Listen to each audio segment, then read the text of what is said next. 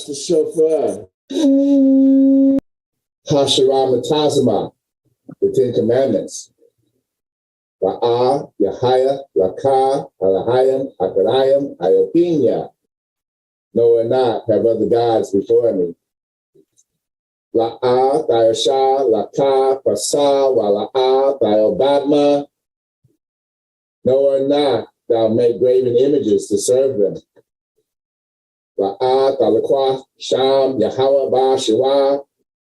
No or not thou take the Most High's name in vain. Zakar, Ha-Yuam, Ha, Shabbat, La, Kodashwa. Remember the Sabbath day, keep it holy. Kabal, Avaka, Wa, Maka, honor your father and mother. La'ah, Atazak, no and not thou murder. La'ah, Bakanab, no and not thou murder. La'ah, Bakanab, no and not thou steal. La'ah, Thayonah, Shakar, no and not thou testify falsely.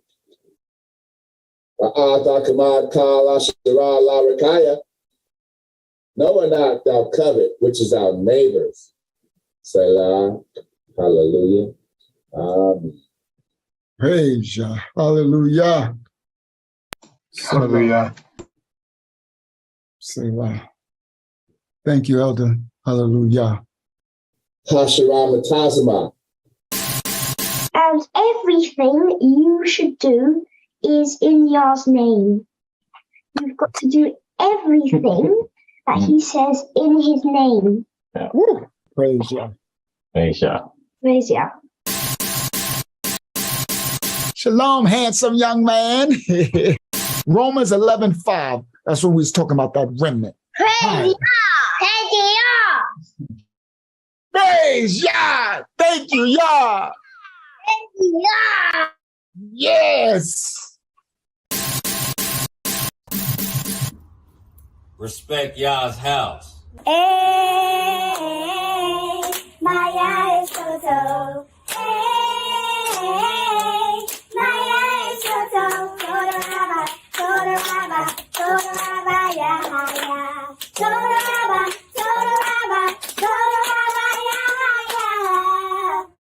Yah. Praise Yah. We sing praises to your name. Oh yeah. We sing praises to your name. Oh yeah. For your name is great and greatly to be praised. Praise Yah. Praise Yah.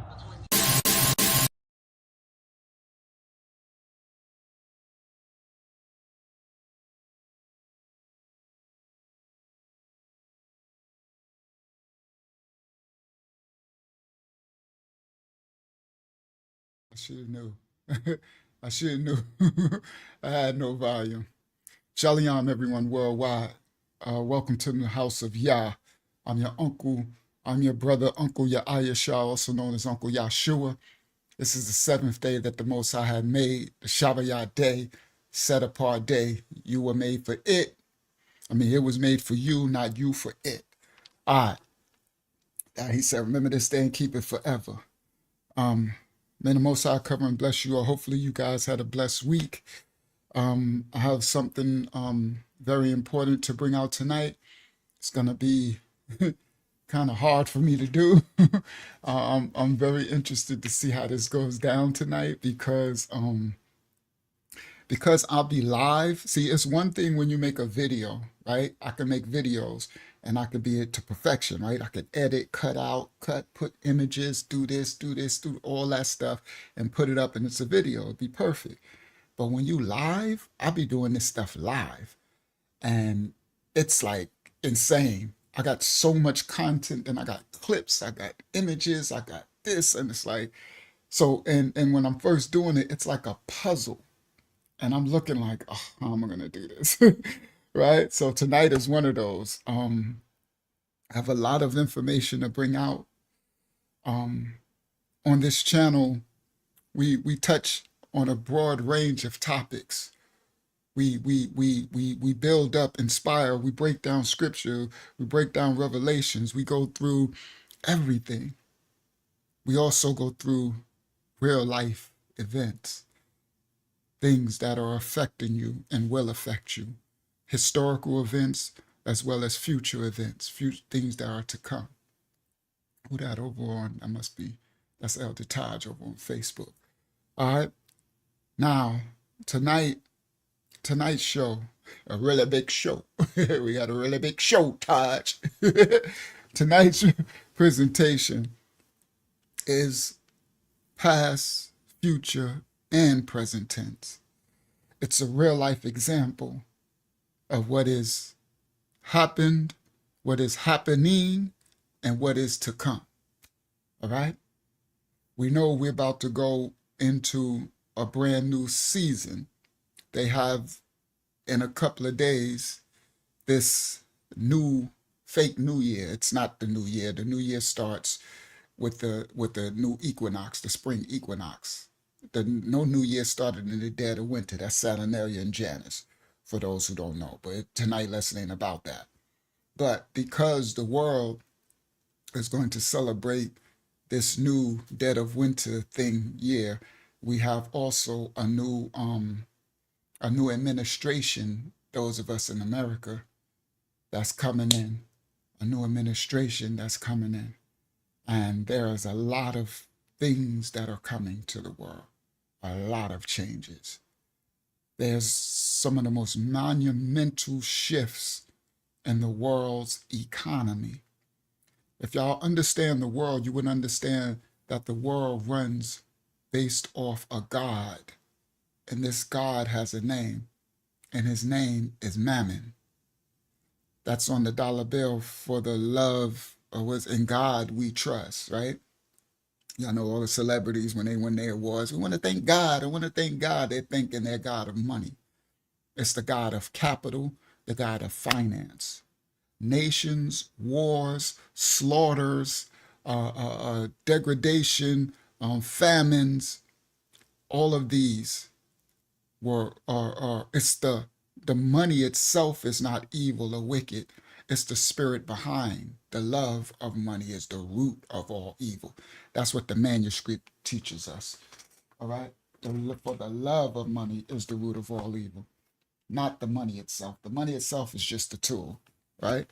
Like this tool I got right here, these needle nose pliers. I know y'all like, you keep them on the desk. I know, I don't know why they're here. They just stay there, right? These needle nose pliers. I can use this to jab someone's eye out.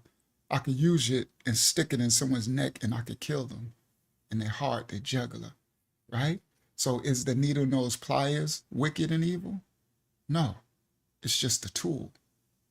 It's the heart of the person that uses this tool that is evil. So the tool itself is not evil.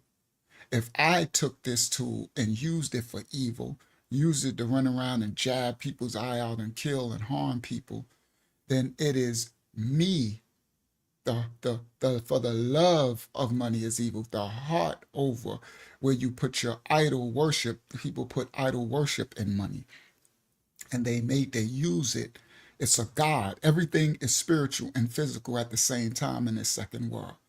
That's the thing. That's why this ministry, we teach spiritual warfare. The person who doesn't understand the spiritual and physical components of this world and their intermarriage and interwoven complexities, right? And they will be destroyed for this lack of knowledge. They will be used by the devices of the dark people. There are dark people in the world. For the love of money is the root of all evil. Money ain't evil. There's a parable of talents. We can use resources. Sorry, let me see the comments. Okay, y'all can hear me, so ain't nobody say nothing. We can use the resources to help. There's nothing wrong with monies and currency. That's why in the scripture, there was a parable of talents. The Most High wants to see us increase or prosper so that we can help someone else increase and prosper. For those of us who get wealthy, there's gleanings that we are supposed to leave for the poor, the meek, you see, the downtrodden. It's not money that's evil. It's the spirit behind those who use the money for a tool of evil. Y'all understand that? So in this second world, the serpents, the wicked people in the world, they use this god called Mammon. They call on him. This goes back to Babylon. This goes back Phoenicia, go back Mitzrayim, Egypt, goes back Syria, Assyria. This goes back, okay, Acadia, okay? This Phoenicia, these gods that they call on, they'll use this god Mammon to control, manipulate, dominate, enslave, massacre people. But the increase of currencies, because there was a thing back in history called bartering and trading. There was always a thing to be used as a currency to barter and trade for goods and services. I'm going somewhere. Delara Shah. Tonight is going to be a very, very, very good lesson. We're going to be exposing something. I'm going to try to word. I'm going to try to be very careful of my wording, because my wording can get me striked. Because tonight we're going to be exposing a group of people. They were called the serpent people in history. They constantly infiltrate lands and countries and kingdoms. This goes back.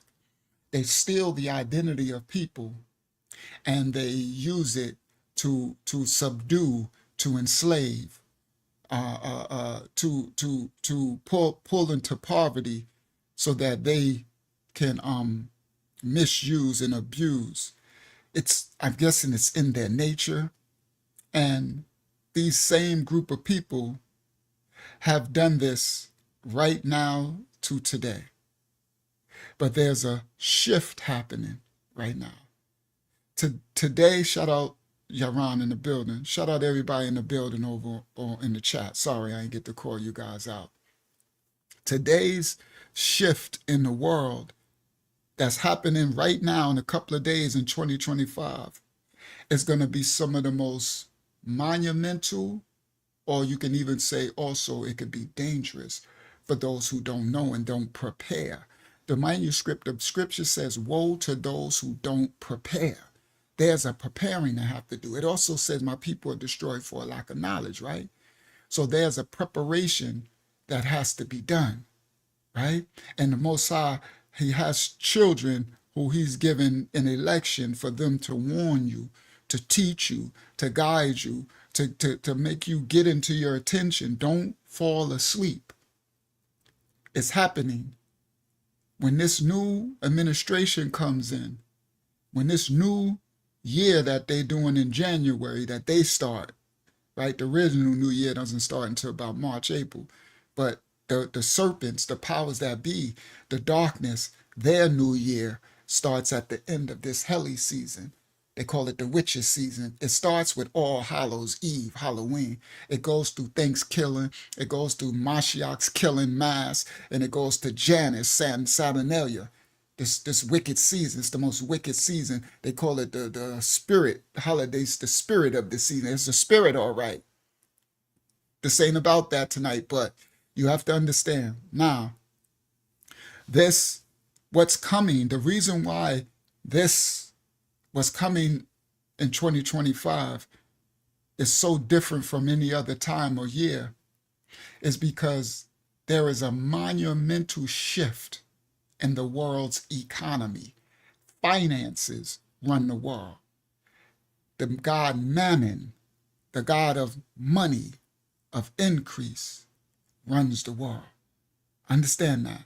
Now, this time that we are living in, that's happening right now, is one of the greatest wealth transfers, greatest economy shift to ever. We had one with the Industrial Revolution, where they went from steel and the railroads and stuff. We had, throughout times, they have a financial shifts where things shift from one economic base in the world to another. These are very climatic times, but this one is the biggest of them all.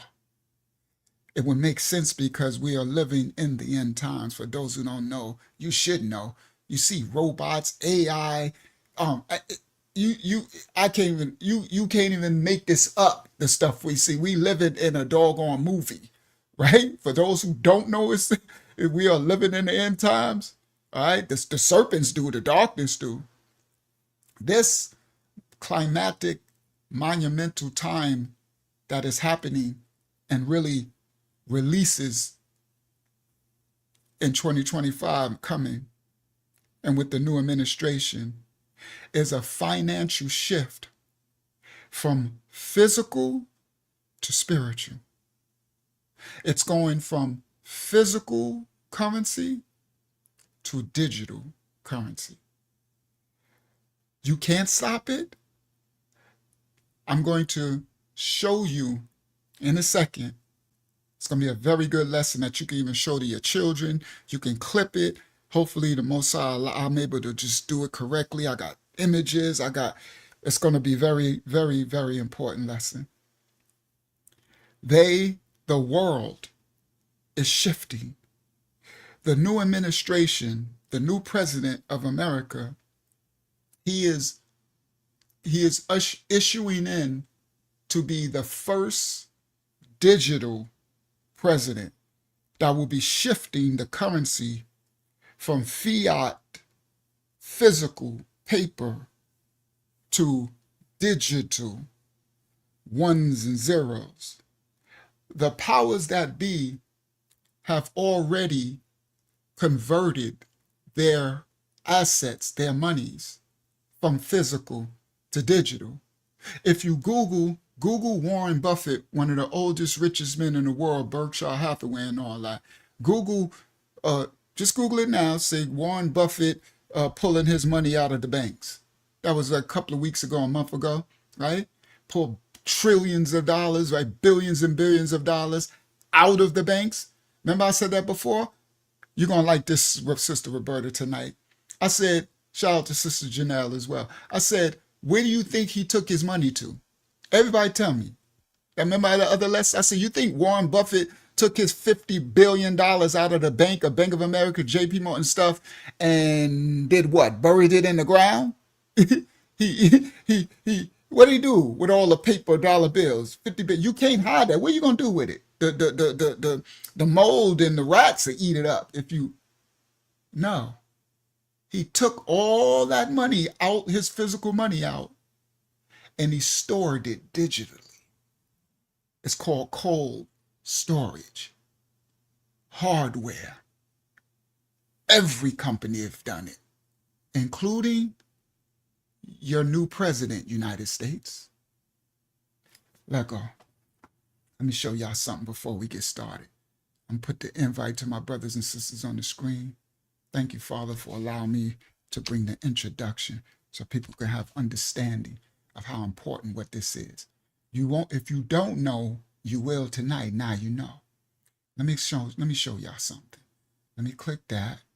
Let me show you how important this is for most, because most of the people in the world, we won't know, right? We'll be asleep. We just going on with our life and work. You better follow the money.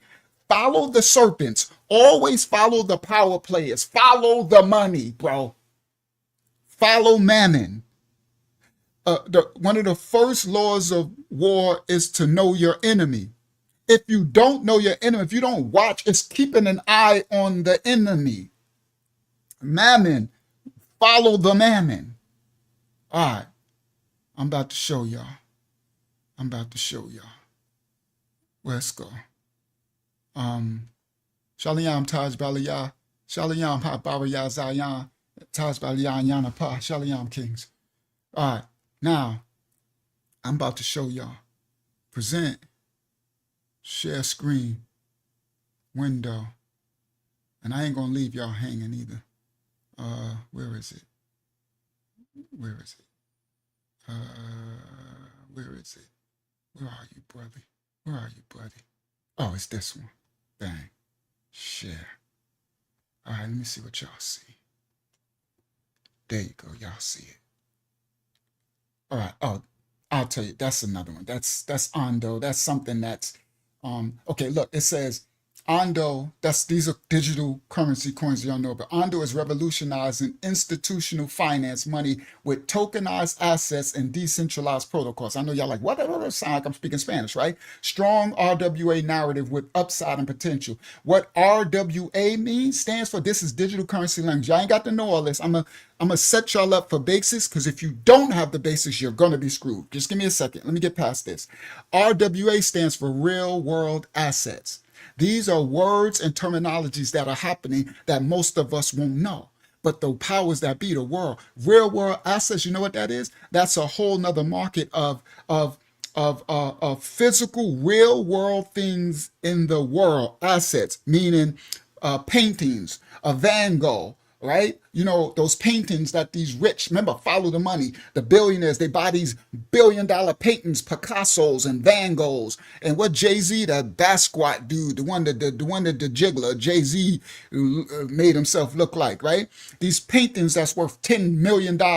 Those are real world assets. Watches that are worth $50 million, some type of a Rolex or some type of watch that's real estate, islands, mansions. Those are called real world assets. Even automobiles for a $1 billion Bugatti. You know what I mean? 100. You know, whatever. How much money those things at? These are called real world assets. This RWA, see, it says a strong RWA narrative. The rich people, gold as well, gold. If you think people got bars of gold stored in the mountains, right? It's hard to, well, some of them do. They have it in forts. It's hard to transport. It's almost impossible to transport. It's hard to protect. So now real world assets have went digital as long with the money. So the people, this is what this narrative, this is what y'all, let me get past this. I'm gonna just say this real world just so y'all can understand some basics, and I'm gonna show y'all stuff that's simplified for y'all. I just want to show you this Ondo is a coin that in January the token unlocks, and the venture capitalists, the ones who bought it up at the beginning, y'all don't know what that means. Y'all don't have to know what that means. Anyway, it was just on this one right here, and I figured let me just explain so they can see. Y'all can understand. I know what the HE double hockey sticks I'm talking about.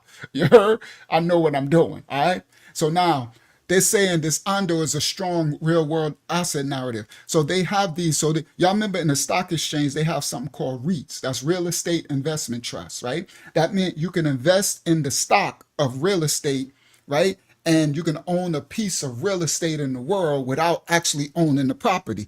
They have the same thing in digital currency. So now they have a section of cryptocurrency called real world assets, right? So you have property, real estate, you have all type of gold and diamonds and art and all that real world assets that the people who own, listen guys, the rich people who own the Van Gogh, the $500 million art piece, they actually tokenize. That's why it says Ondo is revolutionizing institutional finance with tokenized assets. Tokenized mean I can take my Van Gogh and I can make it into a tokenize, a digital currency. And now the value of the Van Gogh painting is locked into my digital currency, and I store it on my cold storage wallet, not in no bank or nothing, so no one can steal it. They can come in there and they can take the Van Gogh off the wall, but it's a tokenized asset now that is backed. This is where the world is going, but that's a little bit way too out there. Let me show y'all what I wanted to show y'all, all right? So now right now, Ondo is 149.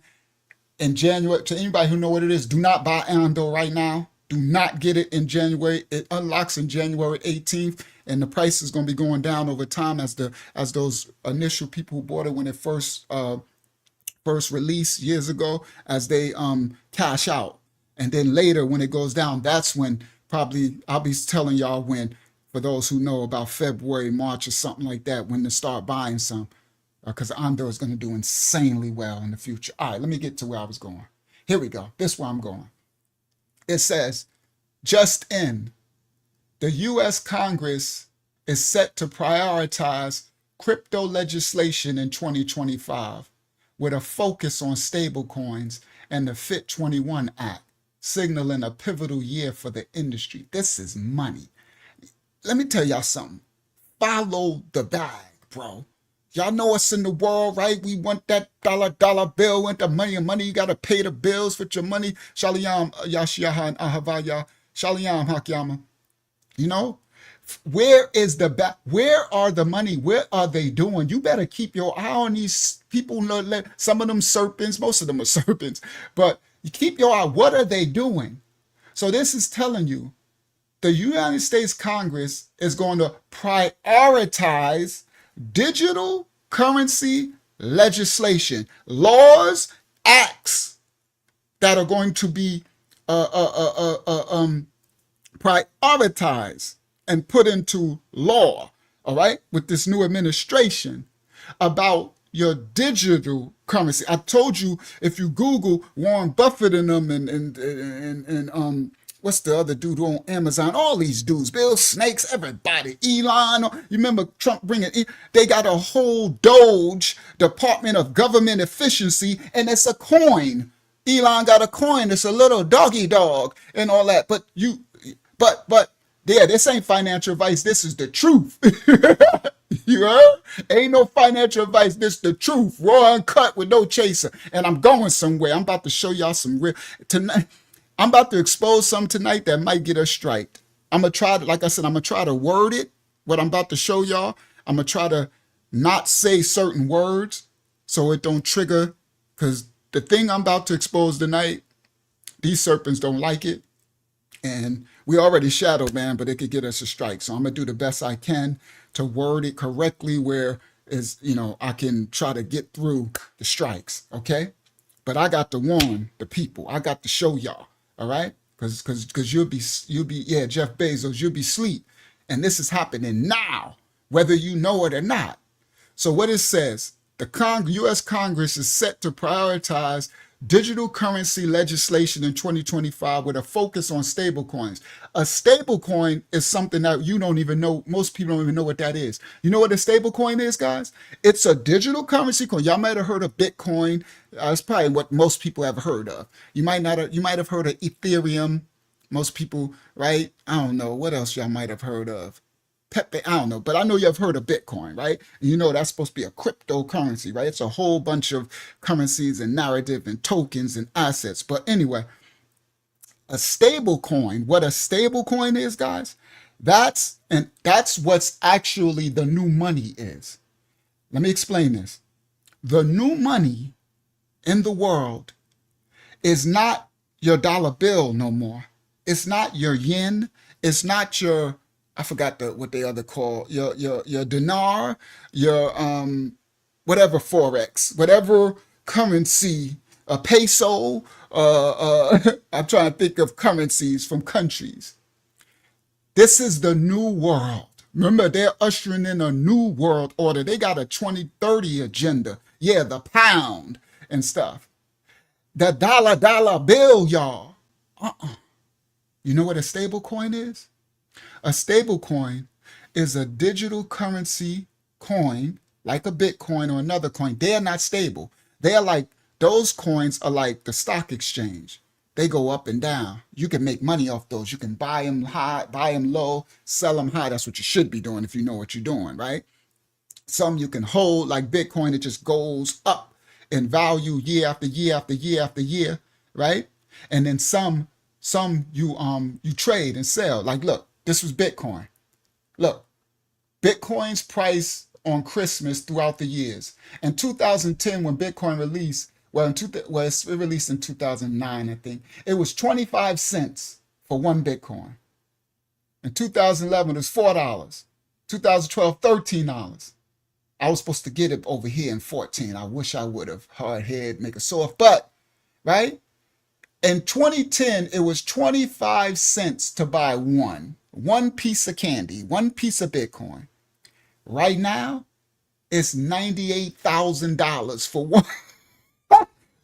It's about nine. I don't know where it is today. I ain't look at the markets. 95, 96, 97. It'll be 100,000, and it's going to go much higher in January in 2025. That's what I'm trying to tell y'all.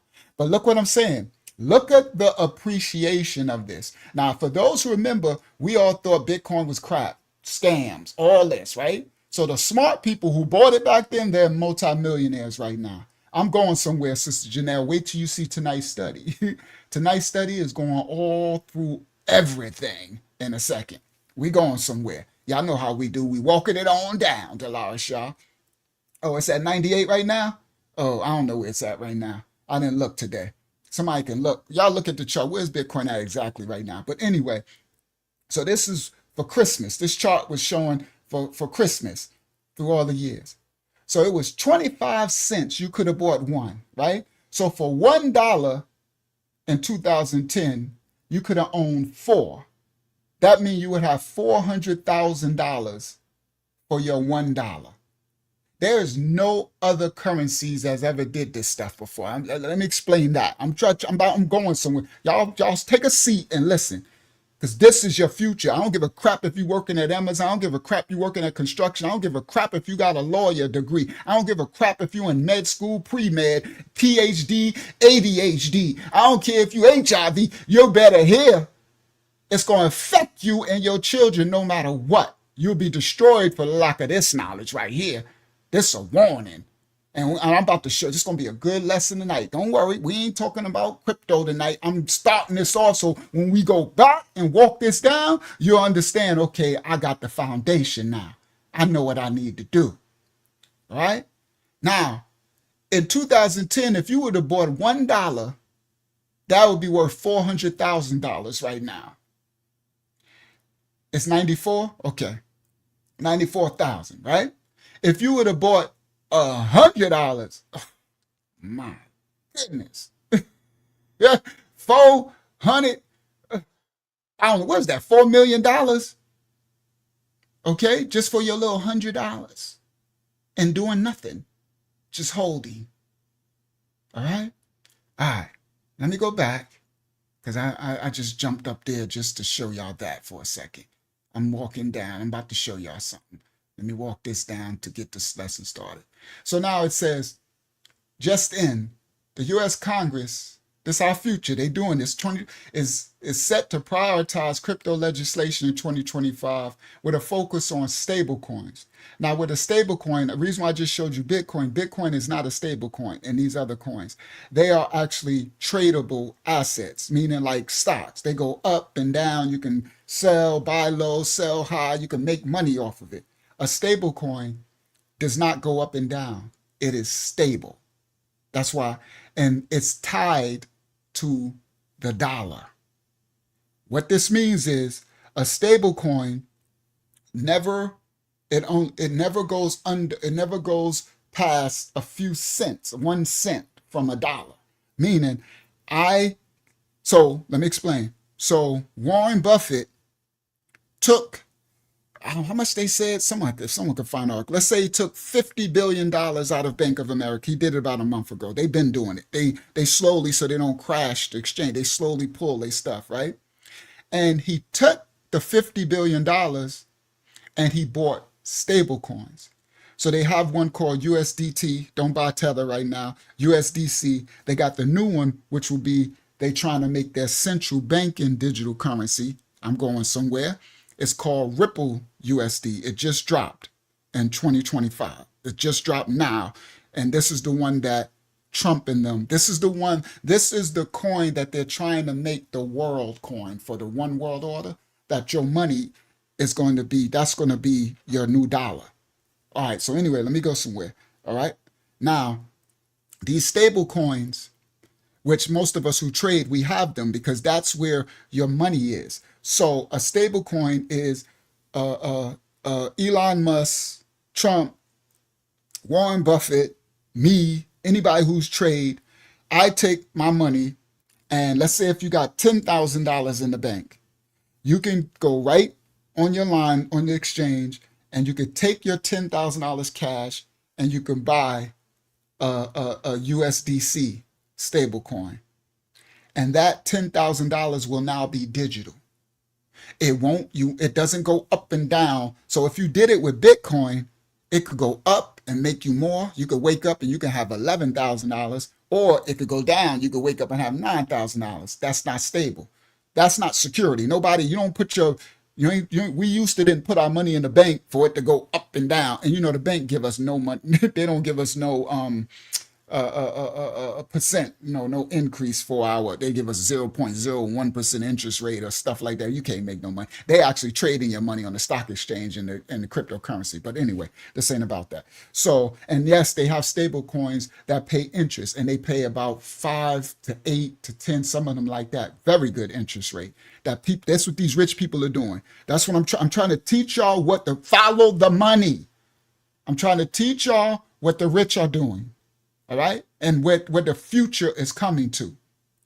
All right.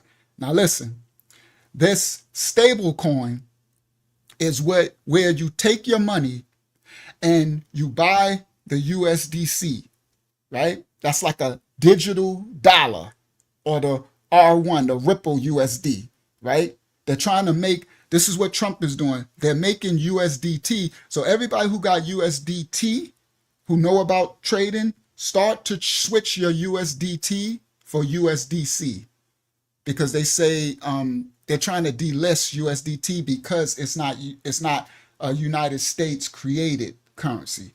Trump is trying to make the United States the #1 digital entity in the world, because the whole world every currency is digital. Every nation, every Korea, Japan, Africa, Europe, everybody. All right. This is the future. And us sheep, we won't even know. We so busy just working and have no idea until it's too late, until they have it where you can't even do these things I'm going to teach y'all in another time. But y'all just hang in there. I'm going somewhere. Don't let this shit and bore nobody. If this bores you, then you are boo-boo the fool, because this involves your bag, your money. I know you got rent to pay. Don't you got a car note, or don't you got an insurance, or don't you got something? I know you got something to pay. This involved. If that's boo-boo the fool, then beat it. That man be gone anyway. You just idiot Jews. This is for those who want to be abreast of stuff that's going to affect them. That is affecting them. All right. Now, they take their money. So when I said, what did Warren Buffett do? This is what I said. I said, what did he do with the $5 billion, whatever that was? I'm making up that number. He took from Bank of America last month. What did he do with it? He hid it on his mattress. he took $5 million and put it in his walls. No. You know what he did? He took the $5 billion and he bought a stable coin. So now the $5 billion is digital, and is stored on his cold storage wallet, his wallet, where he got private keys to. I'm gonna teach y'all learn that later, right? And no bank, no nation, no people can take the money unless they get your private keys. So it's a protection in the storing, right? So no bank, when these banks collapse, they're not going to lose their money, and these things will be collapsing. They're closing and stuff, right? Because they are going digital. Everything. They're going to make a central banking digital currency. I'm going somewhere. Give me a second. All right. So that was just a basic understanding that the stable coin is actually the coin that you can park your money at, right? You can, in digital form, you can store it on your wallet, your bank. You be your own bank, right? You have your own money. Nobody can turn it off. And then you can take the stable coin and you can buy digital currencies to trade. Now, the new act of legislation, and when a new president comes in and their new administration in the whole world, stable coins is what people are using to now as the money. So if I go to South Africa, listen clearly, I don't have to worry about the conversion of my money to some other money or this or anything. my stable coin is equal. It's I can buy goods, I can do anything through my stable coin. It's international. Every country in the world, everything receives it. It's the new norm. All right. Japan just, I don't know if I'm gonna show that. I don't know. I got it somewhere. I don't know if I got the clip. But Japan just announced that by February that their whole nation will do nothing but stablecoin. There will be no other currency. All these countries in the world are doing this. All right, now that was just a basic understanding of a stablecoin. So now that I said that, let's see what this says again. It says, just in the U.S. Congress is set to prioritize digital currency crypto legislation in 2025 with a focus on stablecoins and their new Fit 21 Act bills, signaling a pivotal year for the financial industry. All right, now let's continue. All right. Just in Ethereum, ETFs attracted over 2.5 billion inflows. That was the day before yesterday. This is monies going in from all of this is an ETF, exchangeable trader fund, from all of your retirement funds, from your Roth IRAs, from your all of your pensions and working at jobs and stuff. This is what they're buying. Inflows of 2.5 billion. All right, hold on. The land of, well, y'all know that star, the wish people in that land over there in Palestine, Jerusalem, where they fighting, is to debut Bitcoin mutual funds tracking BlackRock's IBIT. All right, this is worldwide stuff. Let me go past that. Look, now this affects us. Donald Trump appoints Bo Hines as executive director of Presidential Council of Advisors for Digital Assets. Listen what I'm telling you. They are going digital, and whether you realize it or not does not matter. Whether you know what you're doing does not matter. This new dude, alongside David Sachs, will address digital asset policy, focusing on supporting innovation while ensuring that crypto industry, the digital currency industry, has the necessary resources for success. Do y'all understand? Success. Finances. Successful. This is where the world is going. Look, Trump nominates Stephen Moran, a known pro-innovation and digital currency supporter, as chairman of the Council of Economic Advisors. Money. So the orange dude is setting up everybody in the finance of the future of America, and they're gonna make America the digital currency capital so that we can be back to strong power, because the dollar was losing its value. Okay, so he's setting up his administration for all digital. All right. Breaking news: the SEC Commissioner Hester Pierce previews upcoming pro-digital currency changes. That's crypto. I'm going to say digital currency because most people who hear crypto, they all understand, including ETFs, in-kind redemption, and the ability for ETF issuers to begin staking, likely happening early on. The staking is when you can take your money, right? Let's say if you got $10,000 you got saved, it's in the bank, and it ain't making you no money. You could take the $10,000 that's making you 0.02 interest, and the bank is making money, and you can put it, and you can buy a stable coin, and you can stake it. Mean you take, it's like buying a CD, a certificate of deposit in the bank, where you buy a CD for 1 year, right? And they'll give you a little higher, right? For the CD, they might give you 2%. Now in crypto, this is what they're saying. This is what the SEC is saying. You can take your money and buy the stable coin, and you can stake it for 6 months, maybe a year, whatever, and it'll give you 10%, 8%, 10. Some will go, they battling with one another, right? Of your money. We're doing nothing. And it's backed, it's locked. Okay? It says both ETFs now exceed 100 billion at the moment. All right. Anyway, let me go. There we go. The orange man confirms plans for a U.S. strategic Bitcoin reserve sparking predictions of a $15 trillion market boom. Okay? This is a reserve asset like gold used to be, that the digital currency will be. This is what I'm telling you. This is the future. I'm going somewhere. Let me get past this. Just in Trump's crypto project, he got his own business, World Liberty Fi, boosts his holdings by 759 ETH. Let me go to this one. There you go. This is one of his wallets. This is the man who's going to be one of the most powerful men in the world in the few, right? Because President of the United States. This is one of his wallets. It has $5 million in it. His top asset is ETH in this wallet. And that day he made $197,000 doing nothing, right? It just went up. This is just one day. He got ETH, WETH. So he has, he made $123,000 in ETH that day. Okay. His value is 1.7 million of his ETH holdings. So, and this is just one wallet. They got other wallets, but they have wallets that they show. This is one that they show the public. So when I say follow the money, follow what they're doing.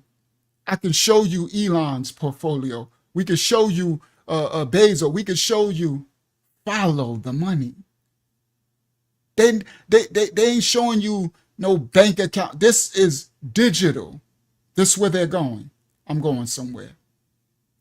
This one, American investor and hedge fund manager Mark W. Yusko says in an interview that the orange dude, the coming president, is buying a bunch of crypto, Bitcoin, Hedera, and XRP. Trump, hashtag XRP. Hedera is HBAR. XRP is what you all should be getting right now, collecting. XRP is the coin for Ripple. I said the new digital currency coin is called R1 USD, is Ripple USD. That's what XRP is, the coin for Ripple. Ripple is where they're trying to make the central banking digital currency, the one world order money. It's Ripple. They're trying to make it Ripple.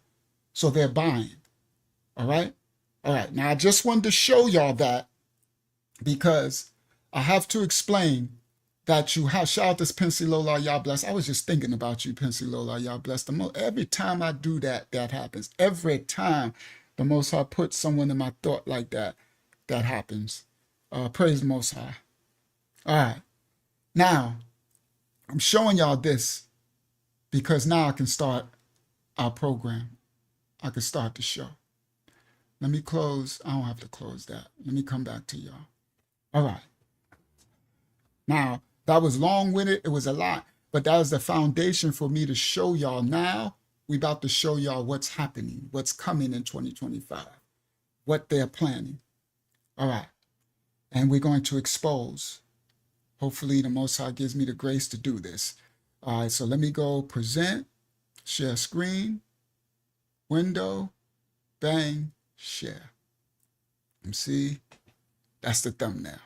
All right. I see what y'all see. Let me see if I can make it a little bigger. I should be able to. Oh, that's smaller. Bigger, bigger, bigger, bigger, bigger, bigger, bigger. Right. Uh-oh. Uh-oh. Come on. Right there. Let's see. Yeah, that's good enough. So the thumbnail says, this is coming in 2025. Now y'all see I said I got the orange dude, and y'all like, why do you got Abraham Lincoln on there with the orange dude?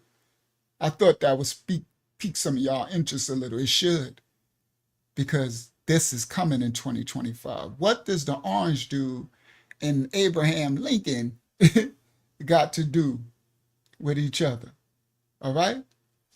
All right. Pensy Lola said, I always thumbs up in the replay. Thank you, Pensy Lola. All right. So now, let's go. Let's get this party started. All right. So how I'm going to do this because I got images to show. Okay, so I can click, I'm going to stop share, and when I get to that image, I'll share that, and then I'll just leave that open. Okay, that's what I'll do. Because I got to walk this, I got so much, so I got to walk it down the correct way. All right, that's how I'll do it. All right, so now, let's get started.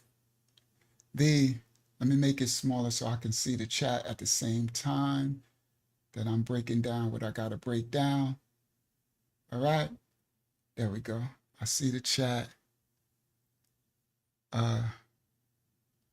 Let's get started. All right, here we go. There is a very high chance, probability, that they're going to start World War III. I'm not saying it's coming in 2025.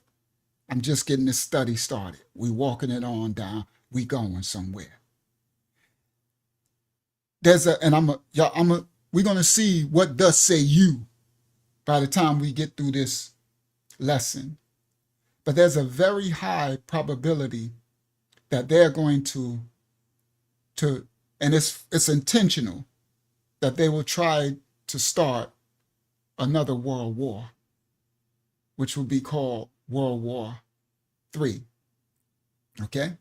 And the reason why is because that's how they have an international cartel.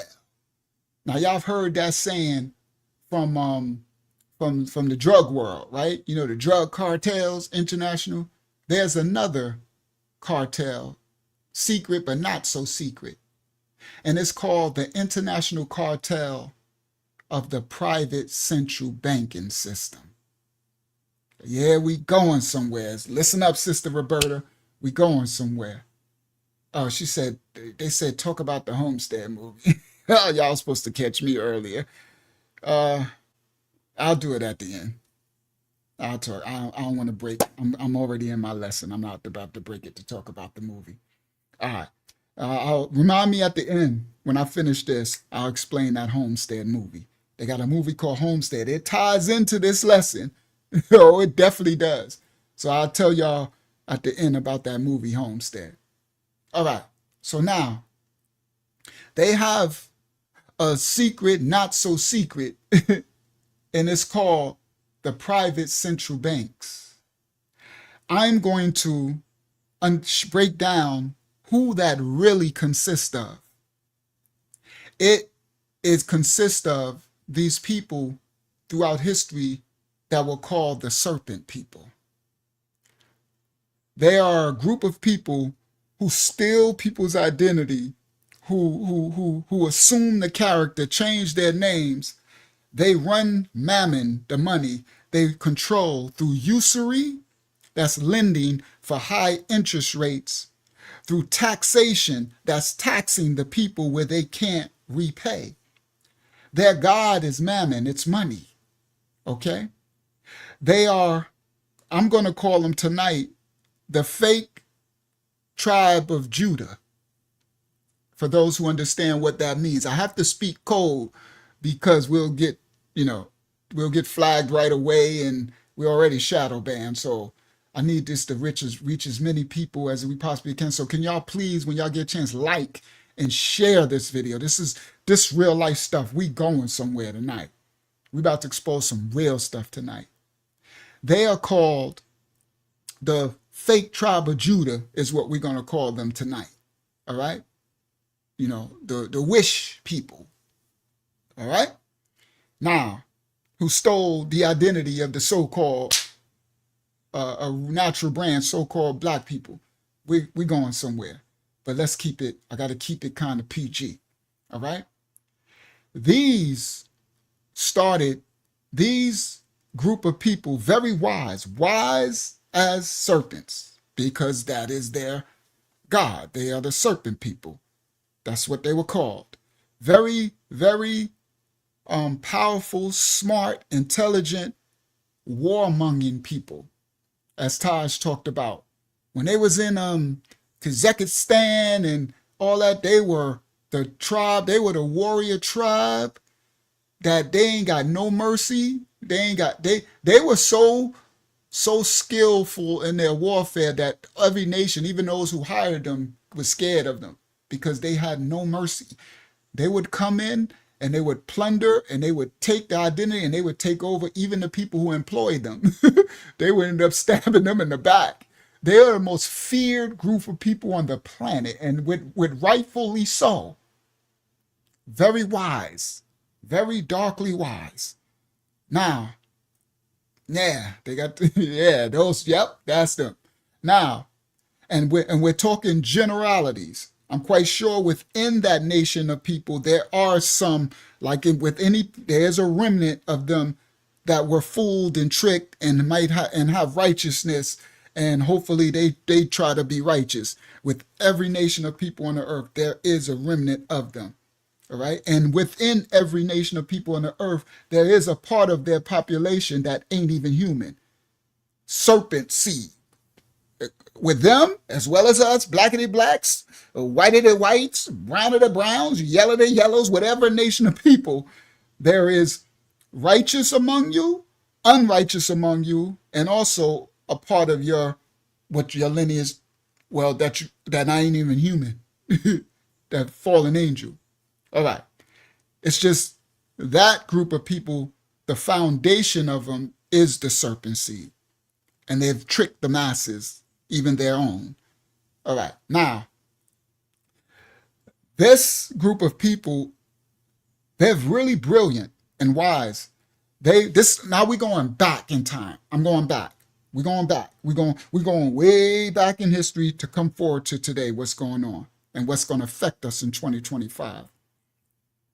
They observe that a real smart tactician of war stays in the background first and observe what's happening. So they'll come amongst and they'll observe. So they observed. I'm going to a time frame. We're going to go back right now. All right, let me get there. They observe what the kingdoms like Britain, right, the UK, and France and Spain, back from the in the 18th century and 19th century and stuff, 17th century, they observed what the monarchies and the kingdoms would do, right?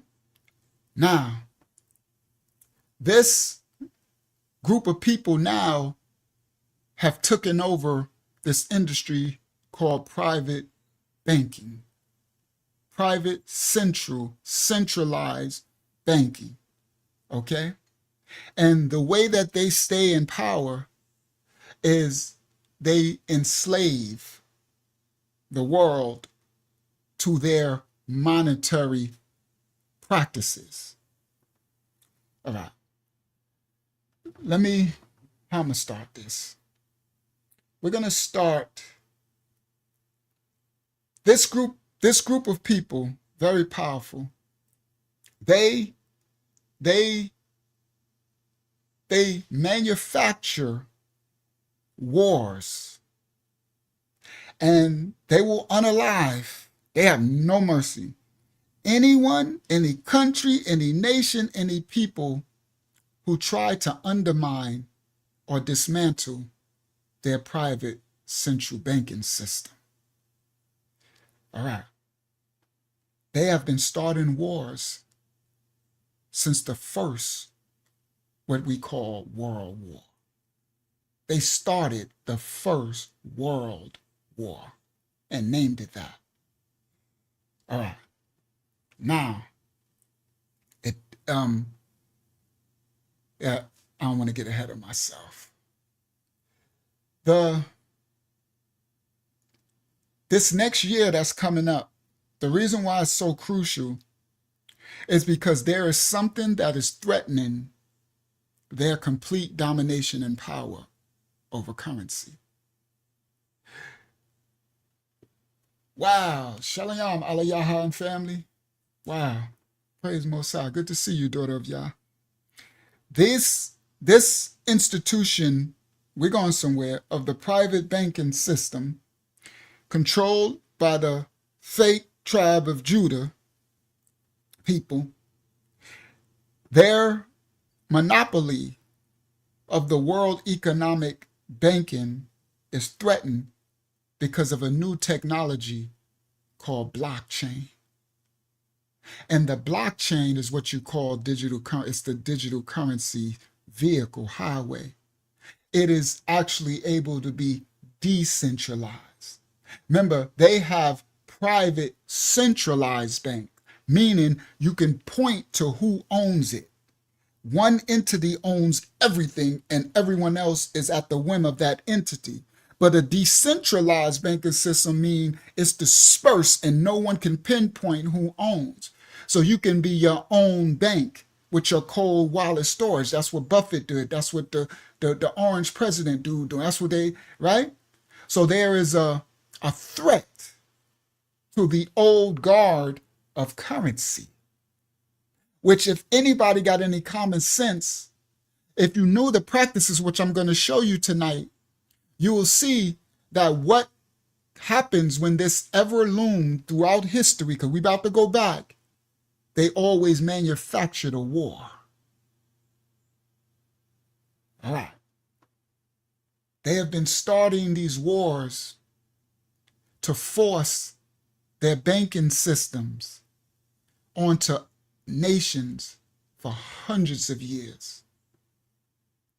Up until today, the whole world had no way to escape their corrupt currency system. It's actually a pyramid scheme. It's actually a multi-level marketing. It's funny that it ties into my cult video. The world had no way out of it. But with blockchain and digital currency, it's a new financial revolution. It moves at such a fast pace that they couldn't even keep up. They was trying to squash it. That's why I showed you the chart at Bitcoin at 25 cents, and right now it's $100,000 for one. All right.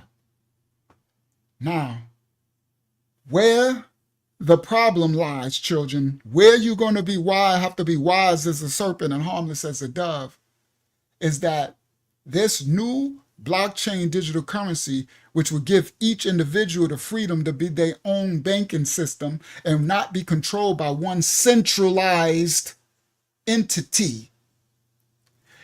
It's a threat. They're not going to go down peacefully. They're not going to allow their monopoly to be replaced. Okay? Here we go. Let's go through some history and find out how this started. So, in today's age, we don't get taught really nothing about finance in school, right? We go to school and they never teach us nothing about money, right? They teach you arithmetic, calculations, and science. They teach you everything, but they do not teach you financial literacy, okay? So with this, and those people put this education system together. Oh, we going somewhere. Y'all gonna find out they orchestrated every religious system that's in place, educational system that's in place, financial system, all of it is orchestrated for their power. Now, because they've orchestrated this, and they don't teach you nothing about finances, money in school. They actually institute lies in the history text. They omit, they replace characters and names, and it's all lies. So because of this institution that they designed for all of us to live in, the regular sheeple that they call us masses, we have no time in our life to do nothing beside work, because we constantly struggling and barely have enough money to pay the regular people to pay the bills. You really don't have the freedom to really learn and really to really grow, because you're in a hamster wheel, a rat race. And this was all by design. So tonight, right now, we're going to teach y'all a little bit of history. And this history is going to show y'all how all of this that we are living today, how it came about. How the systematic destruction of the financial and economic, moral, spiritual, financial world, how the destruction of it happened, and by what group of people. This group of people were called the serpent people. The people who say they are of the tribe of Judah and are not, but do lie. The Mashiach, the Messiah said, I know you. You do lie. You say you are of the tribe of Yaada, Judah, but you do, but are not. All right. Now, to start this off, we're gonna, because we're going places, we're gonna start off with a war. This is where they start. This is where the serpent people, the tribe of Judah, the people who say they are the tribe of Judah are not, this is where they got their inclinations to take over this thing called private central banking. This is where they got this idea. It started with a war in America called the Independence War. Some call it the American Revolution. All right, let's go. Y'all gonna get some real, not his story, the true story. Okay? Now, this is the time in America where they had something called 13 colonies. Okay? And this is when the United Kingdom, the UK, was, and France and Spain were battling for this new land called America. Now understand, these colonists, they call them colonists. I call them, I never use the word colonizers. It's called enslavers. See, this is another way that they will whitewash and smooth over the true, what they really did. They hide it behind these words, the colonizers. See, that just sounds like the colonialists, right? Oh, the colonialists, right? The founding fathers. They found what?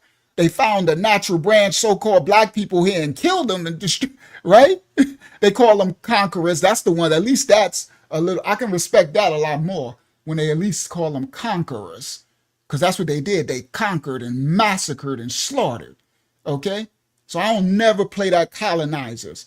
Children of the Most High of every nation on the earth. When you read to your children, you teach them history, don't ever say colonizers. Don't ever say colonizers, say enslavers. When you replace that word with that, that's the truth. It hits different. That's how they slide in there, massacre and keep their hands clean. Okay? So these enslavers who came over, right? Spain sent some over, France sent some over, United Kingdom sent some over, right? For their natural branch, original Northern Kingdom people who were here. This is before the Mongoloid natives. This is the one when Columbus got here in 1492. He saw them. They were blackety black, had strong calf muscles and everything. I did plenty lessons on that. It ain't about that tonight. But we're going somewhere. We're about to talk about the American Revolution for 1 second, okay? Because we going where it started. We're going where the central banking system started. Okay, where the serpent seed got in that, because that's who took it over. All right, so now these when they sent these people from these countries into the wilderness of North America, where the original Native Americans were here already. All right, not the Mongoloid ones that came over the Iberian Strait later and stuff, but the original natives that Columbus and them saw when they got here, right? Now, when they came over, they started to conquer, enslave. Ain't no colonizing, nothing. They took, it's like me going next door to my next door neighbor house right now, kicking his door in with the guns, kicking the door, waving the 4-4. Have them yelling, Papa, don't hit me no more, right? I go kicking my neighbor's door, waving the 4-4, and say, I'm colonizing your house, right? That's what that is. I'm colonizing your house. You ain't you taking my house, and then I'm going to make you work for me, enslave you, and all. That's what they did. Sorry, not sorry. Yeah, Yadasa. Y'all die. That's what they did. You heard? We don't pull no punches here. All right? True history. So these enslavers that they call colonizers, when these kingdoms sent them here and they slaughtered the natives, that's where you get your Thanksgiving that most people just celebrated. Yeah, that's what the slaughter was. Y'all celebrate some Thanksgiving, everything, think you're turkey. Oh my goodness, my people destroyed for a lack of knowledge. There's spirits over these helly days, just so y'all know. It's the spirit season. Starts at Halloween, All Hallows Eve, okay? Into Thanksgiving. And then the Christ Mass where they hung them from a tree. Oh, it's all the same stuff. You have no idea. But anyway, let me stay focused. Stay focused, right? Stay focused. Got a history lesson to teach. All right. So these enslavers that they call colonists, after they massacred the original natives here, right? They tricked them. They taught them how to farm. They were dying, brought diseases. They'll handle the cold and everything.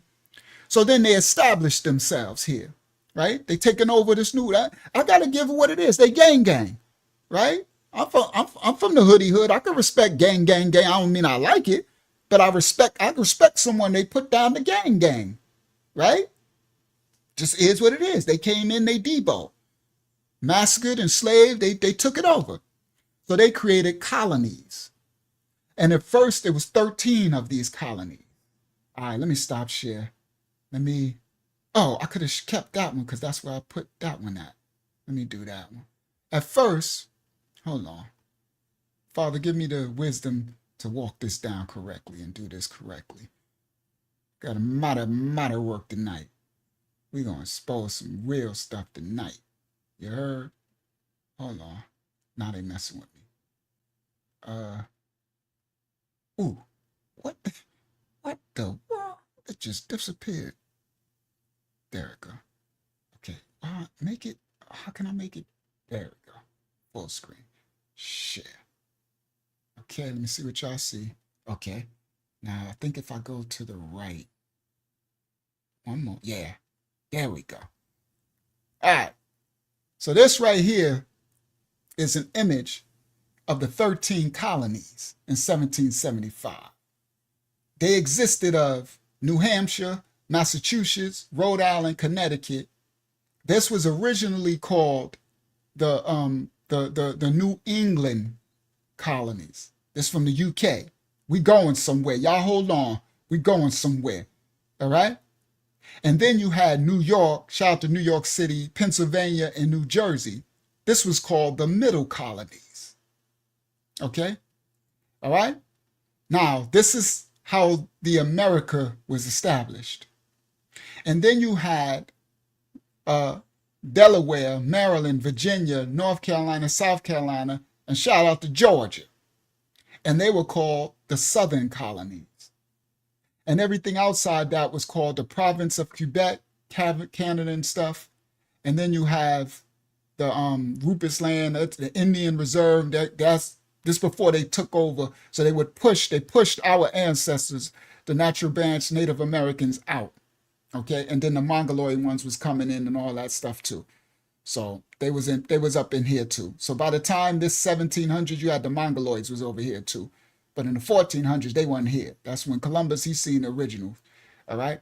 So anyway, so now this is the 13 American colonies. All right. I'm going somewhere. I'm about to show y'all right now how the Wish people started the central banking, what's affecting us right now, how it started.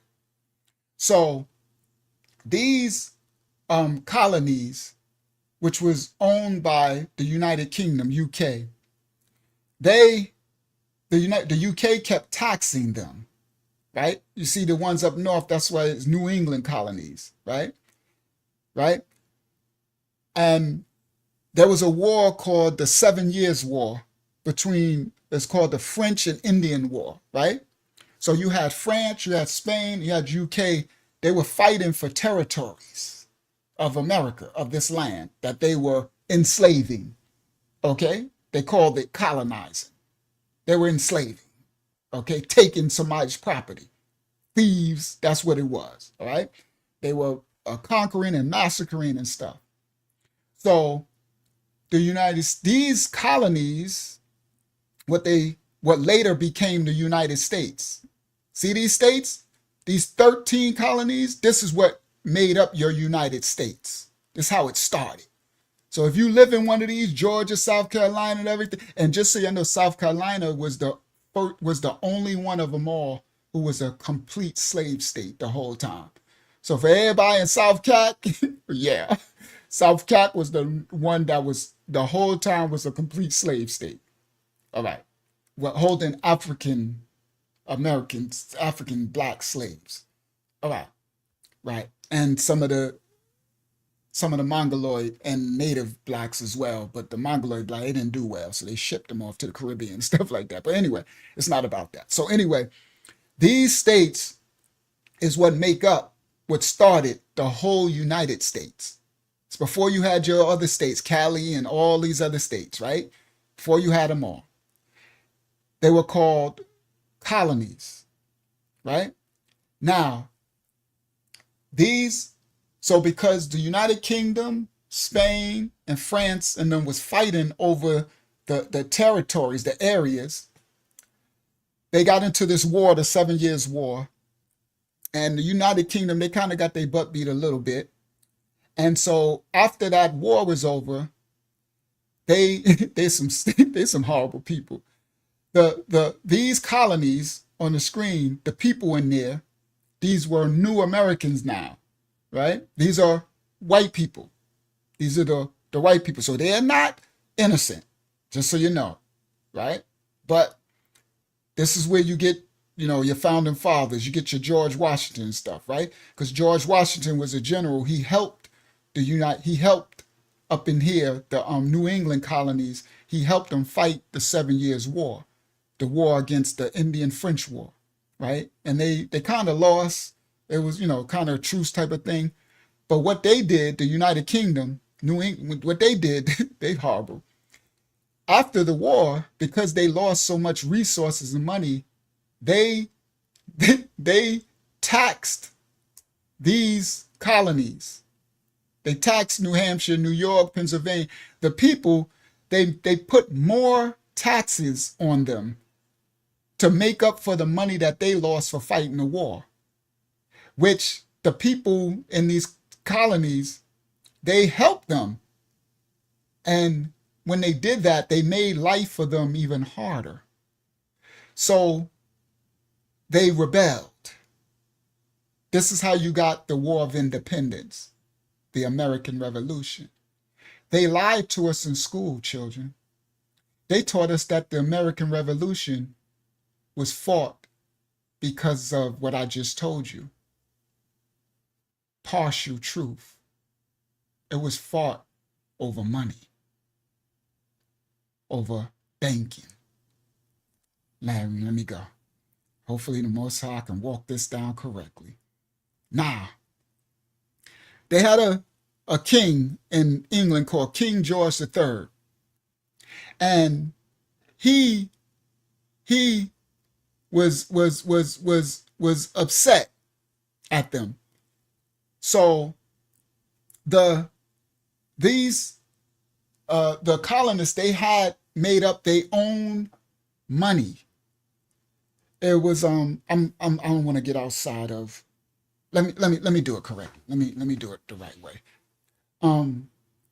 So King George of England III, he created a currency act, a bill, which forced those states, the 13 enslaver states, that's what I'm gonna call them. He forced them to conduct their business using only printed paper that they call banknotes, okay? From a private bank that they titled the Bank of England. This was a private central bank. I'm going somewhere, Delarashah. Because after they fought the 7 Days War, the 7 Years War, the French Indian War, the American enslavers from the colonists, what they call them, they were struggling so bad from their resources that they printed their own banknotes. They had their own money. And the money that they had was called a colonial script. Okay? They made their own money. And so they equated their money. They didn't have no taxes on their money. It was an equation of goods and services. It was equal monies for equal measure, so that they can get themselves, those who were in the 13 colonies, out of this condition that war put them in. Okay? Now, when King George III, when Britain heard that, which was stupid of them, that's the greed, that's the spirit of Mammon, the greed. He forced the 13 colonies to stop. He made it illegal for any other money to be printed outside of the Bank of England's money, the king's money. They called it banknotes. And the Bank of England was their private for the king central bank. And he said, you cannot, anyone who uses any other money, anybody who makes money, it's illegal, and you're going to prison. It's going jail sentence. And he issued an edict, an act that said that it's the Currency Act.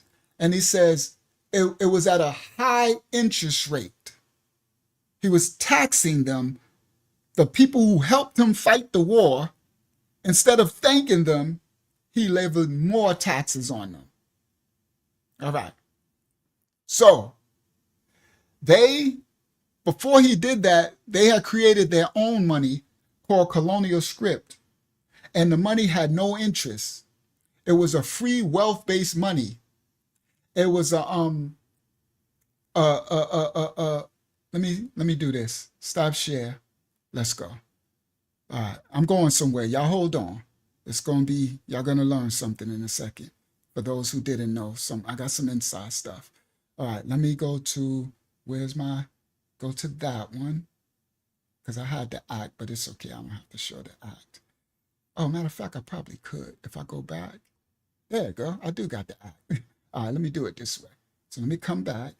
Bang. That's why I say it's hard doing it live. When I'm making a video, I could just put everything live as a whole different beast. Share screen, window, bang, share. Let me see what y'all see. There you go. This is the script of the Currency Act of 1764, where King George III dated the 18th day of June, 1764. That bill I was telling y'all about. All right? So, in this, they created, before King George created this bill, and I'm going somewhere, this is where the serpent seed, fake tribe of Judah got their central banking stuff from. Y'all about to learn something tonight. Now, before King George did this, the enslavers, what they call colonists in America, the 13 colonies, they created their own money called a colonial script, right? And it was interest-free. It was a wealth base, right? And Benjamin Franklin spoke on it. And this is what he said. Who is here to help me read tonight? Because I got some things to read. Who's here to help me read? Yeah, oh, we're both here. Yeah, we're both here. Whose night is it? It's not. Well, Yasha, you can help me read early if you're not tired, and then she can help me read later if you get tired. I'm good to go right now. Let's go. All right, let's go. Could you read that? Can you see it? Let me make it bigger. Yeah, I can see it. Okay. The colonies would gladly have borne the little tax on tea and other matters had it not been that England took away from the colonies their money which created unemployment and dissatisfaction. The inability of colonists to get power to issue their own money permanently out of the hands of George III and the international bankers was the prime reason for the Revolutionary War. Benjamin Pause. Franklin. Thank you. Now, this is what they don't teach us in history class. It was about money. Listen what he said. The colonists, the enslavers, sorry, they would have gladly paid the little tax on tea. This is where you get your Boston Tea Party. I'm not going to go into that, but I'm going somewhere, right? Then he said they would have paid. You know, we fought for England, we fought for the UK, we fought France and Spain. We did what we do. He said we would have paid the little tax that you put on the tea and other things and other matters that they put on this. But England took away the money, our money. Listen clearly, took away our own money and created unemployment. Don't this sound familiar? It created unemployment. It created dissatisfaction. The inability of the regular people, the colonists, to get power. They got their own colonies, their own states and everything, to issue their own money, permanently taking the power out of the hands of King George III and who? The international bankers. This was the real reason for the Revolutionary War. It was about, now I'm going somewhere, the international bankers. Okay? Now, this, let me see how I'm going to go. All right, let me continue. Because, let me see. No, I should do this now. Let me do this now. There's a, so in the French, the 7 Years' War, the French and Indian War, there was the United Kingdom used let me see where I got it. I know I got it somewhere. Where, how am I? Go here.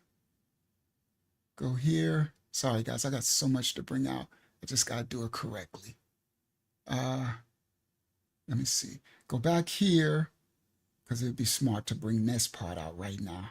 So when I go back, y'all will have understanding of that. There it go, right here. Here it go. I'm gonna share it on screen too. All right. So right now, who controls the world economy? They created something called, that we have now, and it's called the Federal Reserve. All right? Now, it was started by a cartel of private central banks. Now, how much share this?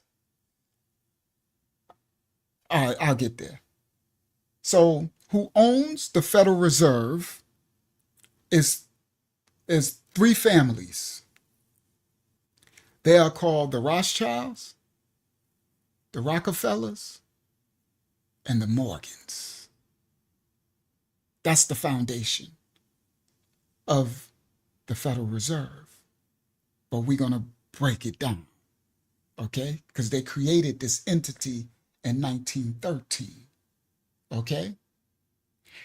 Actually, almost to today, 111 years ago, on December 23rd, the United States created a third central bank. But I'm getting a little ahead. That's the third one. And they named that one the Federal Reserve. But it's not a federal governmental entity.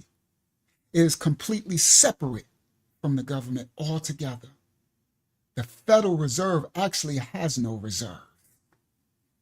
It doesn't reserve nothing. It ain't reserving nothing.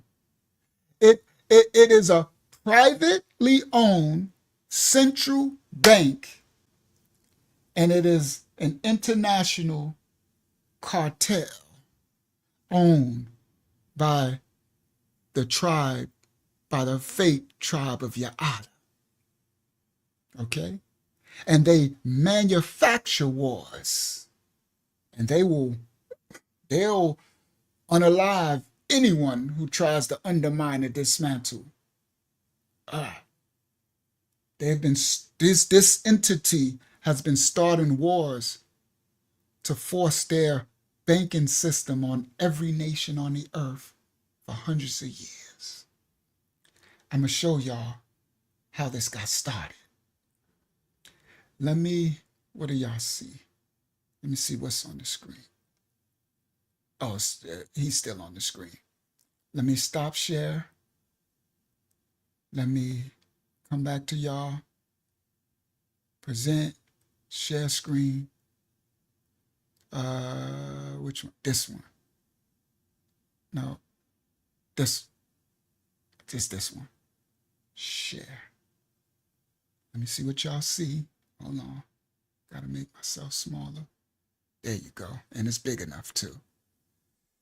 Now, this is how the Rothschilds got into be central bankers. This is how they started. Yeah, old Dirty Ben. This is how they started. They weren't in it at first. They were working for some of these European nations, kingdoms. This is Mayor Amschel Rothschild, the one who set his children up to become the bankers. Most people don't go into the foundation of how they started. Y'all about to find out how they became the Federal Reserve. What money, your dollar bill, or we going somewhere? All right. So there was a king, an elector, William the, what's that, 15th? No, that's 14. What is the I and the X after it? What's that, 14 or something? I'm sorry, I ain't been my Roman numerals in so long. I used to be good at it as a child. 9. That's 9? Okay, thank you. Because the 1 minus is the 10. Okay, thank you. William the 9th, the Landgrave of Hesse. Now, this goes back, guys. Thank you, guys. This goes, Larry, y'all said the 14. I thought it was 14 too. We wrong, Larry, y'all. It's the 9th. I thought it was 14 too. I used to be good at my Roman numerals in school, right? Roman numerals. You know where that come from? Rome. We right now going back to the Jacobites. We're going back to the Dark Ages. You're going back to these Rothschilds, right? Where they get, we going to expose some things tonight. Let me walk it on down. That's why I said by the time we get real funky, they might they might strike us. That's why I'm trying to say it is I'm trying to do this as peacefully as I can, because we gonna be exposing some truth to power tonight on these. We going to the rooter tutor, we getting to the rooter and the tutor of all this stuff, right? But I'm about to show y'all where he got the idea this Mayor Amschel Rothschild to set his family up. This central banking, what's running us now, and where this World War III that they about to. All right, let's go. So this William the 9th, the Landgrave of Hesse, an elector. These is after the original Jacobites, the original in the Dark Ages, in the Middle Age. This is after, from Cromwell and them, they took office when they whitewashed all of the history of Europe of the Dark Ages, right? Y'all can see my other lessons of all that, right? And this is when these Rothschilds, these people who say they are of the tribe of Judah and are not, but do lie, they had already taken the identity. We going there too. We're going to show y'all some things tonight, right?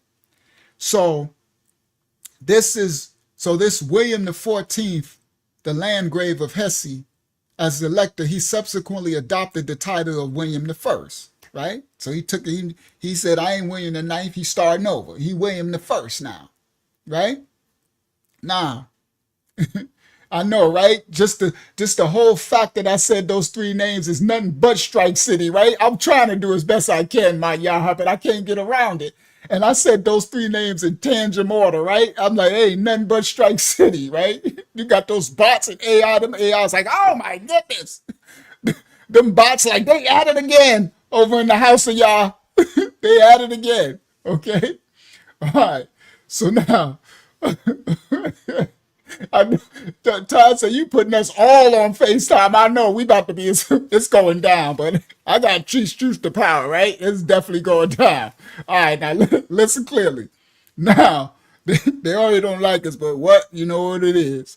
Bust it, you know what it is. Right? Now, this elector who adopted his title of William I, he chose Rothschild as his banker. And this what we about to show is original article. That's why it has broken English in it and everything, right? It's going to show you how Mayer Amschel Rothschild became a banker and how he started to get his first multi-millions. Oh, Taj, I know, and Sister Roberta, I know y'all gonna like some of your history. Y'all gonna like this stuff. You know, Unc, I get to the rooter to the tutor. I get to the root, right?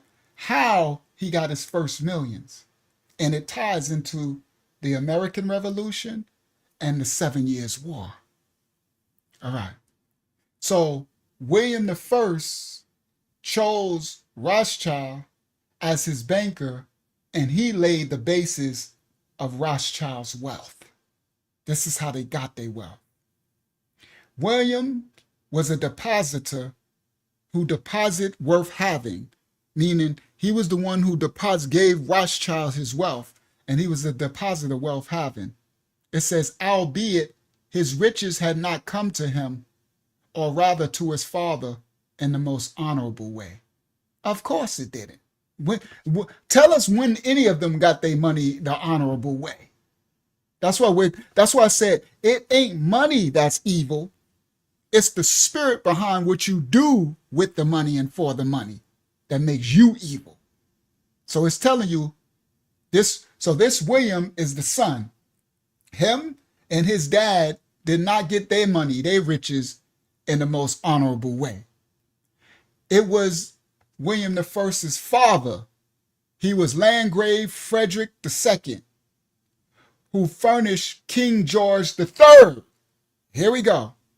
Now, listen clearly. That's why I'm walking y'all down. Come on, Sister Janelle. That's what I said. You're going to enjoy where we going. I'm walking it down. That's why I started with the American Revolution. I'll introduce y'all to King James III, the Stamp Act, Tax Stamp Act.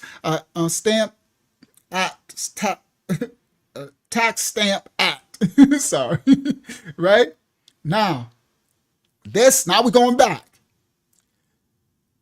The one who gave Rothschild, the father, the Amschel Rothschild, the one who who started him on his riches of millions, his dad, Landgrave Frederick II, he gave King George III of England 70,000 of his men, Hessians, to fight against the American colonial enslaving ancestors.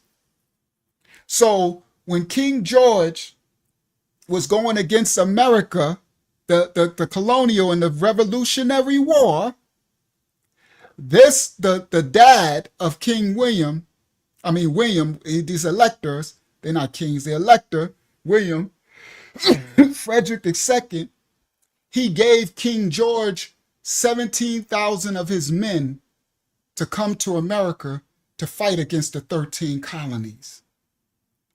And King George gave him $20 million to do it. Okay? Y'all listen clearly. $20 million in 1770s? That's like 200 million, I guess. Now, probably more than that. Okay? This is where they're getting their wealth. So Frederick II gave King George 17,000 of his warriors to fight against the American colonial enslavers, right? And for $20 million, it says this vast sum of money backed by as much more. Frederick left this wealth to his successor, his son, who his son took all of their money, their put a lot of their wealth, well, no, all of their wealth. His son, William I, put all of their wealth into the hands of the cunning. Y'all know what cunning? Subtle, serpent, cunning, knight of the red shield. I know Roberta, I know Taj, I know Sister Janelle, I know anybody who know about the history. I know y'all like, all right, come on now. Come on now. Come on. Now, y'all we gonna find out. You know what we do at this ministry here. He put the wealth of this elector, which was 20 million that they got, but it grows after that. By the time his son, he left his wealth over to his son, it was much more than 20 million.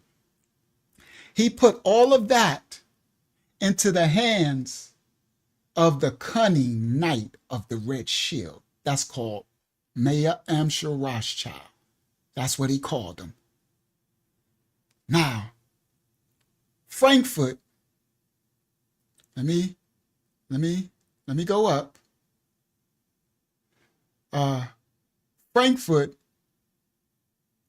was amazed at this step. The famous bankers could not understand. Now listen, the famous bankers of that time, these private central banks that was doing these in these countries, they going around enslaving Africa and everywhere, United States, and they a mess, these serpents, right? The famous bankers, they could not understand why William I did not use them to hold their fortune, right? Because their fortune grew from 20 million that King George gave them to fight the Revolutionary War. By the time it's going on here when he gave it over to Rothschild, the father. So the famous bankers was all vying like, yo, bank with, give us your money. Because whoever was banking was in control of the kingdom, the electorship. Whatever you bank with, they have control, the money controls, right? So the famous bankers, they couldn't understand why William passed them by and reposed his entire trust into this banker that was comparatively unknown. So this, y'all learning at the beginning. Now we know the Rothschilds as the big, richest conglomerate bankers in the world. This is the beginning. The beginning. Yeah, the Knights Templar and the Red Shield. Come on, Taj. This is how he got. We about to find out tonight how they got the foundation of their wealth. Okay? So the famous bankers at those days, it was like, yo, William I, we was, we did the banking for your dad and, your monarchy and all this stuff. Why are you going with this broke dude? This banker, don't nobody know him. He was comparatively unknown. Now, this was what happened. Baron Estorff, while being the assistant general to Duke Ferdinand in the 7 Years' War. This is the war I told y'all already. They call it the 7 Years' War, the France-Indian War. It was France and Spain against the UK. They battling for the, right? That was the war that made King George put a tax. And then that's the thing that led to the American Revolution, the War of Independence. Okay? So now let's go back. This is how this comparatively unknown banker, this nobody ain't got no real money, Rothschild, how did he bypass, how did the William I look past everybody and choose him to put his millions, his $400 million back then would be billions, whatever, right? With this unknown. This is why. When Baron Estorff was the assistant general to Duke Ferdinand in the 7 Years' War, he became very intimate with Frederick and William. So this Baron, when they was fighting the 7 Years' War, this Baron with the Duke of Ferdinand, he became cool with Frederick and his son William, okay? And he also learned, this Baron, he learned much of the shrewdness, sagacity, and trustworthiness of this Rothschild person. When Rothschild was employed, this is how they got their money. He was employed by Oppenheim. It was the Baron's banker. So Rothschild was an employee of who the Baron, his banker was Oppenheim, and Rothschild was an employee. It's like you going into the store. I'm the store owner, and I got my person working at the cashier, right? So this is before Rothschild had any money. Y'all get some real fruit tonight, right? So this is how it came about. So Baron, when his banker, Oppenheim, had an employee, and it was Rothschild. And Baron noticed that Rothschild, he was watching him. He was shrewd. And he had sagacity. I don't know what that means. Someone could look that up. It's probably mean he was a hustler or something, right? Right, no holds barred, right? So when Rothschild was an employee of Oppenheim, which was Baron's banker, and he strongly recommended Mayor Rothschild, Amschel mayor, to Landgrave. So it was the Baron who told the Frederick, the father, about this banker employee that he was around. He liked Rothschild's style. He liked the way he was shrewd. He liked, right? You know how you look in the uppercut, you're like, this dude got promise. This little, what's your name? Mayor Amschel Rothschild. So this Baron, since he was cool with Frederick and William, he told them about Mayor Amschel Rothschild. Okay, he recommended him as an eminently proper person to leave your money with, to use as a banker. Now this dude, he getting a recommendation from this Baron. This is how he started. It's always about who you know, right? In consequence of the recommendation, Mayor Amschel Rothschild visited the palace of the Prince of Cassel. This is where William I and Frederick, his dad and stuff, right? Now, I think his dad, he handed it over to his son. So from the recommendation of the Baron, Rothschild, Mayor Rothschild, the dad, he visited the palace of the Prince of Cassel, and he found them playing chess with the Baron. So when he visited, he seen William I and the Baron who recommended him, they were playing a chess game.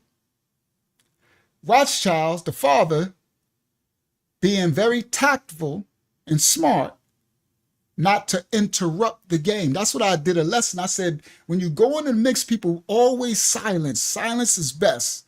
Observe. Don't be so quick. Don't interrupt. Just so Rothschild, the dad, when he got there, he saw they was playing the chess game. He didn't interrupt the game. And he stood behind William I's chair. And he held his peace. He didn't say a word. Silence. He stood there. He didn't interrupt. He just stood there behind the one who the Baron, the one who he needed to impress. The Baron was recommending him. The Baron gave him the address to come. So this is smart. He's a tactician. He's thinking. So he stood behind Landgrave's chair and held his peace. A mark of sense and sympathy, which any sincere chess player could never fail to appreciate. I'm wording it so y'all can, it's worded in the old English stuff. So any chess player, you know that they need silence and peace. They don't want somebody coming in and interrupting. So someone came in and stood behind you in silence and everything. You'll appreciate that. They call it a mark of common sense, intelligence, and sympathy, meaning understanding that this chess game is very important. Do not interrupt. The game, when Rothschild stood behind William I, he was losing the chess match. Thank you, Ayabayan. I humbly receive your donation. Thank you, daughter of Yah. Thank you so much. I humbly receive. So he was losing the chess match, William I.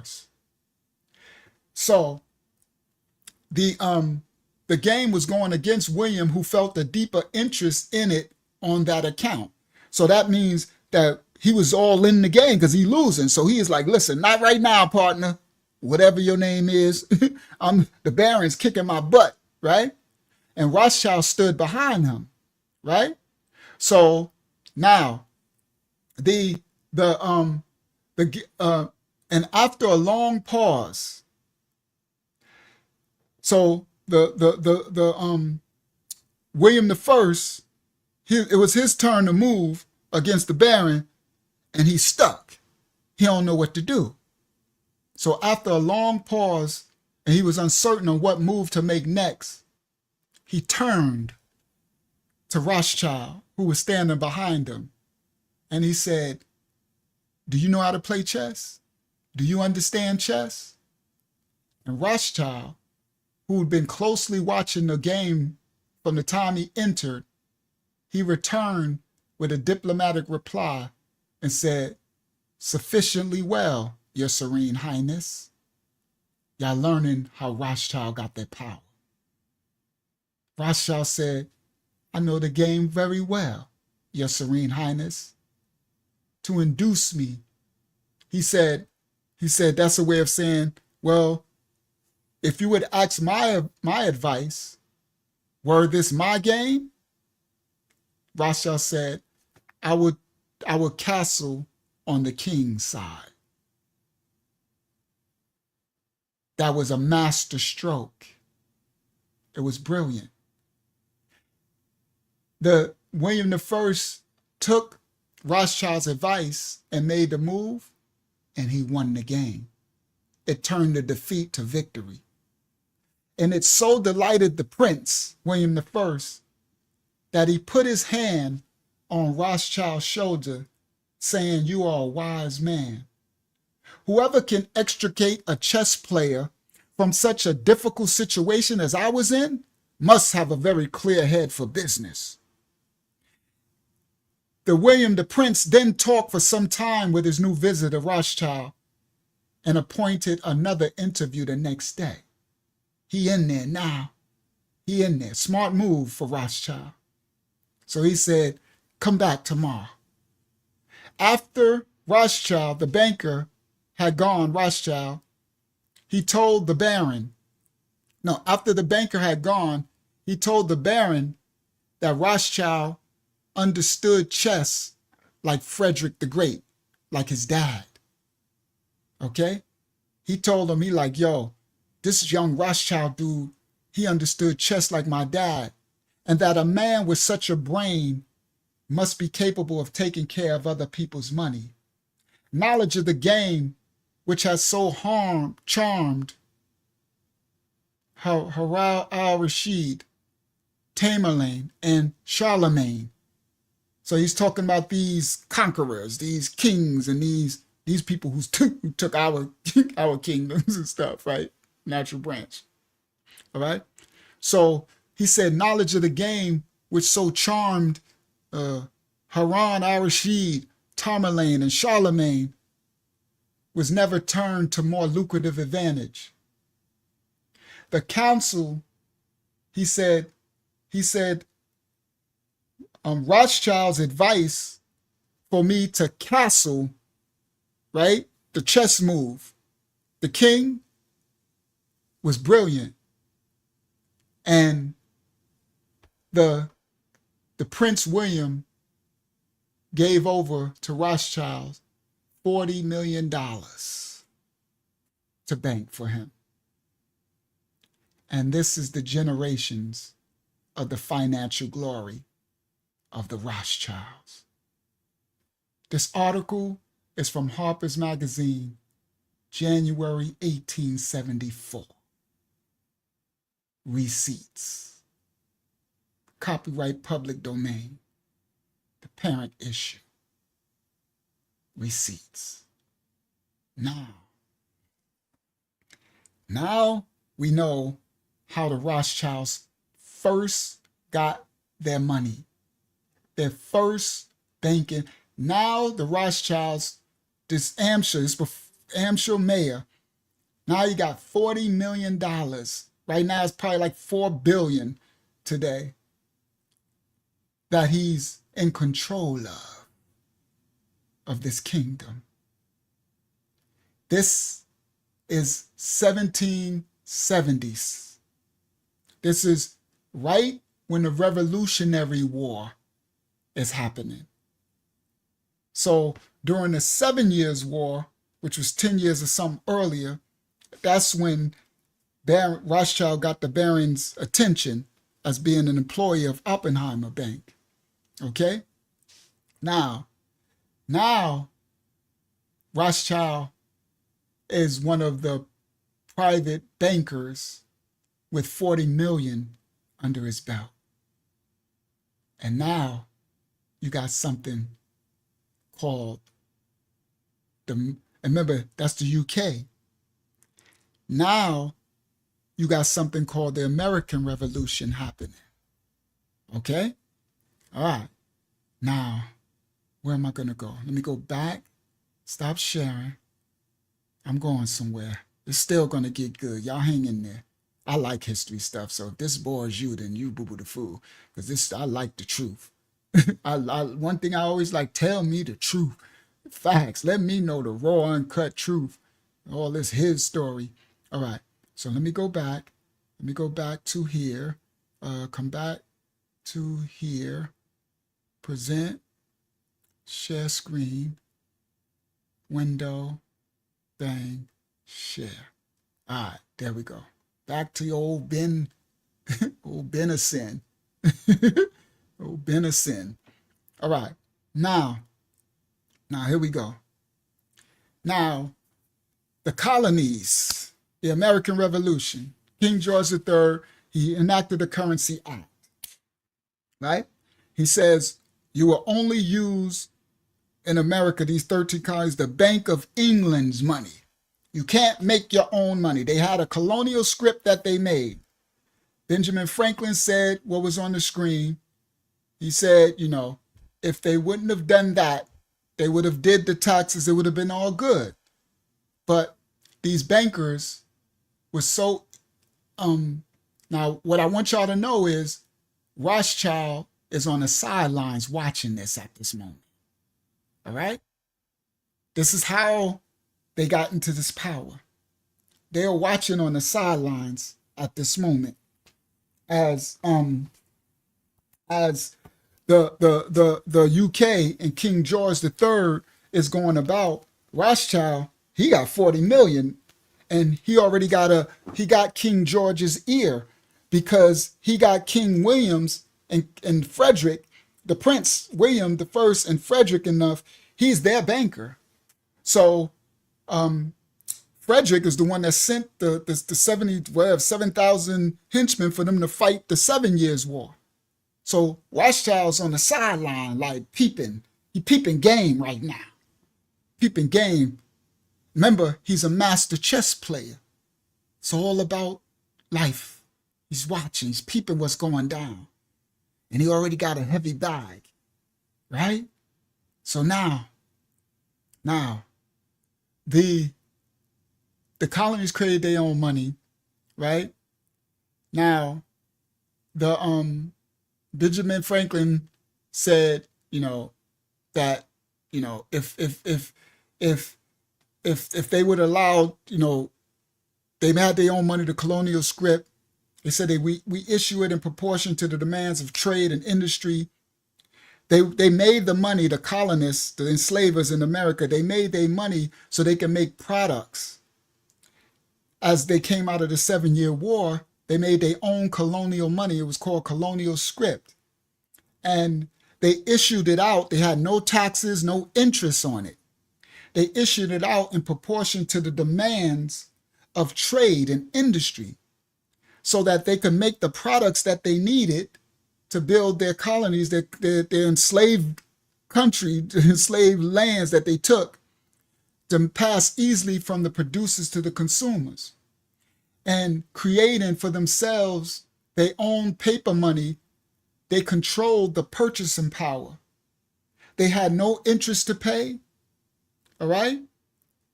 And it worked well. They already had that money in circulation. They created it in 1750, and it worked well. They was thriving. The American 13 colonies, they was doing well. They was, enslaving the native. They was doing well in slavery, right? I'm keeping it real. Y'all know we keep it really real.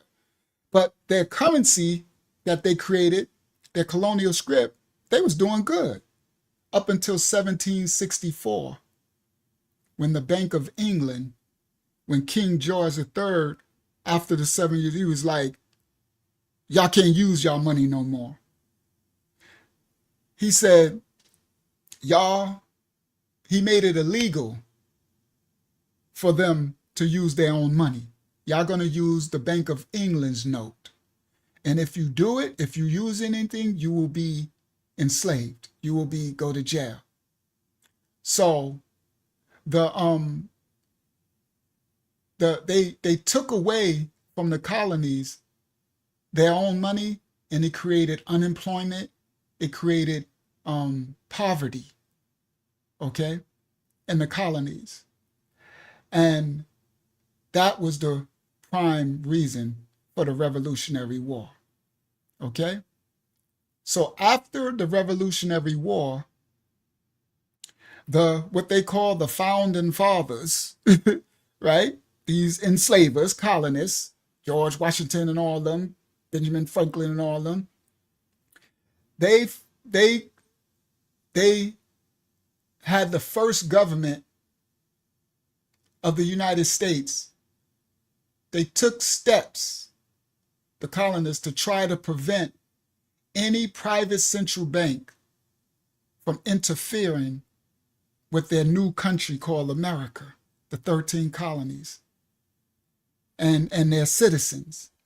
They was trying to stop these other countries, Spain, France, United Kingdom, from instituting these international bankers, charging interest and stuff, taxing them, right? So the American colonists, they tried to prevent any of them from issuing their currency, okay? Interfering with their new country, all right? So you have also a quote from Thomas Jefferson. Let me do this correctly. I think it should be my next slide. Thomas Jefferson. And he said, could somebody read this? Yasha, you still here? Could you read that? Yeah, I'm still here.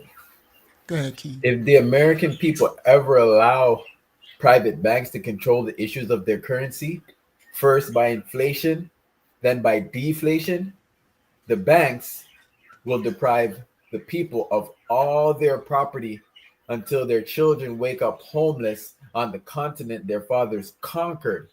Pause. First things first. Our papa peeps all the honeys. Play. Sorry. I'm from the 90s and the 80s. I got rap all in my brain. Every time I think first things first, our papa, right? All right. Shout out to Lindsay and Kevin Yah and family. Now listen, Thomas Jefferson. Now these are these enslavers, so I ain't feeling sorry for them either. right? Because they want to be crying, cry me a river. You see, because you doing it on the backs of enslaving and taking people property, right? But anyway, this is real history. Thomas Jefferson said, if the American people ever allow these private banks to control the issue of their money, first by inflation. Come on, Abraya. This is where I'm going, Abraya. What's happening right now? Inflation, then what? Deflation. What's going to happen? The banks will deprive the people of all their property until their children wake up homeless on the continent that their fathers conquered. I'm glad they put conquered. On the continent that their fathers enslaved. First of all, but it doesn't stop the fact of where I'm going with the lesson, right? But I'm going to keep it 100. As you see, this is still happening today, and we going somewhere. We going down a timeline that's going to hit today. I got some things I'm going to bring out to y'all that y'all didn't know why it happened. They've been lying to us all through the history books. We didn't know that the American Revolution was about this money. We going somewhere. There's other things that we didn't know. Y'all remember, I got Benjamin Franklin. No, what's his name? I had, what's the dude in the thumbnail with the orange dude? I got Abraham Lincoln. Oh, I got some stuff coming out. All right. So he says, until the children wake up homeless on the continent that their fathers conquered, the issuing power should be taken away from these banks and restored to the people to whom it properly belongs. I agree. All right. Now, thank you. I agree. Now, let's continue. I got some slides for y'all.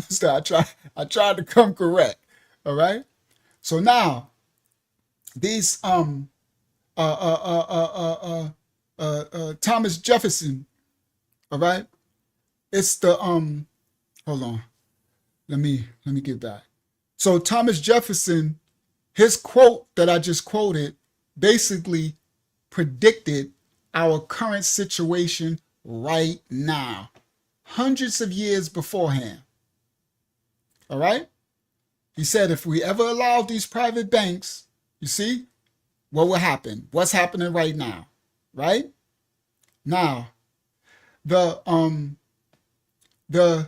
banks restored to the people to whom it properly belongs. And here we are, right today, people not owning their own property, people losing their homes, inflation, taxes. Okay? Another quote, John Adams.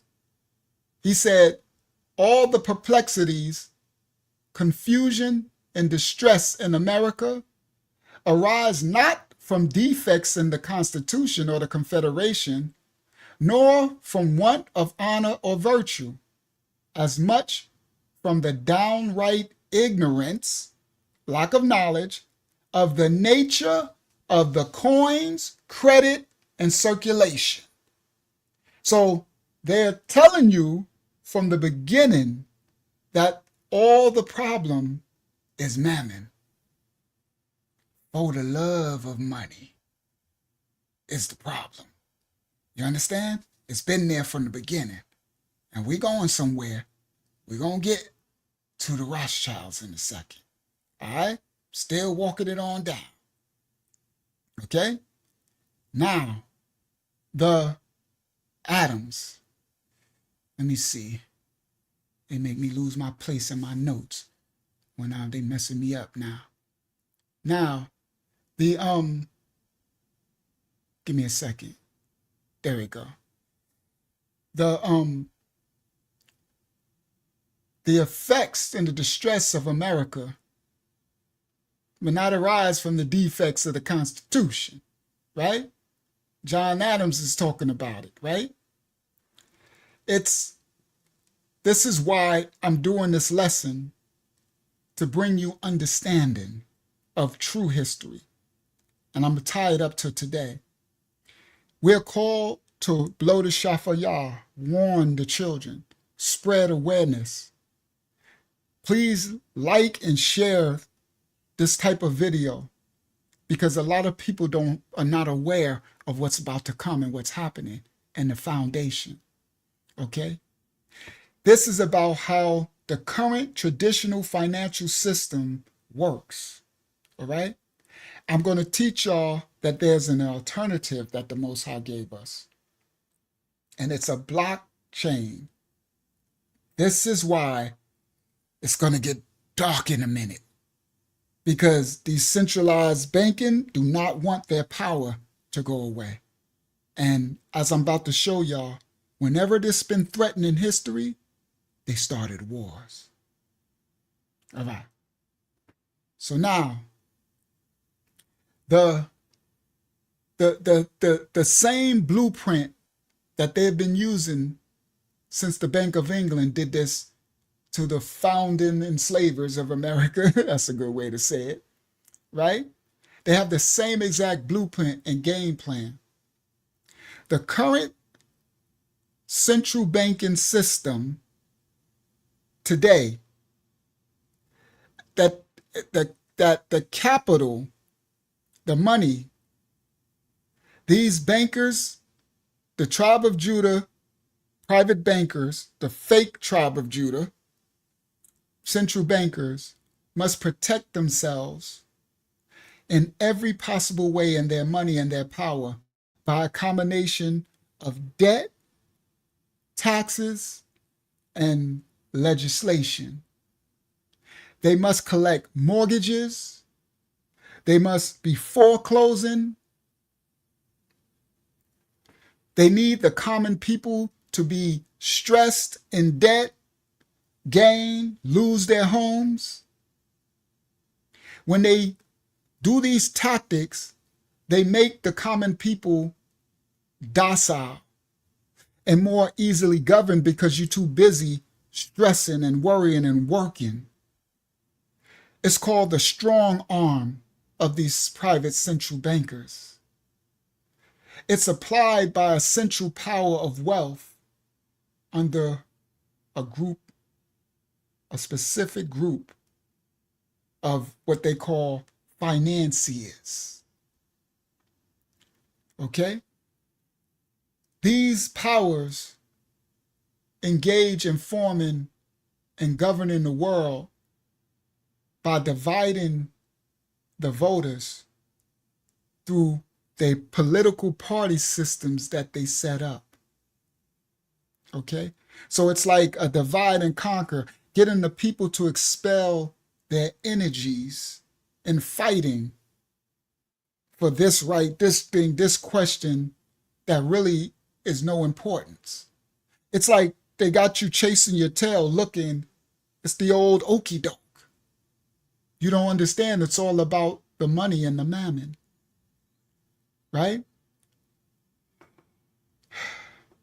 Now, the people in the world today have never been more divided through all of the systems set up, political systems, wasting our time and energy fighting with each other about things that were deliberately put there in the mainstream media to distract us while letting them rob us blind, while letting them financially enslave us, and also commit the most despicable crimes against humanity in all of history. History constantly, if it don't completely repeat, it always rhymes. But it's nearly completely repeating right now. So as we see from the American Revolution, this United Snakes of America, right?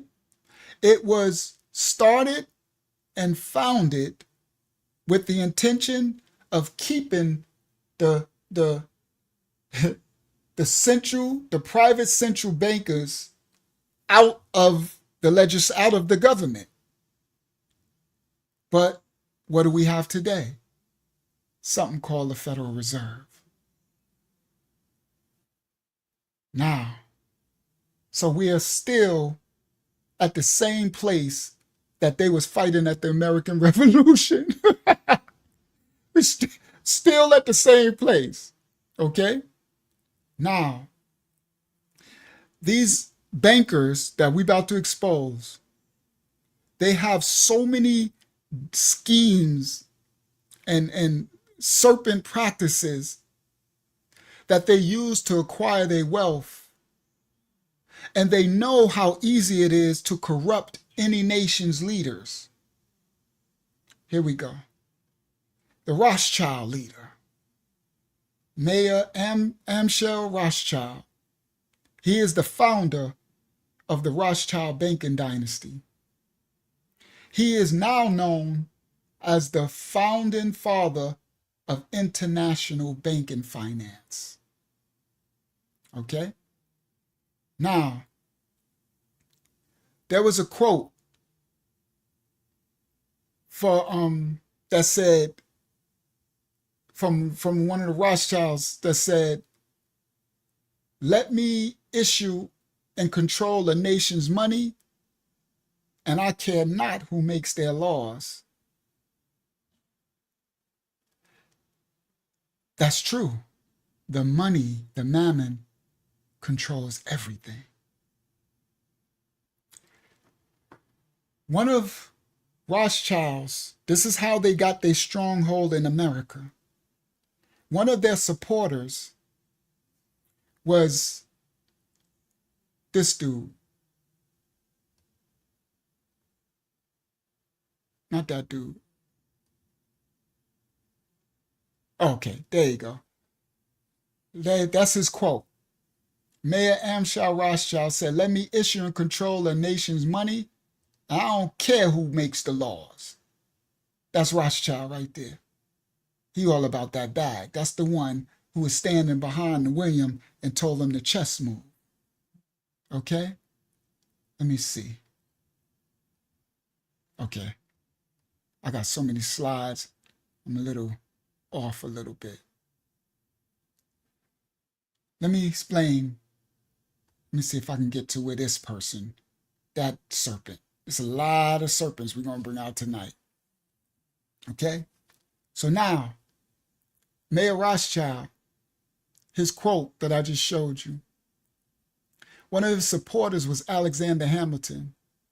Alexander Hamilton married into the Rothschild family line. Okay? And it was with Hamilton that the Rothschild family, Amschel, was able to set up the first private central bank in America. This is how this started. Not the Federal Reserve. That's the third. The first one was called the Bank of the United States. This is what this fake tribe of Judah, serpent seed, wish conglomerate person, he watched what happened in the Revolutionary War. He watched the result. He had his money, and then they struck in America. Now, let me see, how can I find, let me see if I can find this dude right here. You scroll up. Norman. This dude right here, he was Montagu Norm. Yasha, could you read what he said? This is how, when the Rothschilds, this is how they instituted the private banking system that came to destroy us all today. Could you read this right here? Yes. Capital must protect itself in every possible way. Both money. Pause. Money. Mammon. Mammon must protect itself. This is what they love is. Continue, King. Start at capital again and say money. Money must protect itself in every possible way, both by combination and legislation. Debts must be collected, mortgages foreclosed as rapidly as possible. When, through process of law, the common people lose their homes, they will become more docile and more easily governed through the strong arm of the government applied by a central power of wealth under leading financiers. Pause. Bro, do y'all not understand how dark this is? This is where the scripture says, for the love of money is the root of all evil. He said money must protect itself in every possible way by combination and legislation, by combining their love, their wicked serpents. Yeah, these are vipers, Hakyama. Debts must be collected. Mortgages must be foreclosed as rapidly as possible. When, through the process of these legislation law they put in, when the common people lose their homes, they will become more docile and more easily governed through the strong arm of the government applied by a central power of wealth under leading financiers, banking. Y'all about to find out how these serpents, what's happening. Go ahead, Yasha. These truths are well known among our principal men who are now engaged in forming an imperialism to govern the world. By dividing the voter through the political party system, we can get them to expend their energies in fighting for questions of no importance. Whoa. You gotta be, Yasha, you gotta be kidding me, right?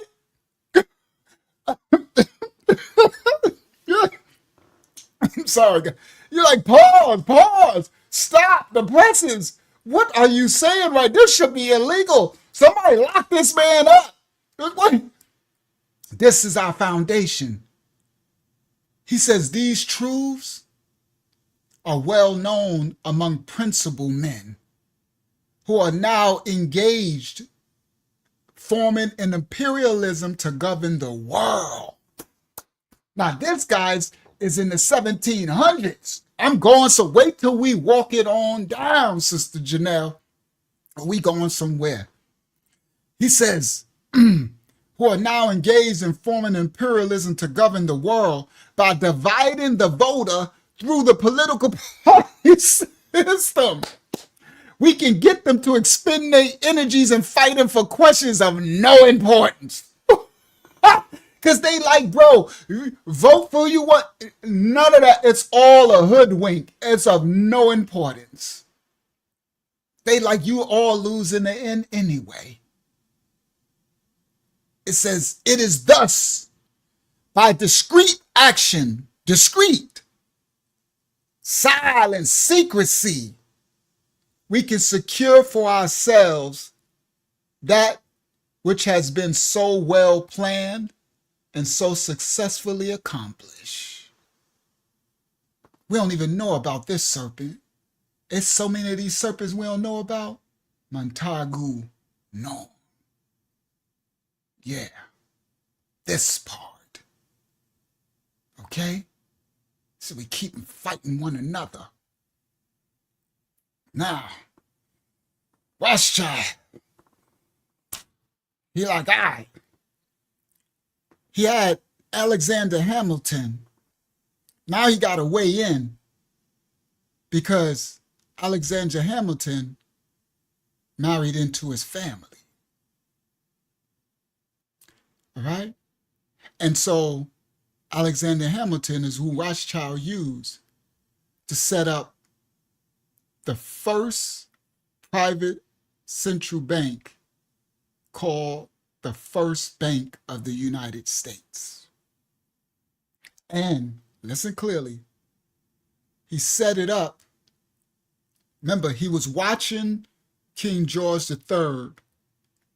He was watching what they did after the Revolutionary War. He saw King George III create the Stamp Tax Act. make them not be able to use their colonial note, the colonial enslavers, United States 13 colonies. Amsher Rothschild, wise as a serpent, he probably sent one of his cousins or somebody in there to smash Alexander Hamilton, right? Smart. These serpents, boy, smart, right? He watched that after the England, after the Revolutionary War, that the Americans were really struggling. And so through his relationship with Alexander Hamilton, he created the first central bank. And he called it the First Bank of the United States. And this gave the Rothschilds control over the United States money. This is how, thank you, Abba said, Alexander Hamilton was the first Secretary of the Treasury of the United States. So you can see his strategic plan, right? I know, right? The blueprint of 48 laws of power, right? You can see he went after the Treasury, and he created the first Bank of the United States after the Revolutionary War and he had the resources. And that gave him total control over the United States money supply. It was founded in 1791, the first Bank of the United States. And by the end of the 20-year charter, the United States was in total ruins. This is what these fake tribe of Judah serpent people come in. It's not, they don't do it to make wealth for the people and have the people live well. They do it to decimate everywhere they go. It's dark and it's devilish. Okay?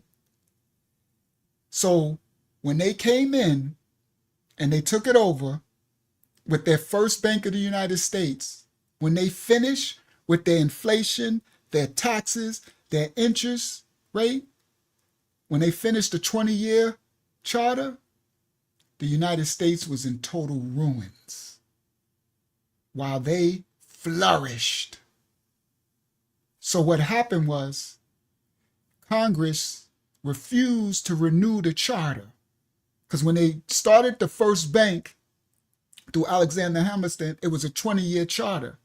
Once it came up, the United States Congress, for those colonies, they had a little more, they was like, we refuse to renew this charter. They was like, we're good. We good, Rothschild. We good with your central bank. We in worse position than we were before you got here. They wanted to go back, the United States wanted to go back to their state-issued note, value-based currency, where the people pay no interest at all. They didn't have a debt to the bankers of these private central banks. And guess what Rothschild did? Nathan Mayer Rothschild. Now this is after Rothschild and set up he got his amps, they got Nathan, they doing their thing now. Nathan Mayer Rothschild threatened the United States government with a war. So y'all about to find out how they start these things. He threatened the United States with a war. But the Congress of the United States, they said, we ain't scared of you. They held their position. They knew, like, we don't care. Well, then bring it then. And Rothschild went and tried to force the British Prime Minister. The British Prime Minister at that time was a Prime Minister called Spencer Pillar or something. Rothschild went to him and forced him to start a war with the United States and telling them to take the colonies back. But the British Prime Minister refused to go to war. He was like, Nah, bro, we don't need to start no war. We good. And he was assassinated. Understand? He was unalived. In fact, he was the only British prime minister to ever be assassinated in office. Y'all think this is a coincidence? So, after he was unalived, just so happened, the one who replaced him was a man called Robert Banks Jenkins. And it just so happens he was fully in support of the war. You think? He was fully supportive of a war. And so Rothschild financed the war. And he financed this prime minister at virtually no interest rate. This war, guys, is a war called the War of 1812. Now y'all finding out what these wars were really about. When y'all get home, y'all can look up, for those who don't remember. This was the War of 1812. And the goal of that war was to put the U.S.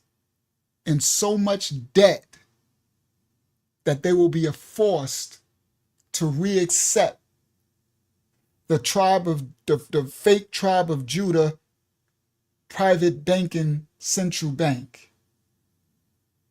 And unfortunately, that's exactly what happened. Okay? Now,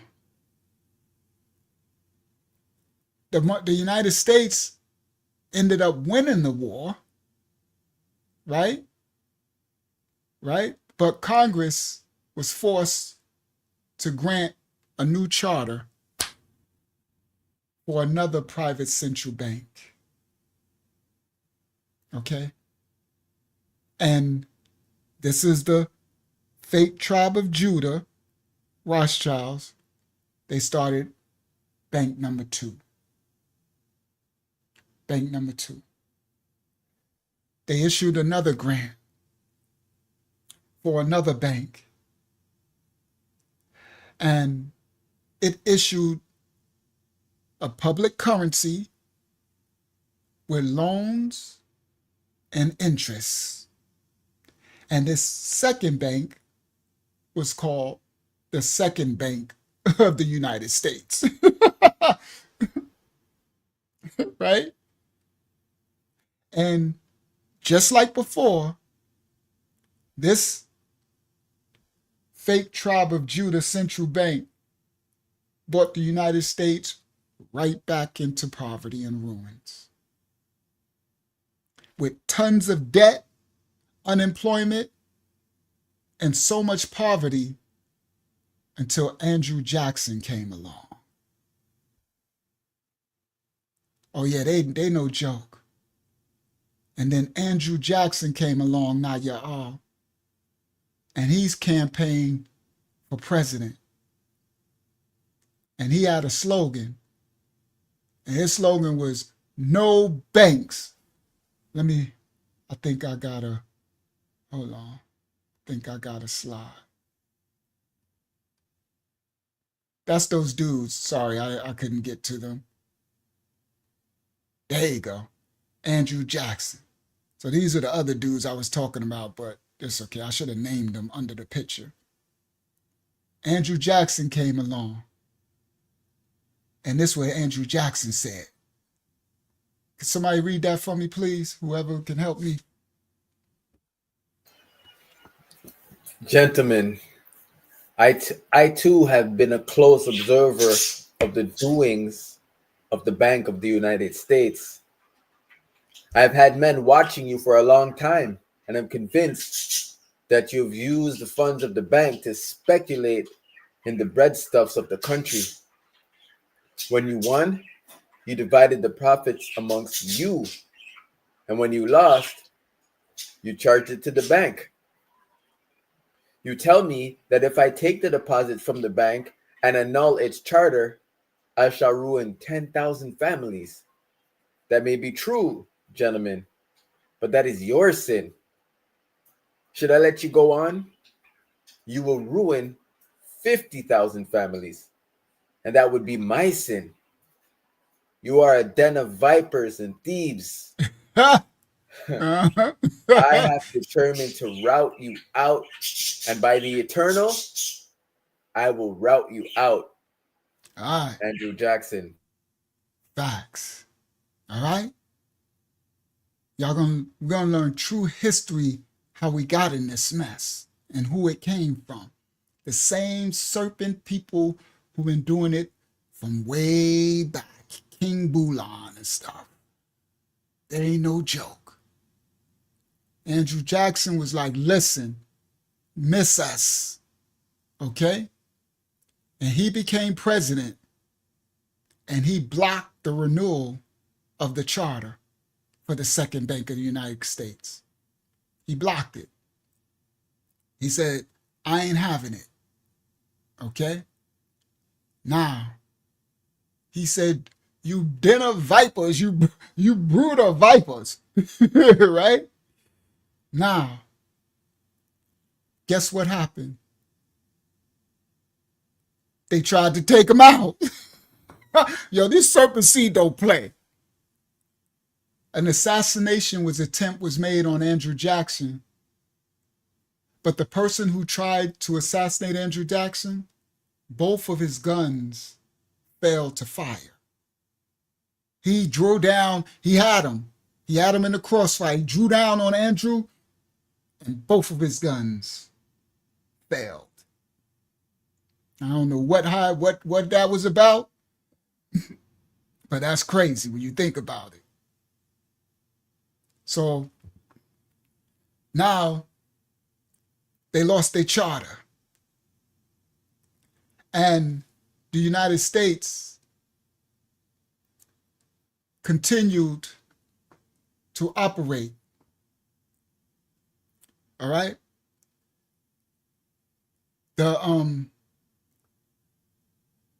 So when the Rothschild's bank lost their charter, they continued to operate as a regular bank, but it was failing because it can't operate as a regular bank. It needs to operate as a serpent. It needs to harm people. It needs to steal and usury and take. So it failed.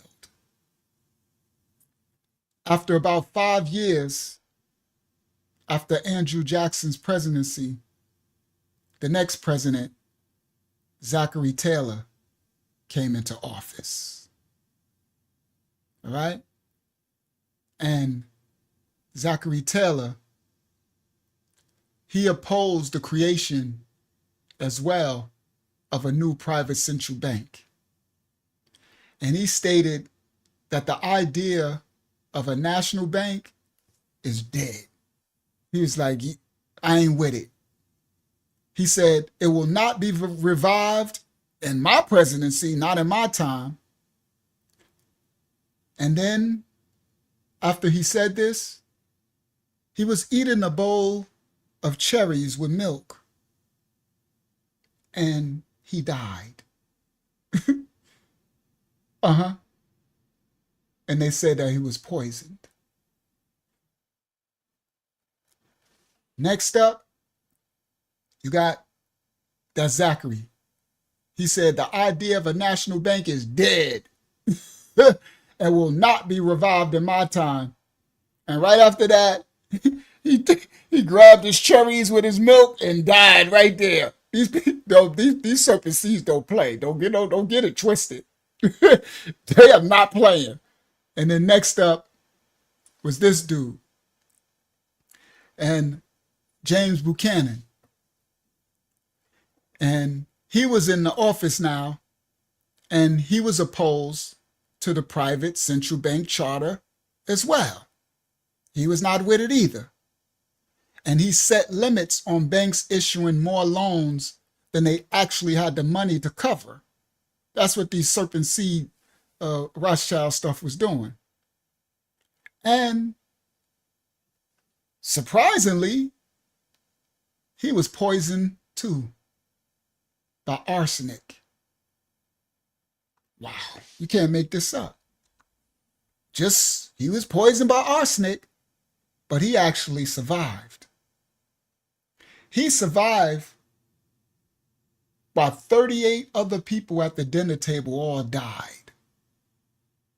Okay, yeah, they sprinkled some arsenic in his cherry milk, yeah. And then Buchanan, and then they sprinkled it in his food. But he survived, but all 38 people at his dinner party all died. And so, the fake tribe of Judah, serpent seed, bankers,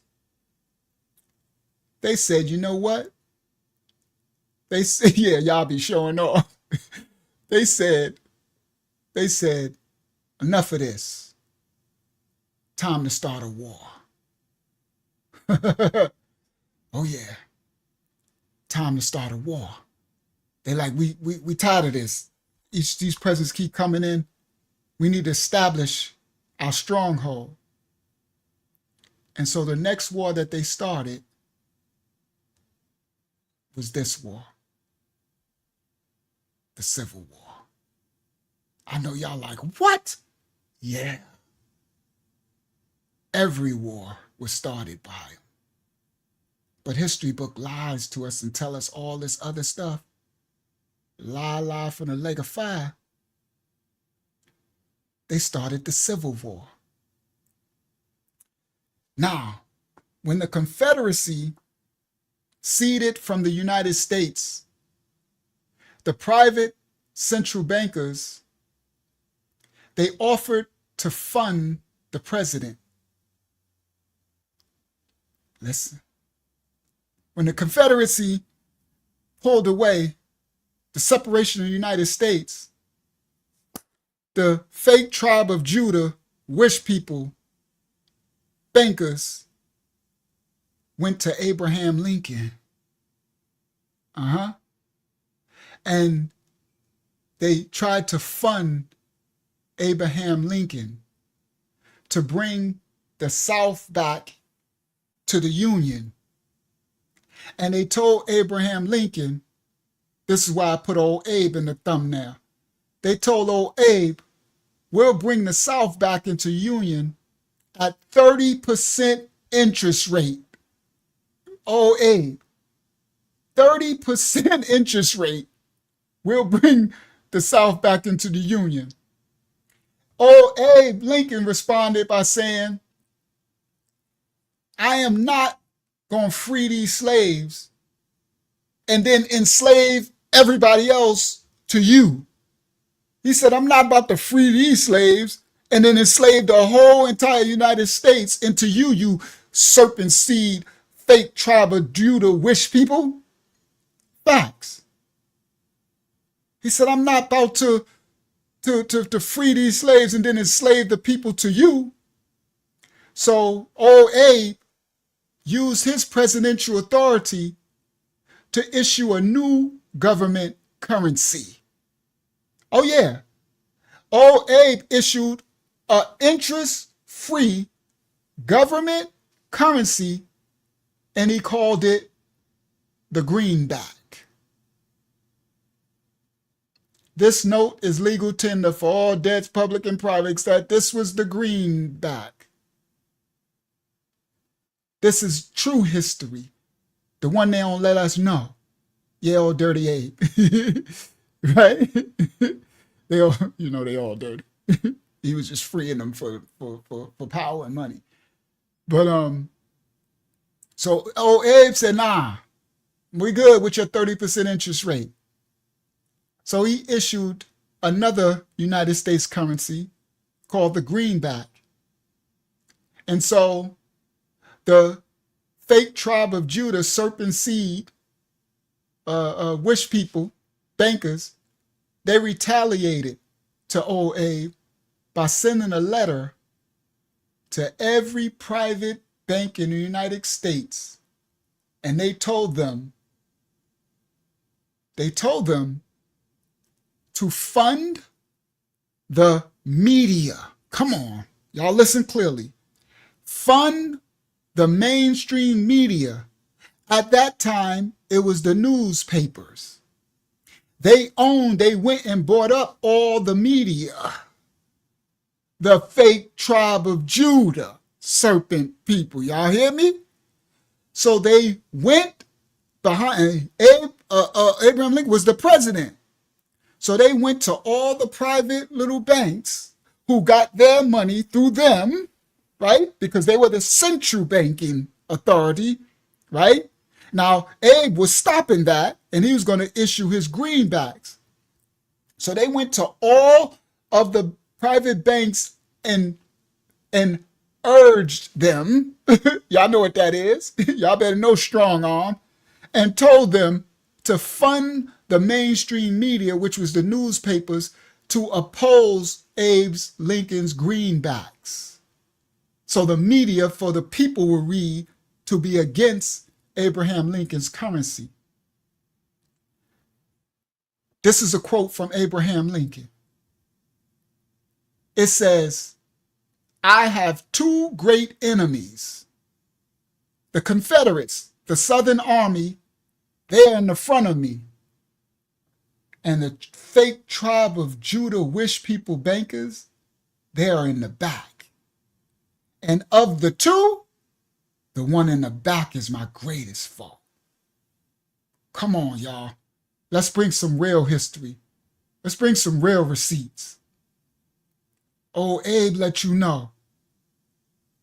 Even in this war, listen, he like this whole war, we got the Confederates, you got all these people. He said he ain't got nothing on these tribe of Judah, serpent witch people.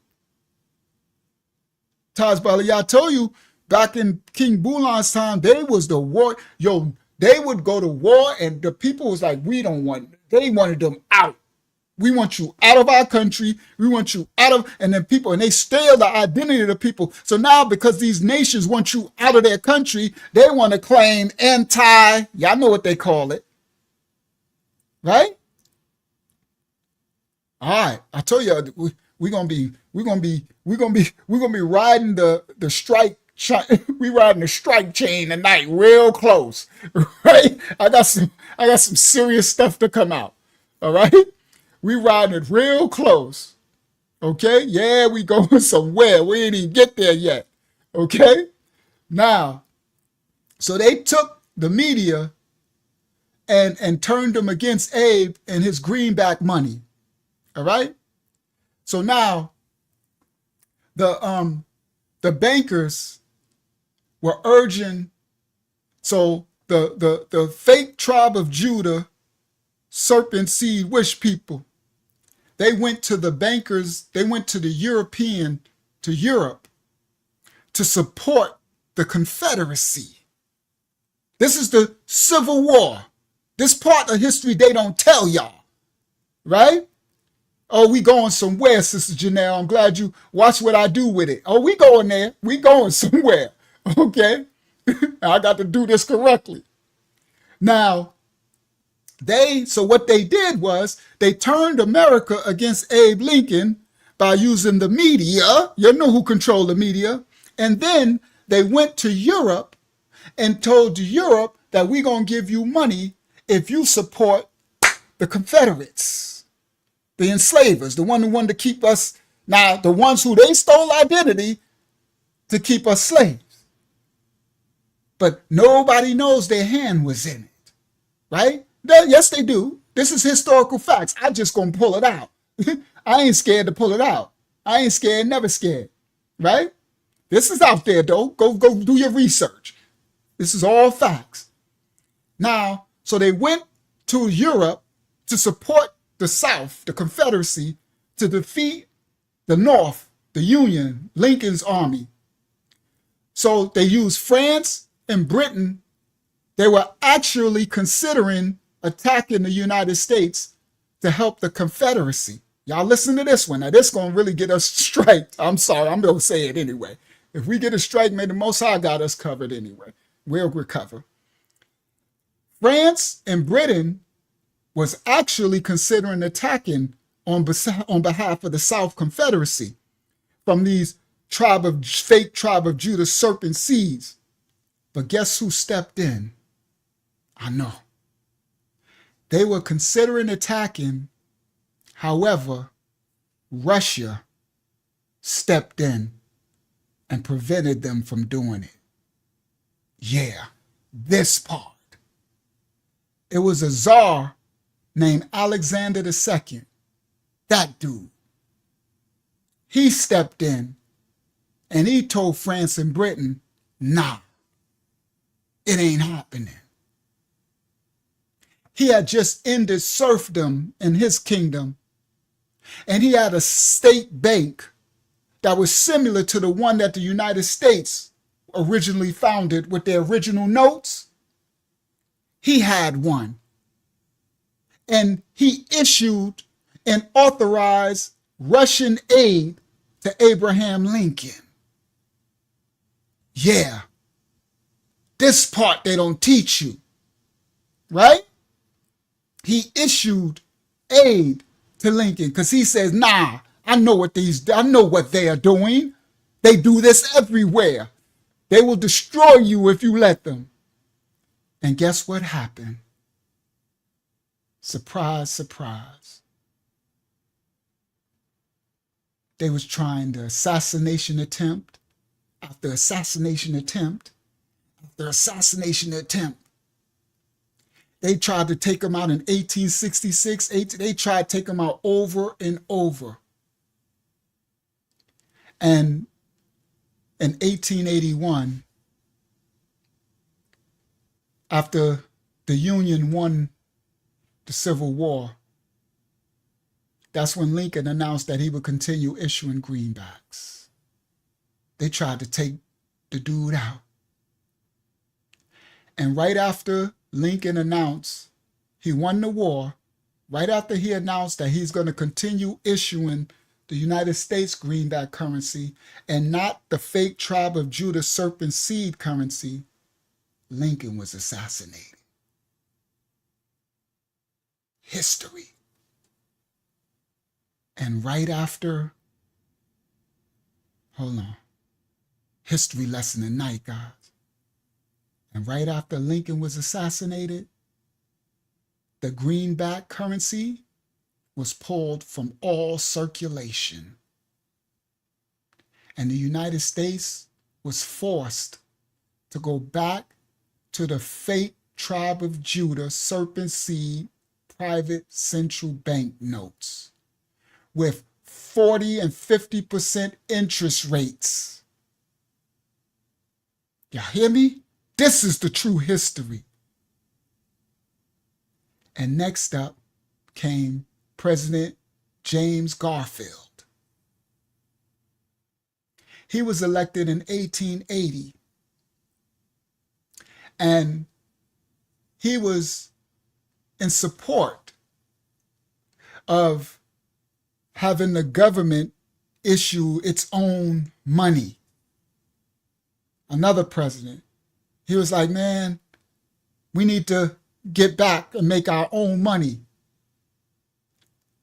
And he was assassinated. Oh my goodness. He was shot in 1881. Okay? He ain't last long at all. He was shot. He died a few years later. Yeah, this is these serpents. This is what this straight diabolical. Y'all want to talk about the diabolical? Facts. Then, after he was shot, a few days later, after he died a few days later after he was shot, then we got 1896. We got President William McKinley.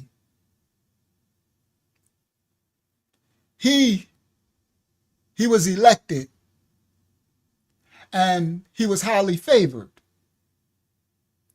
He wanted to bring back gold-backed currency. He said we need to make the United States currency and let these fake tribe of Judah serpent seeds go on with their banking stuff. We need to back our currency with gold. And he was shot. And he died a few days later. Which we're going to fast forward up now. That was 1901. Now let's fast forward up to 1910. Oh, we going somewhere. 6 of America's richest men had a secret meeting. Most of y'all know about this. They came, the secret society, all you ask is trust. And I wish I had Prodigy around. It's a secret society, all he asks is. These 6 of America's richest men came together under the guise of who? The fake tribe of Judah Serpentina. And they had a secret meeting that was organized by J.P. Morgan. They had this secret meeting on his property on an island called Jekyll Island. Jekyll Island. So on Jekyll Island, they came up with the idea in this secret meeting for the 3rd private central bank. Let go. The 3rd private central bank. And on Jekyll Island is where this 3rd private central bank was born. Oh, they had some diddy going on.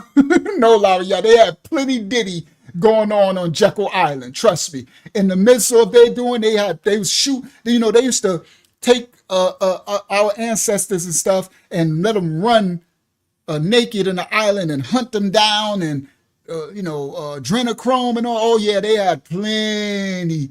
Jekyll Island, like Dr. Jekyll and Mr. Hyde. Exactly. Jekyll Island, like Dr. Jekyll and Mr. Hyde. Plenty diddy going down. All right? And on that island, in this secret meeting with these six men, it gave born to the 3rd private central bank. And a side note, listen to this. There is a quote unquote allegedly conspiracy that there were 3 men that stood in the way.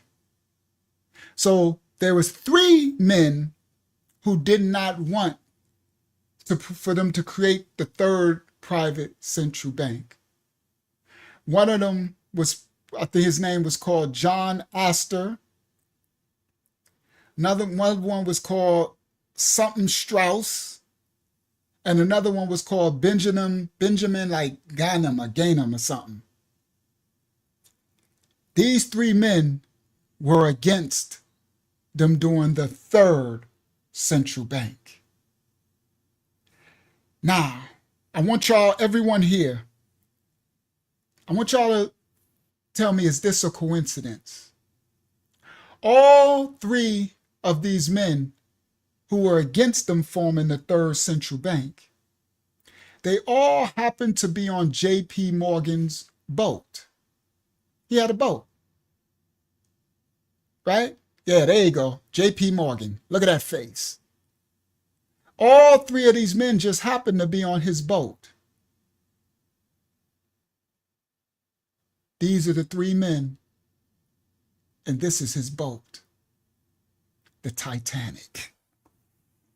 Yo, we going somewhere. I'm not playing. We ain't playing tonight.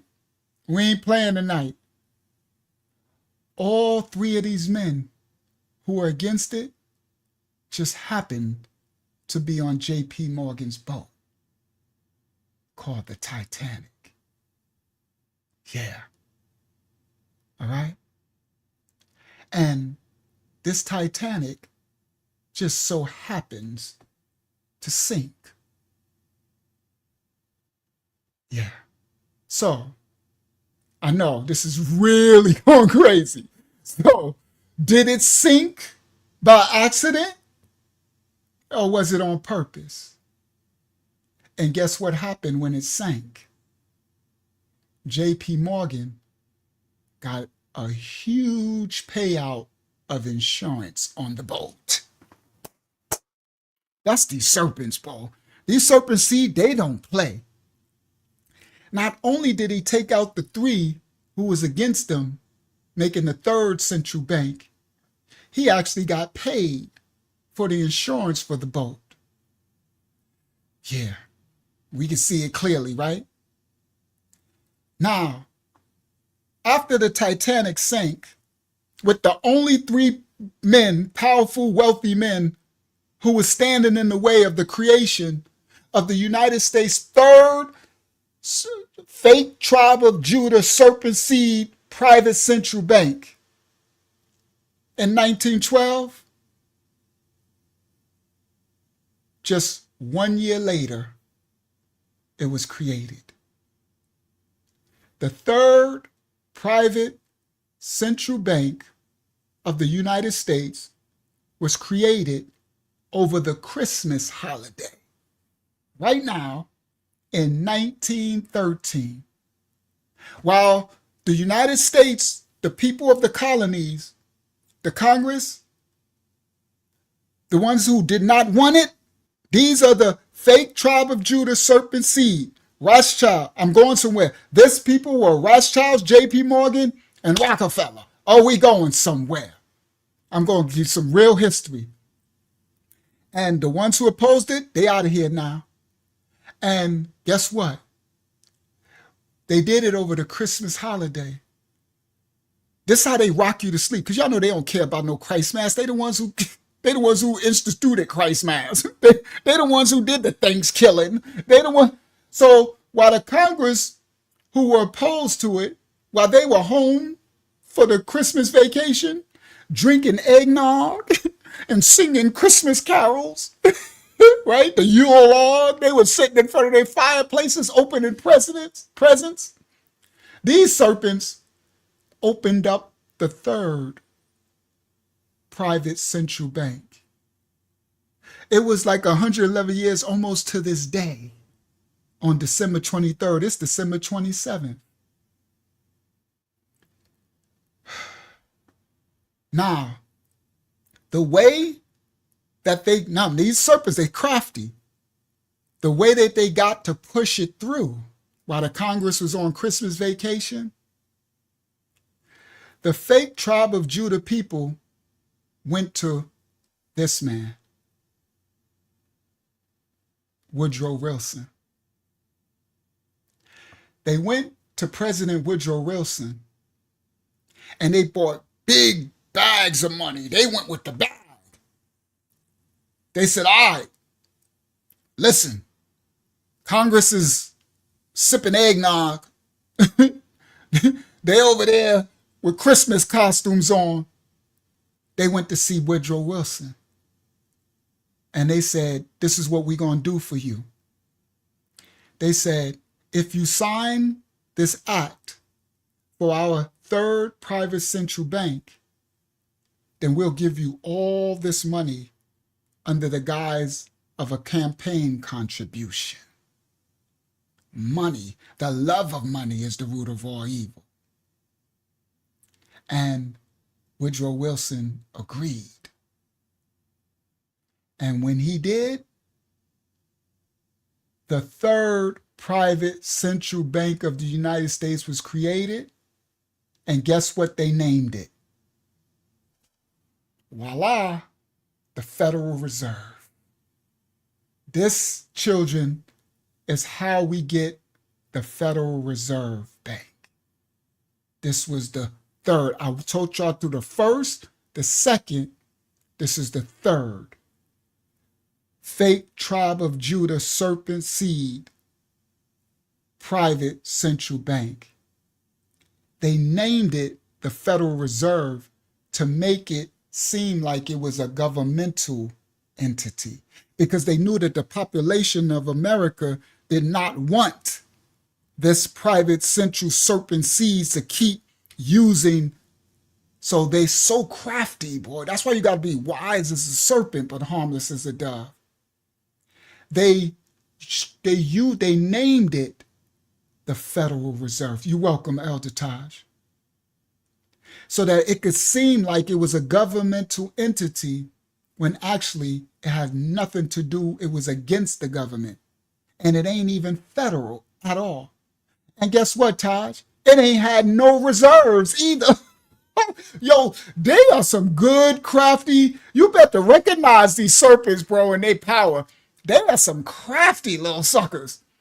It ain't federal, it ain't governmental, and it ain't have nothing back in it. It had no reserves at all.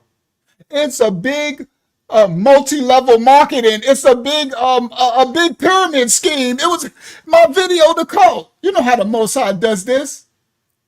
It's the whole MLM. It's a multi-level marketing. The Cult, the pyramid scheme. And guess what? Let's go even further.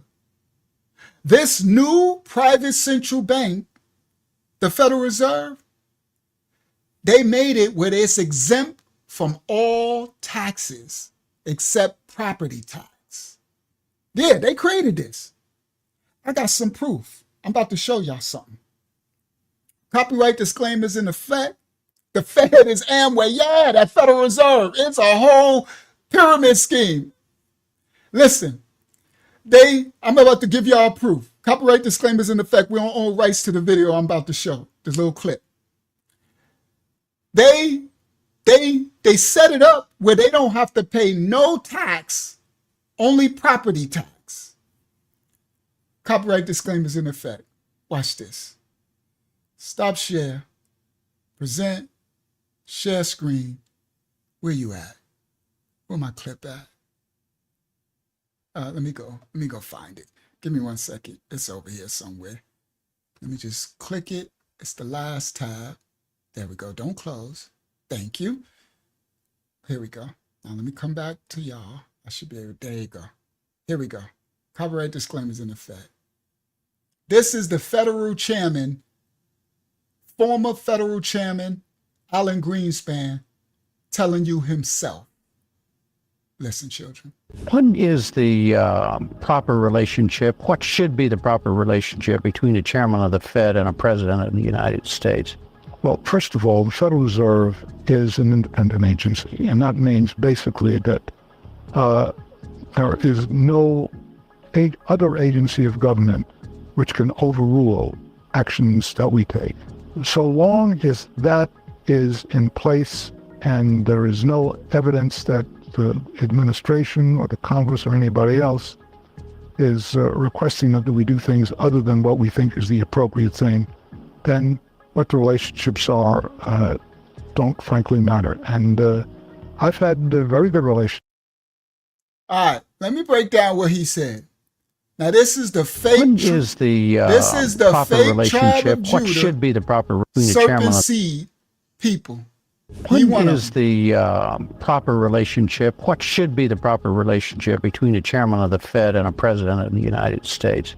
Well, first of all, the Federal Reserve is an independent agency, and that means... So he asked them, your organization, that this third central bank that y'all made up, what is the proper relationship between you and the president of the United States? He basically said he ain't got nothing on us. He ain't got no power at all against us. Listen. Basically that there is no other agency of government which can overrule actions that we take. Did y'all hear what he just said?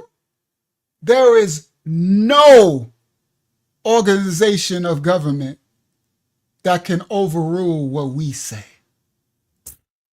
Now y'all see why Lincoln was like no, Jackson was like no, everybody like no, and they just assassinated and they just picking people off left and right. They putting arsenic in cherry soup. They putting rat poison in your Frosted Flakes. Yeah, do what I will. You can't make this up. What kind of? Oh yeah, people don't know. And I'm still going somewhere. Y'all let me continue to walk this on down. Okay? You see? The Fed is a central bank and privately owned corporation answerable to no one. He said, listen, they can't tell us nothing. I ain't worried about nothing. I ain't worried about nothing. That's basically what he said. We ain't worried about nothing. Ain't nothing y'all could do to me. He like, listen. He said, I'm King Kong. What's that movie with Denzel Washington? I'm King Kong. I own this. So they control everything. These serpent seeds, training day, these serpent seeds ain't no joke. which can overrule actions that we take, which can overrule. Oh, let me go back saying nobody can overrule their actions they take. So long as that is, there is no other agency of government which can overrule actions that we take. So long as that is in place and there is no evidence that the administration or the Congress or anybody else is requesting that we do things other than what we think is the appropriate thing, then he said, as long as nobody's questioning and doing nothing, saying anything against what we think is the appropriate thing. Bro, they got this stuff hidden in the details. What the relationships are don't frankly matter. And he said it don't frankly matter. They don't give a F. They basically like we don't give two less of F's. Pardon the semblance of language. I know I don't cuss. They like frankly. What's that old movie? Frankly, Sam, I don't give a damn. Y'all know that old movie, Frankly. I know Taj know that one. Frankly, my dear, I don't give a damn. Yeah, they got it on lock, stock, and barrel, and they like, we don't even care. They don't. They know. I've had a very good relationship. All right. Stop sharing. Yeah, I came strapped tonight. I came to play, baby, play. I ain't playing. Y'all know, Unc, I put in some work. That's why I say it's hard doing it live, but praise the Most High, I seem to be doing an all right job, but it's really hard to do it live, right? Because I got so many pieces, right? Share. So let me see. Yeah, let's get Woodrow Wilson back on the screen. So they went to Woodrow Wilson, right? So this is after they came together at the Jekyll Island and they killed the three, well, they sank, allegedly, the Titanic sank with the three people who could have stopped it on board, allegedly, just conspiracially, right? Yeah, going with the word, frankly, my dear, I don't give a damn. That's what they said, frankly, my dear, right? Okay, so thank y'all guys. So after they sent Congress home for Christmas, y'all see, they don't care about your Jesus. They don't care about your, they said, we hung your Jesus from a tree. Y'all don't know this, boy. Y'all don't know these people. These are the serpent people, bro. Y'all better understand, they no joke. They about their father's business. And then they turned the Titanic into a love story, right? Come on, Yasha. These people, they control the media, the movie. They the one who made the Titanic movie. They control the movie. Oh, these people are smart. You better take a wise as a serpent. You better learn the devices of these serpents.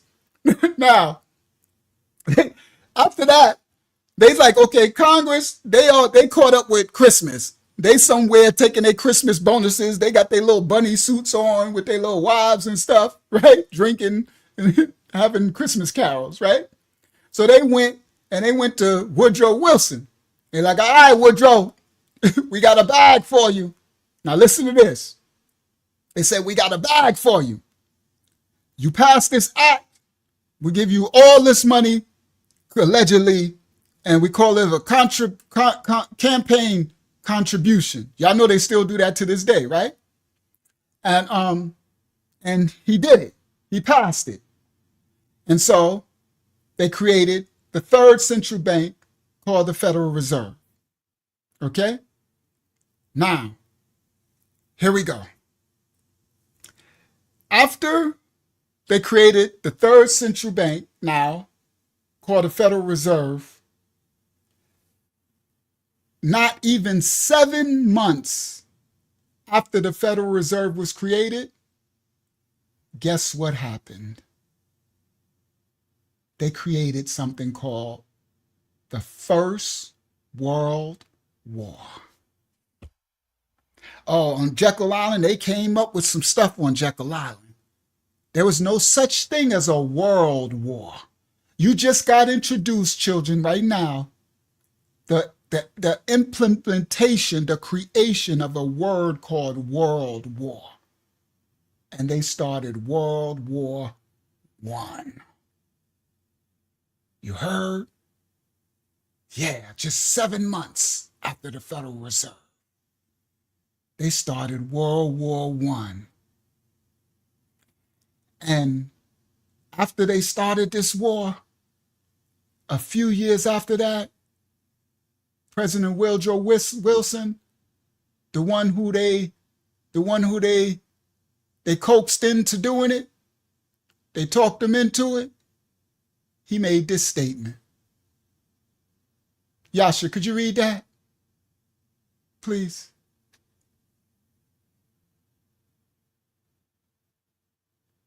I can.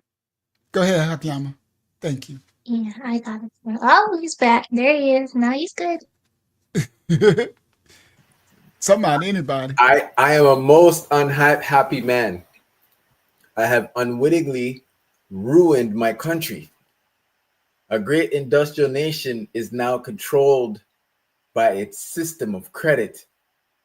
We are no longer a government by free opinion, no longer a government by conviction and the vote of the majority, but a government by the opinion and duress of a small group of dominant men. From a group of men of the fake tribe of Judah, serpent seed. You see, this is true history. He said, I am a most unhappy man. I have unwittingly ruined my country from taking that bag. A great industrial nation of the United States is now controlled by a system of credit, debt. We are no longer governed by free opinion, no longer government by conviction and the vote of a majority. No longer. We're governed by the opinion and the duress of a small group of dominant men. This is the true history. You heard? So after he signed it in, after he allowed them to make this new third bank Federal Reserve, 7 months later, they created World War I. They learned a new tactic about this war. They like, forget this, the little assassination stuff we got to do. We create wars. So World War I started. And this was between the countries called Austria, a country called Hungary, and a country called Serbia. Okay? That's what World War I was started between. And then there was an assassination of the Archduke of Ferdinand. Okay? That dude. Okay? So, with the assassination of Archduke Ferdinand, just magically, the media and who controlled it shifted their focus from the war that was started between Austria, Hungary, and Serbia. All of a sudden, they switched their focus to Germany. Oh yeah, we going somewhere. Listen, Sister Janelle, let go. Let go. I tell you, I'm going somewhere. Now, this war they started between Austria, Hungary, and Germany after the assassination of Duke Ferdinand. He came up earlier, this Duke. Now, y'all know these are assassinations. Now, the focus shifted to Germany because Germany was an economic threat to Great Britain. Because, and you know that the Rothschilds and their power was Great Britain, all the way from the revolution. That's where they're from.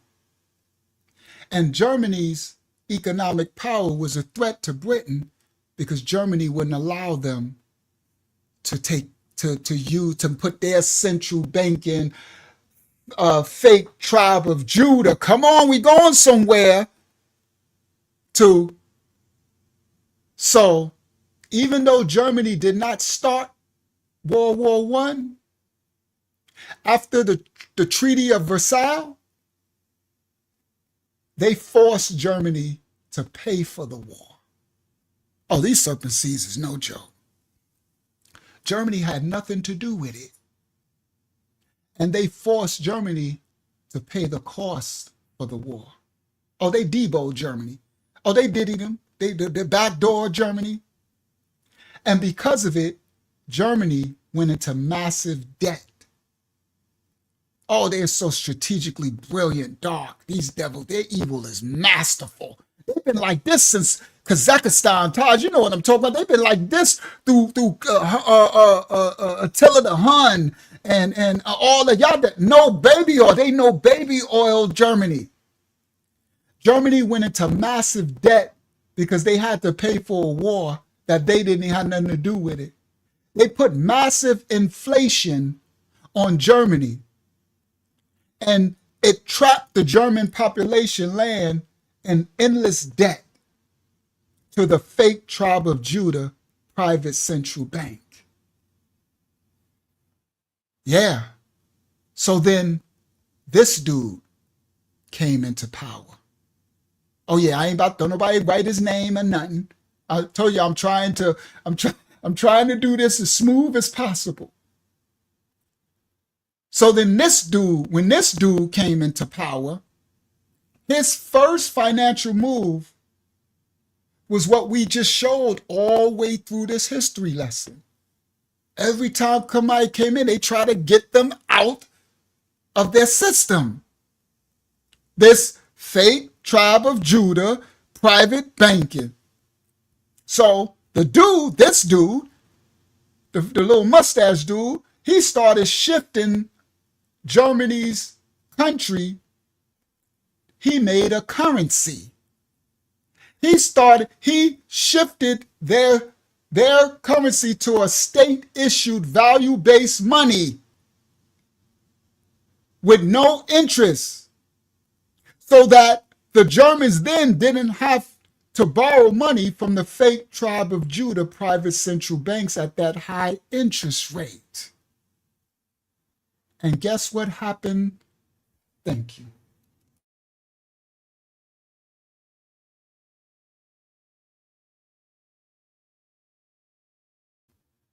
It makes sense that my audio will be kind of messed up right now. Hold on, go to comments. Comments. Why can I only see, live?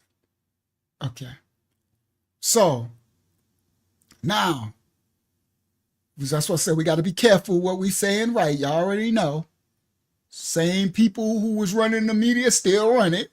Ain't nothing changed, nothing new under the sun, right? So now, when he rose to power, his first financial move was to issue a German state value-based money so that they didn't have to borrow money from the fake tribe of Judah serpent seed. And guess what happened to Germany's economy? It turned around so fast and it flourished so big that all the papers in the world, y'all can look this up, they called it the German miracle. The public, they were so astounded how they rebounded back from the poverty that they called it a German miracle. So, once again, Germany became a threat to the fake tribe of Judah private central bank system and their state-issued monetary system.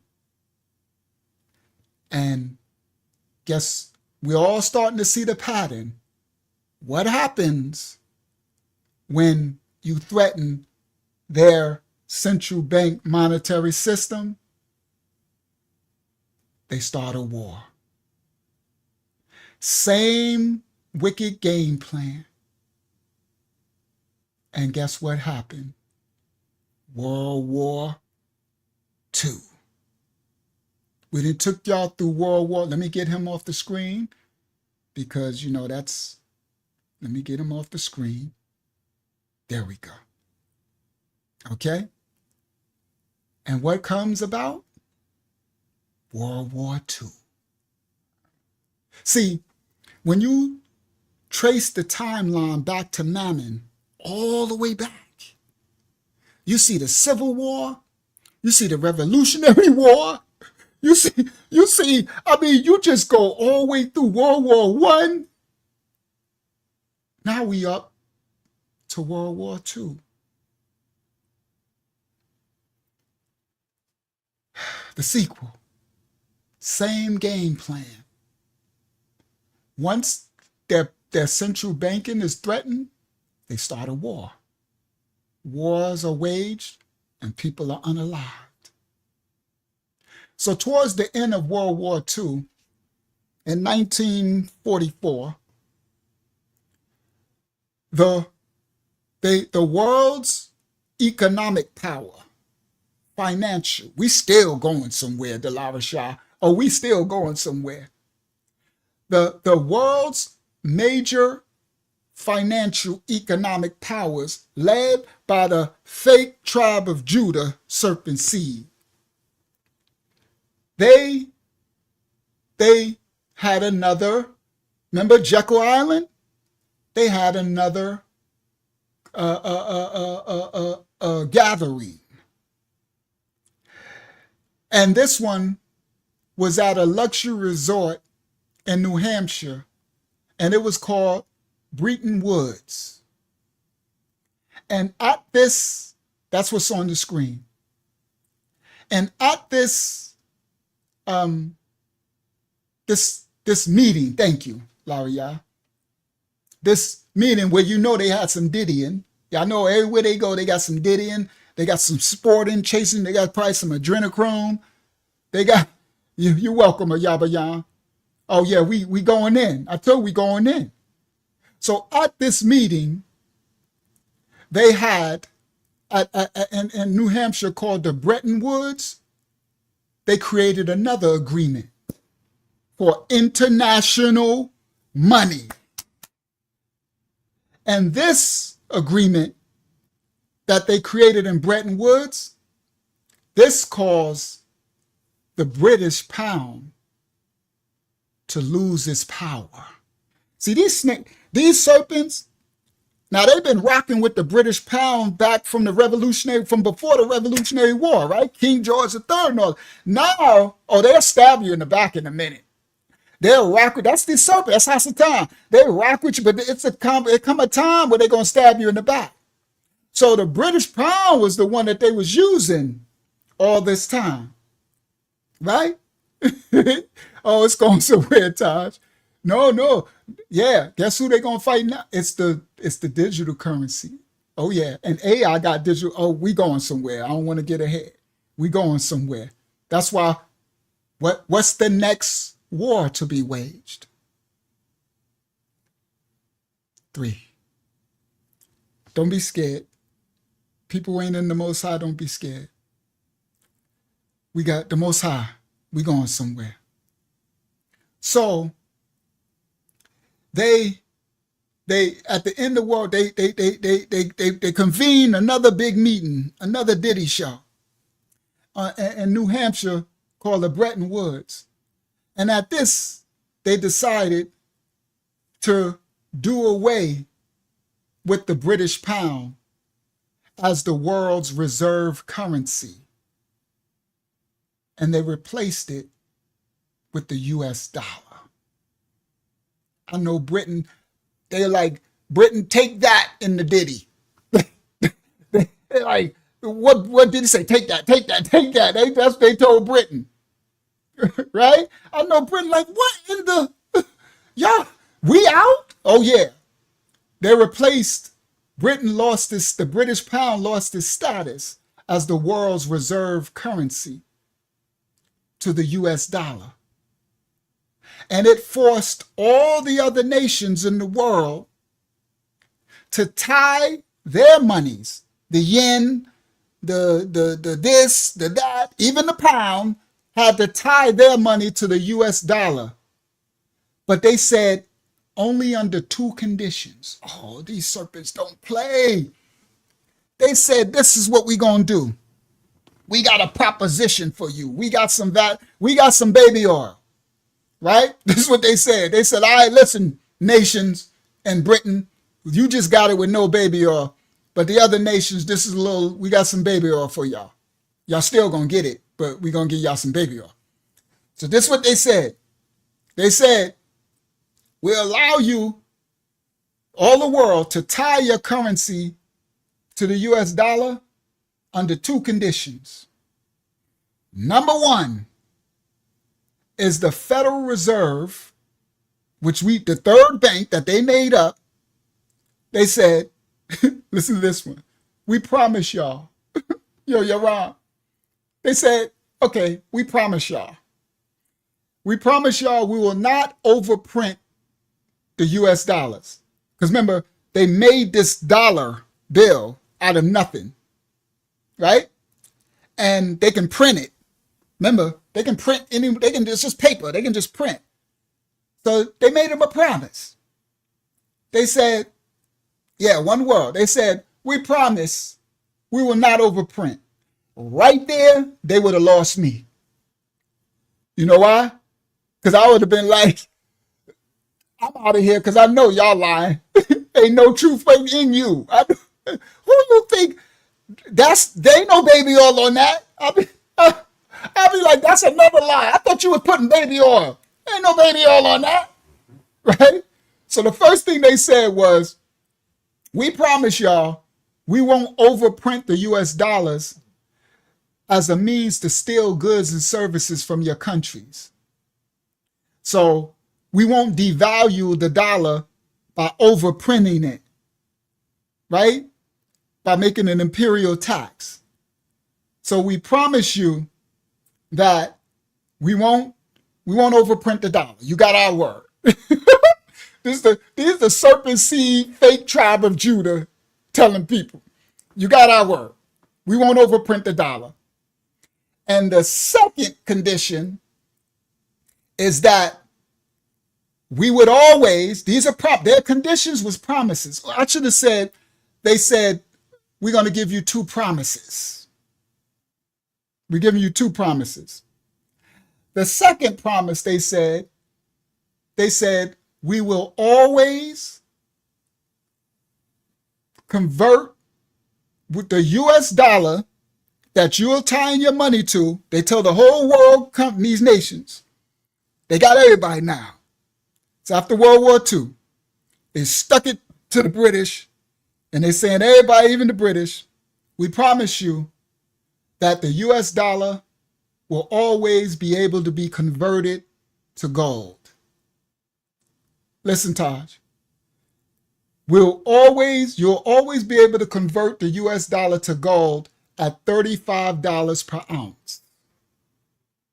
This is what their promise is. Number one, we will never overprint the US dollar. Number two, you'll always be able to convert your dollars to gold. So don't worry, it'll be backed. It'll be backed by gold. Y'all hear me? It's backed. And we're backing it at $35 an ounce. But these are the serpent people. Hello. They do what they do best. Lie from the lake of fire. They lied on both of these conditions. Neither of these conditions were ever kept. The Federal Reserve, first of all, is private. It's a private central bank owned by the fake tribe of Judah, and they don't even have to answer to the U.S. government or any other governing body. They showed you. Greenspan told you. That's why I showed you the video. They the gangsters. Gang, Debos. These are the Debos. Y'all talk about gang, gangster Debos. The fake tribe of Judah serpent people are the Debos of the world. So that's what they promised. Right? They promised every nation on the earth. Fast forward. Here comes this dude. Oh, Bank of England note. Let me see. Let me go forward. That note. Here come this dude. All right? So that's why I was supposed to show the Bank of England note. Okay, there we go. That's why I had that. Sorry, I missed it. So when I said they stiffed the British, the UK with no baby oil, they said we done with the Bank of England note. Sorry, after World War II. And they went to this. We down with the dollar now. We dollar bill, y'all. Dollar bill, y'all. Dollar bill, y'all. Look how early this bill is. Look what's on it. It says Hawaii. You see? We will pay to the bearer on demand $5. This is early money right here. Dollar bill, y'all. Dollar bill, y'all. They told them we done. So now they told the world, all right, we're gonna rock with y'all, right?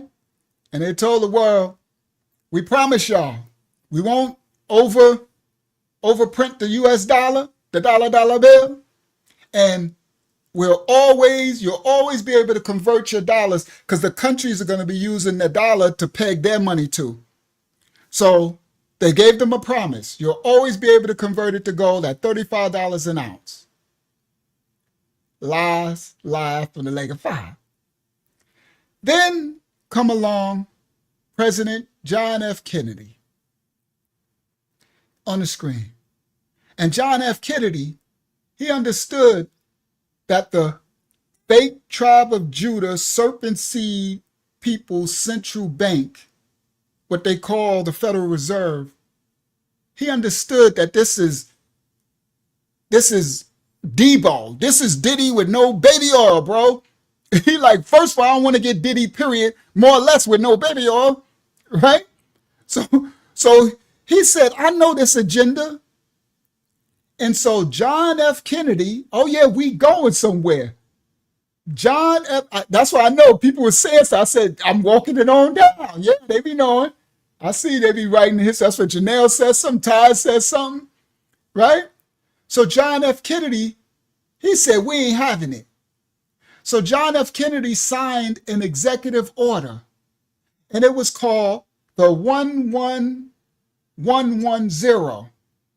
And this order that John Kennedy signed into law when he was president, he ordered the United States Treasury to issue a new money. Now, we done had Lincoln with the greenback. We done had Jackson. John F. Kennedy said, y'all are out of here. You serpent seed, fake tribe of Judah with your lie. Y'all are out of here. So he issued Executive Order 1110, and that ordered the U.S. Treasury to issue a new government-backed currency. And he called this money, this is modern times, he called this money the United States note. Most of y'all have never heard of that. We would have had a new money called the United States note. And they were created by the government, by the U.S. government, not the Federal Reserve, fake serpent seed thing. And it was backed by the silver stockpiles that the United States had. So it was actually backed by an asset. The United States had a stockpile of silver, about $4 to $5 billion. $5 billion of silver. And this United States note under John F. Kennedy went into circulation. Most people don't know this history. It went into public circulation for about 5 months. And then what happened? See, when you really follow the money, you get to find out that everything is all tied together. We've been lied and bamboozled and hoodwinked by it all. Boy, they've been lying to us so long. It's like, is it all a lie? Yeah, it's all a lie. So after Kennedy's U.S. Treasury note went into circulation, $5 billion of it went into circulation. $5 billion. 5 months later, Kennedy out of here, unalived. And immediately, every United States note was pulled from circulation and destroyed. By who? Y'all think about it. By who? Immediately.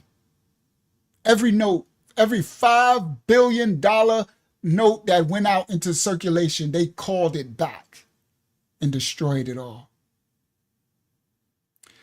Another interesting revelation of John F. Kennedy's, his executive order, his currency, 1110, that executive order is actually still in effect today on the laws.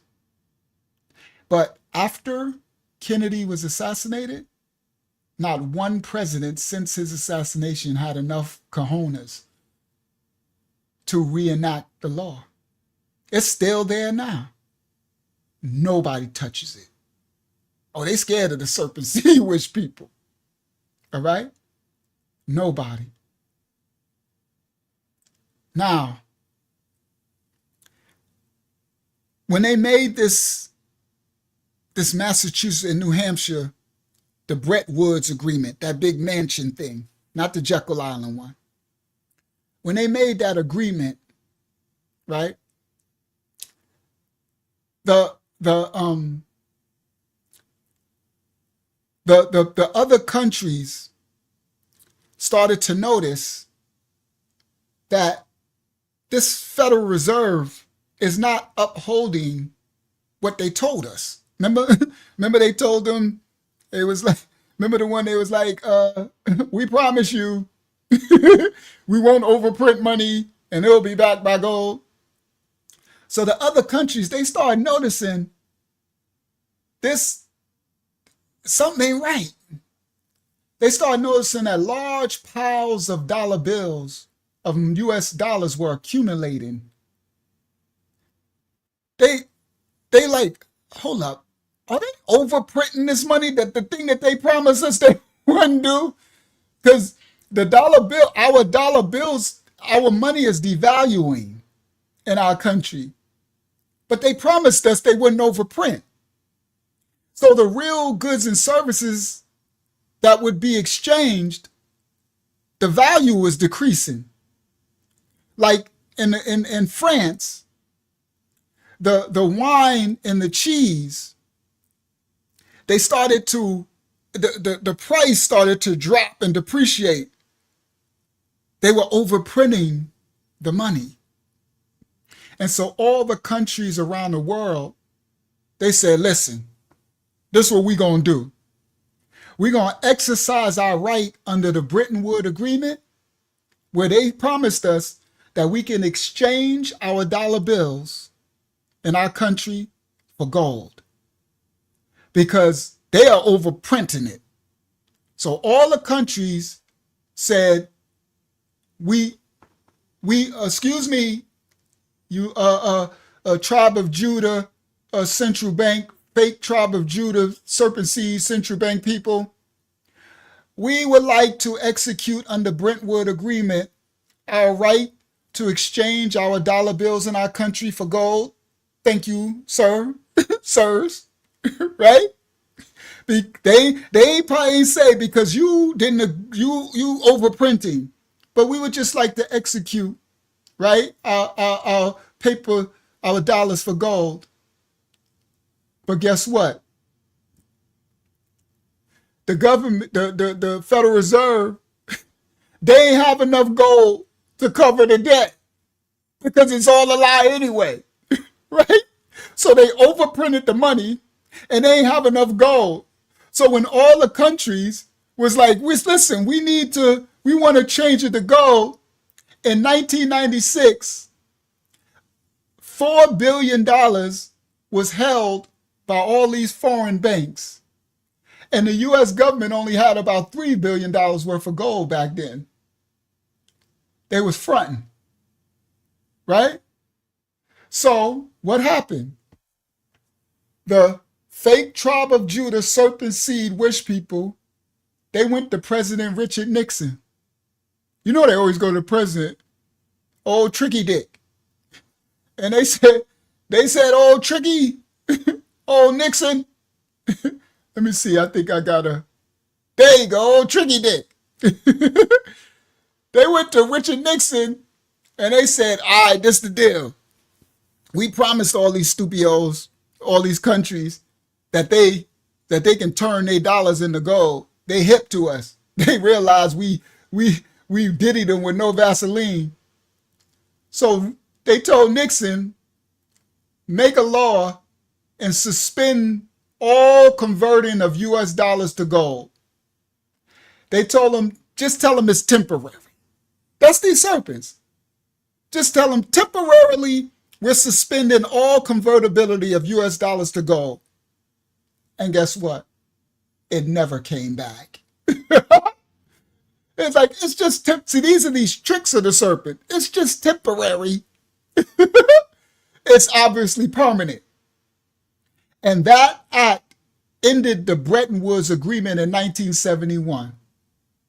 Now listen to this, Sister Roberta. I know she's going to watch on the playback. Listen to this, children. That same act, when it ended the Bretton Woods Agreement in 1971, that's the same year that the WEF was created. Ooh. Oh yeah, this stuff be getting dark, bro. That's the same year that the World Economic Forum was created. So they ended the Bretton Woods Agreement and told all the countries, take that, with no Vaseline. Ain't no gold back in nothing. We ain't got no gold. We ain't got no gold. And we overprinted our money. They ended the Bretton Woods Agreement like they did with the Native Americans. They made these agreements. Don't make no agreement with these serpents. And they created the World Economic Forum, the WEF. Let me do it. Where is it? I think it's this one. There we go. I'm trying to be thorough in this, so y'all have patience with me. Present, share screen, window. They created this. The WEF. That's Charles Schwab. For those who know what they doing now, this is the one world order. This, Jim Jones jab juice. This, trying to make a central world banking digital currency one. This, we go on there with BRICS. Oh, we going somewhere. Somebody else asked earlier about BRICS. We going. Let me continue to walk it on down. After the Bretton Woods Agreement, just coincidence, this was created. Yeah, ain't no coincidence. We going somewhere. Let me stop sharing that. Thank you, Father, for allowing me to do a good enough job with this presentation, with all this stuff I got to bring out. Let's go back to Tricky Dick. Richard Nixon. So they Tricky Dick. So they created at that same year the World Economic Forum. But the initial name of this forum back then was called the European Management Forum. That was the original name. the European Management Forum, the EMF, right? With the goal of introducing European business to American management practices. Is this a coincidence? Absolutely not. They used it to consolidate all the world's powers. That's why later it became, yeah, they are the original ditties of all diddydom. They are the jigglers. Jay-Z, Diddy, ain't nobody got nothing on these serpents. It was created to consolidate the world power. Later it became World Economic Forum. We still going somewhere. Now, because the U.S.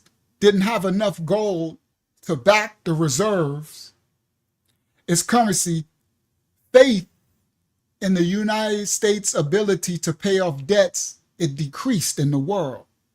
Because the fake tribe of Judah serpent seed used the United States, remember they called it a Federal Reserve and all that, they use it to no diddy every country. This is why all these countries hate America, guys. And it ain't even our fault, right? It ain't even the colonial enslavers' fault, right? They sinned. You see, Andrew Jackson, he said, this is my sin. But he's like, I ain't taking on y'all sin. He's like, y'all sin is even worse. They ain't even American. They have a country. They've been left their country, Khazaria, right? Just so y'all know, we still going somewhere. I'm probably gonna have to do a part 2 because I ain't gonna go too long, but I want to touch on when we get through this part, right? Now, they got a land. They've been left their land when they took on this religion. They took on the people of the book. They knew we were cursed by our ancestors, right? So the whole world. But anyway, so they all over everybody else's land, taking on identities and everything with no Vaseline. So listen. So now the whole world, yeah, they use American, and they still do it. They created Hollywood. They got Walt Disney with the stuff in the, changed their names and everything. These people, no joke. Now listen. So now the whole world hates America because they shafted everybody with no Vaseline and they think it's an American thing, and it's not. They don't know that America was trying to fight, the people of America was trying to fight them too. Nobody can beat these serpents. They ain't no joke. That's how they were. I know, Taj, I know you agree with, that's how they were when they were mongrels and warring over there in Eastern Europe. Them people nobody wanted them around. Like them people, they are a true culture vote. They ain't nothing to play with, right? So watch this, guys. Watch how this pans out.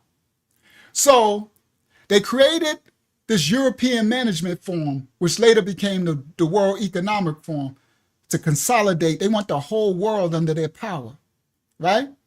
So now, when the world realized that America can't fulfill their debt to them, they broke their promise. They think it is America, right? And they don't have the gold reserves to back the money. The faith in the United States and their ability to pay off its debt decreased, and the world started to hate them. So what did they do? These people are brilliant. They came to Richard Nixon, old Tricky Dick, and they said, this is what you're going to do. We're going to create, listen guys, we're going to create something, a new false flag. We're going to create something, and we're going to call it the environmental movement. We're going to create a branch called the EPA. We're going to shift everyone's focus through the media to the environment. And we're going to make everybody think that the environment is in trouble. A war on the minds. So they went to Richard Nixon, Tricky Dick, and he started the environmental movement, the EPA, which allowed the government to use public parks and land as collateral on national debt that they owed to the other countries under the ditty, that it was being protected and kept pristine. So they promise the United States citizens and other people in the world that we care about the economy, the environment. Distractions and deception. We care about the environment. So the EPA. So we're going to make public lands, and we're going to keep the trees and the whales and the environment, right? And they appeal to the other nations' sense of morality and ethics, right? And they said, it's okay, we're going to back our national debt on the public land, on the land. We got a lot of land in America, beautiful land in Florida. We got beautiful land. And we're protecting the land, and we're going to keep it clean, and we're worried about the environment, the world's environment. So, guess what happened?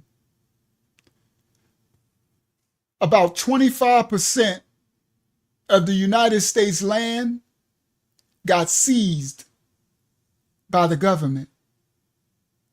They took 25% of the land, seized it, and pledged it. The serpent seed, fake tribe of Judah, wish people serpent seed, and pledged it to foreign countries as their collateral for the debt.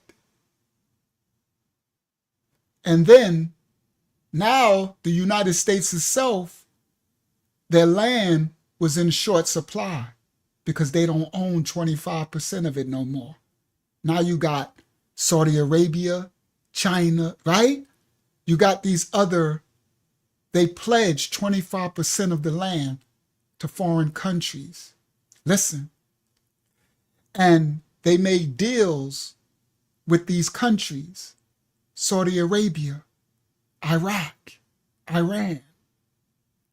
And they, now that the American land is in short supply, they made deals with the world's biggest oil producing countries, Iraq, Saudi Arabia, where they said in exchange for us, for only selling their oil for US dollars, they said the United States would guarantee these countries military protection. Y'all listen clearly. They are the hustlers. These people ain't even United States. They ain't even from the United States. Yeah, they selling American soil. This is the serpents. Yes, the fall of an empire. Come on. Now, they told these other countries, they still hustle. Talk about hustlers. Get some respect. Put some respect on their name. Put some respect on the fake serpent tribe of Judah, liars, serpents. They're wise as a serpent. They told these countries, all right, we sold 25% of the United States land, and this is the deal. If you agree to only sell your oil for US dollars, then we'll guarantee your country military protection because we got the might of the United States Army. So they went to Saudi Arabia and Iraq and all that, and they promised them military protection. And this is where you get a term called the petrodollar system, for those who've heard of the petrodollar. This is how the dollar got backed by oil. It was fakely backed by gold. Do y'all see the Gideon going on here? They made the Federal Reserve out of nothing. It was backed by nothing. They made it up. And they lied and said it was backed by gold until they got called on it. Then they sold, oh my God, they made up the EPA. All right, so now we have something called a petrodollar system. This is when this was born. So now the United States is backing the US dollar with oil from other foreign countries. And then, remember this war called Desert Storm? Remember what I tell you, they manufacture these wars. There was a war called the Iraq Desert Storm. And It was really because Iraq wanted the right to sell their oil for euros instead of the US dollar. But these tribe of Judah, unfortunately for Iraq and Saddam Hussein, they ain't know who they was messing with. They thought they was messing with the United States, but they didn't know who was really running. It's the puppet master. You messing with the fake tribe of Judah, serpent seed. These the people back from Canaan and stuff. Boy, y'all better know it was a mistake. So Iraq was like, listen, this is our oil, our native land in this region, right? We can sell out to who we want. We want to sell it to euros. We like the euro. We like doing business with them because nobody really likes doing business with the fake tribe of Judah serpent seed. They serpents. People start to see it after a while. You can see a serpent. You be like, this dude is slithery, right? You be like, this dude's about to try to diddy me with no Vaseline. So people be like, I'm out of here. I ain't with the diddy. These countries, but don't play with them. Don't play. So Iraq said, all right, we good. We made enough money with y'all. We're going to sell our oil for euros instead of dollars. And that's when the U.S. invaded Iraq. Now remember, what did they tell you it was for? Remember, that was Lil Bush. Weapons of mass destruction. Y'all remember that? They got weapons of mass destruction. They was all over the news. Weapons of mass destruction. Remember, orange alert, red alert, we got yellow, weapons of mass destruction. Saddam was saying, weapons of mass destruction, weapons of mass destruction. They use what? The media. Same old tactics. Same old tactics. Weapons of mass destruction. They had America. We got to do something. They got weapons of mass destruction. Right? That's what it was all about. And what happened at the end? They ain't find not one needle nose pliers. Yo, Yasha, they ain't find a BB gun. I'm sorry, it's not funny because they be massacring people, right? I'm sorry, it's not funny. But they ain't find not one thing. Weapons of mass destruction. They caught Saddam Hussein in a hole somewhere. He's in the ground hiding. Weapons of mass destruction. When in all reality, it was the fake tribe of Judah private central bank. They did this to get Iraq's oil. They did it to switch Iraq's oil transaction back to the US dollar. And they took all the oil from Iraq, all the reserves, billions and billions, and get it back to the US dollar. I got another one for you. So then the tribe of Judah, serpent seed, they going through the world, these the D-balls. They going through the world with no baby. They going through the world with an empty bottle of baby oil. This how they going through the world. One hand, they got baby oil in the right, and the left hand, they got no baby oil. They like, pick your poison. That's what they're doing, Yasha. They like, y'all gonna get this ditty, but it's how you gonna get it. Pick your poison. So what they do, they go to North Africa. Oh yeah, they going around. They not playing. And they stopped at this country. We going. And it's called Libya. They go and they say, okay, Libya, you got this leader, and his name is Gaddafi, Muammar Gaddafi. And Gaddafi was like, listen, this is what it is. We are going to sell our oil, because these are these countries, that's their land and their oil. Gaddafi like, we going to sell our oil for our own state-owned value-based currency. Gaddafi created a monetary system in his country, and it was called the gold dinar. See, y'all learning some real history now. And Gaddafi was like, listen, we selling our oil, and it's going to be backed by the gold dinar. We'll do business with y'all, but no, we're not. Listen, bro, no Diddy, beat it. Serpent Seed, go back to America. See, they was hiding under the banner of America. They think these are Americans, but these are these puppet masters behind it. And so what did they do? War. War. They invaded Libya. And they killed Gaddafi. And guess what they did? They imposed a fake tribe of Judah private central bank in Libya, and they put Libya's oil back on the market, backed by the US dollar. Watch this. Hold on. Where is that? Where Tricky Dick? Dang. Her. The witch, ding dong. In the WikiLeaks, remember the thing with the emails of Hillary Clinton? Remember that whole thing?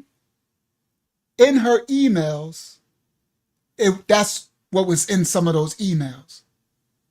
In her emails, it was confirmed that the real reason that the U.S. invaded Libya was not that Libya was a threat, but it was that the gold dinar was becoming a rival to the US dollar in the petrodollar system.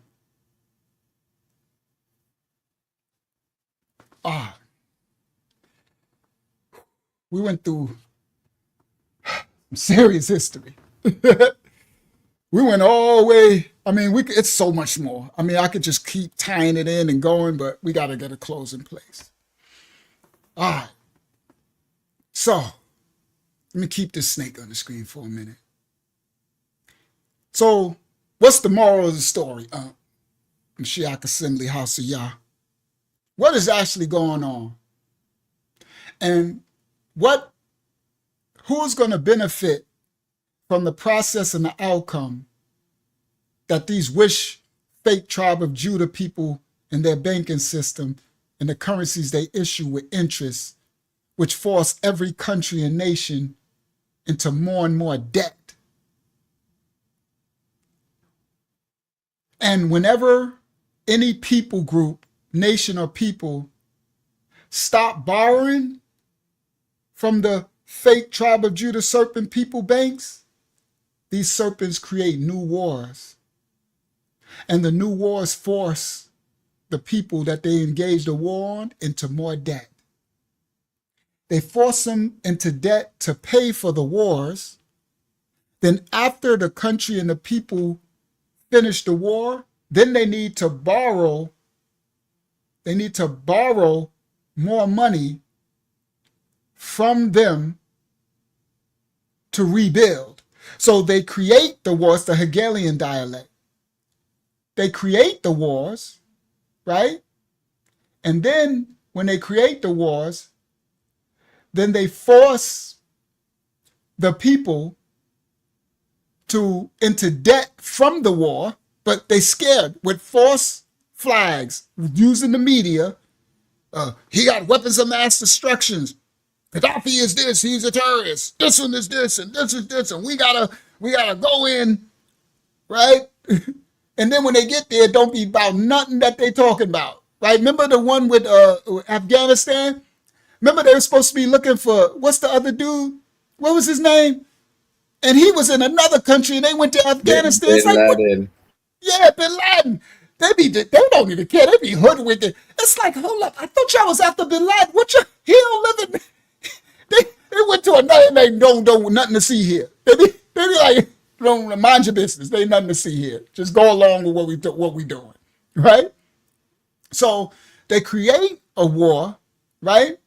And when they create the war, then they force the people into debt from the war, because they use all the money for war. We had war, so they got to use up all the money. So the people in the country go into debt and they raise the inflation rate and all that, right? And then after the people go into debt, then when the war is over, then they have to, the people, the country has to go to the fake tribe of Judah, Serpent Seed Central Bank to borrow money to rebuild their country after the war, right? And that puts them into more debt. And they have to borrow with interest rates to rebuild, right? And that's whenever somebody say they're not going to do what they say, they wage war on them in their country, right? And they need to borrow more money to rebuild. And then after it's all said and done, the country and the people are at the same place where they started, except it's just many more people unalived. They literally end up right back at the same place, owing debt to these people with so many people unalived. And then they just, Shalom, Brother Rohan, they just repeat the process over again. So, Ankh, what about today? In our current world, what about World War III? This, if you learn a person by their fruit, their actions, you can see the playbook. They do it over and over again. They've been doing it since the beginning. They got the WEF. They priming everything. This time, it's still about currency. Mammon. Right now, they're going to manufacture a World War III. I don't know what they're going to call it, allegedly, hypothetically. And it'll be them attempting to force the whole world onto a private central bank US dollar digital currency. They're calling it a CBDC. I started off teaching about the blockchain, Bitcoin, and decentralized digital currency. I'm going somewhere. They want to have a centralized digital currency like they had the private central bank. It's the same people. They don't want you to be able to have cold storage wallet to be your own bank. It's nothing new. And they can't stop this one.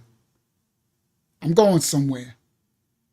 It's moving too fast. They can't get in front of it.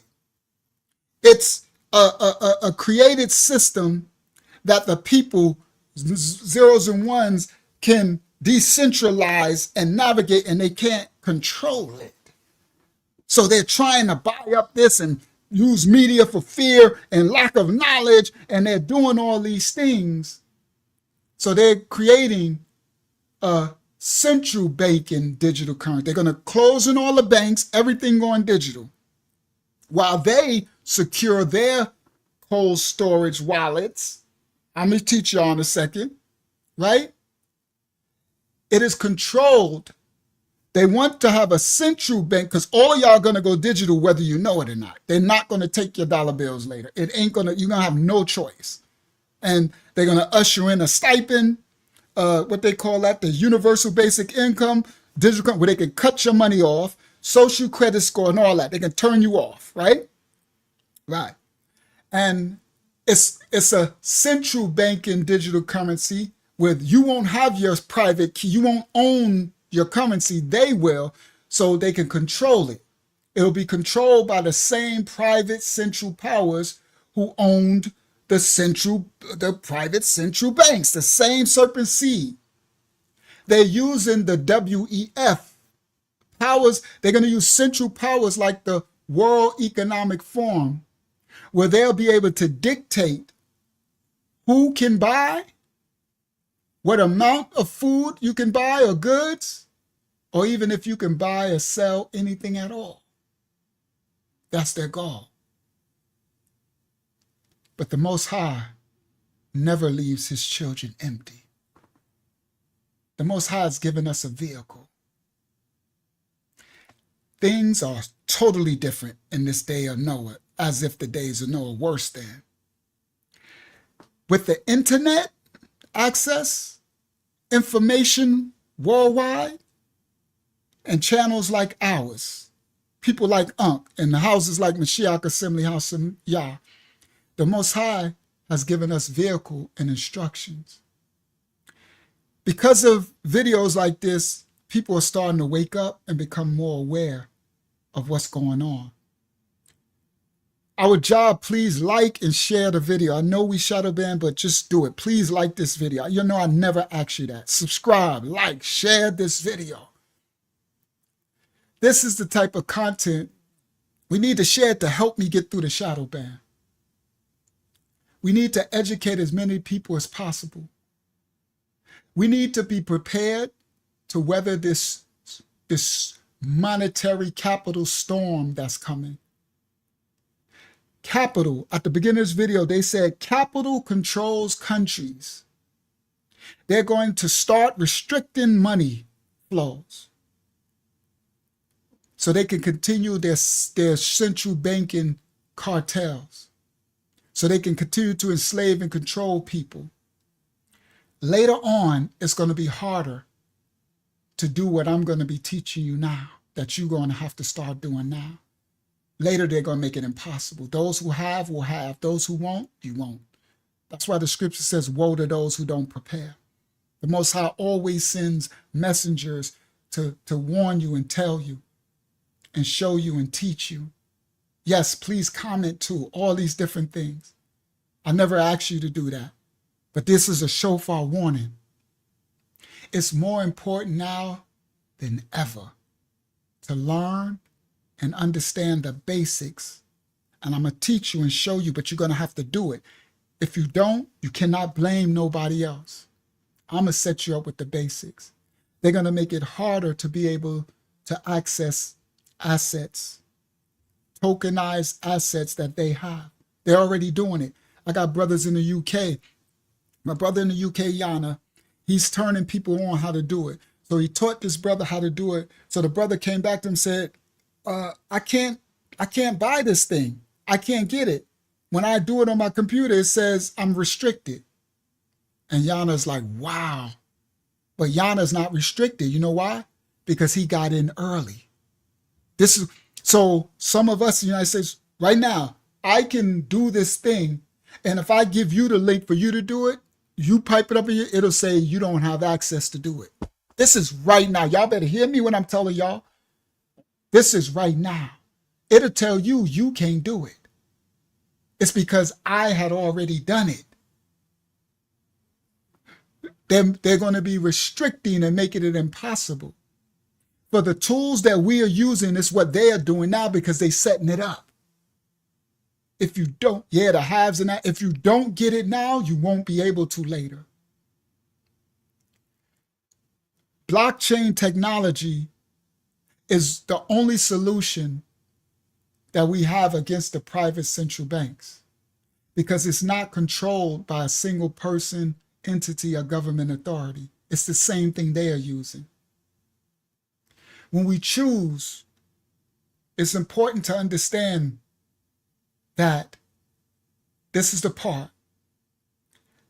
Whatever currency that you're able to acquire, you do not own it until you take it off of these exchanges where you'll be taught to buy it at, until you transfer it off the exchanges into your multiple later hardware wallets. You don't put all your eggs in one basket.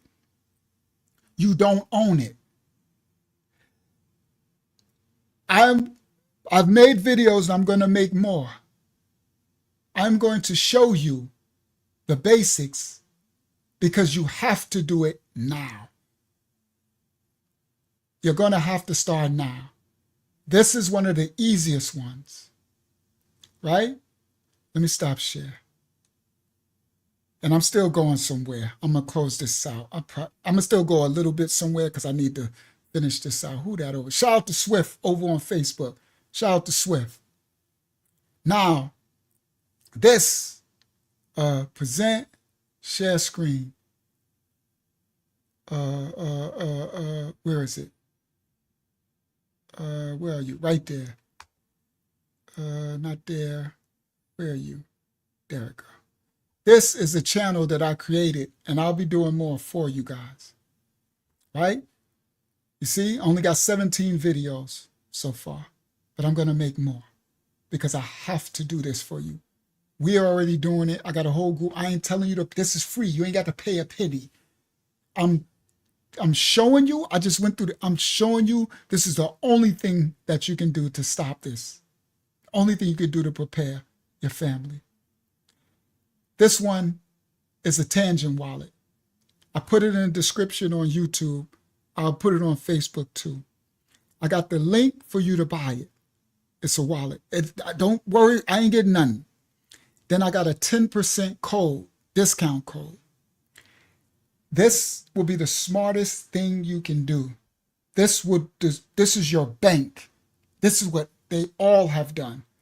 They have different ones. Do not get the other ones. There's things you don't know about this. The Wish people have already invaded companies like the Ledger. So some people got like, is my Ledger okay? This video here shows you how the basics, how to buy Kraken, Coinbase, set it up so that you can get this wallet, and then when you get a coin, a stable coin, you can send it to your hardware wallet, your bank, and nobody can take it from you. This is what Donald Trump has at the beginning of this video. This is what Elon Musk has. This is what Bezos has. This is what the Serpent Sea, these private central banks, all of them. This is what, and if you don't learn to do it now, see this video? All right, guys, welcome to Crypto Price Alerting, the home for the average investor. Yes, us, the average investor. Everyday Joe Smoes and Jane Doe. I showed this before, but I'm going to, it's frozen. What's going on? I'm going to keep, because these are things everyone, you will have to. You will have. All right, welcome everybody to CryptoPriceAlerting.com. I'm your brother, Uncle Yeshua. Let's get right into the video. Today we're going to set up your TANGEM wallet. All right, let's go. TANGEM is the most user-friendly wallet that's out there, but you still have to know how to set it up, guys. And I'm going to teach you how to use it correctly.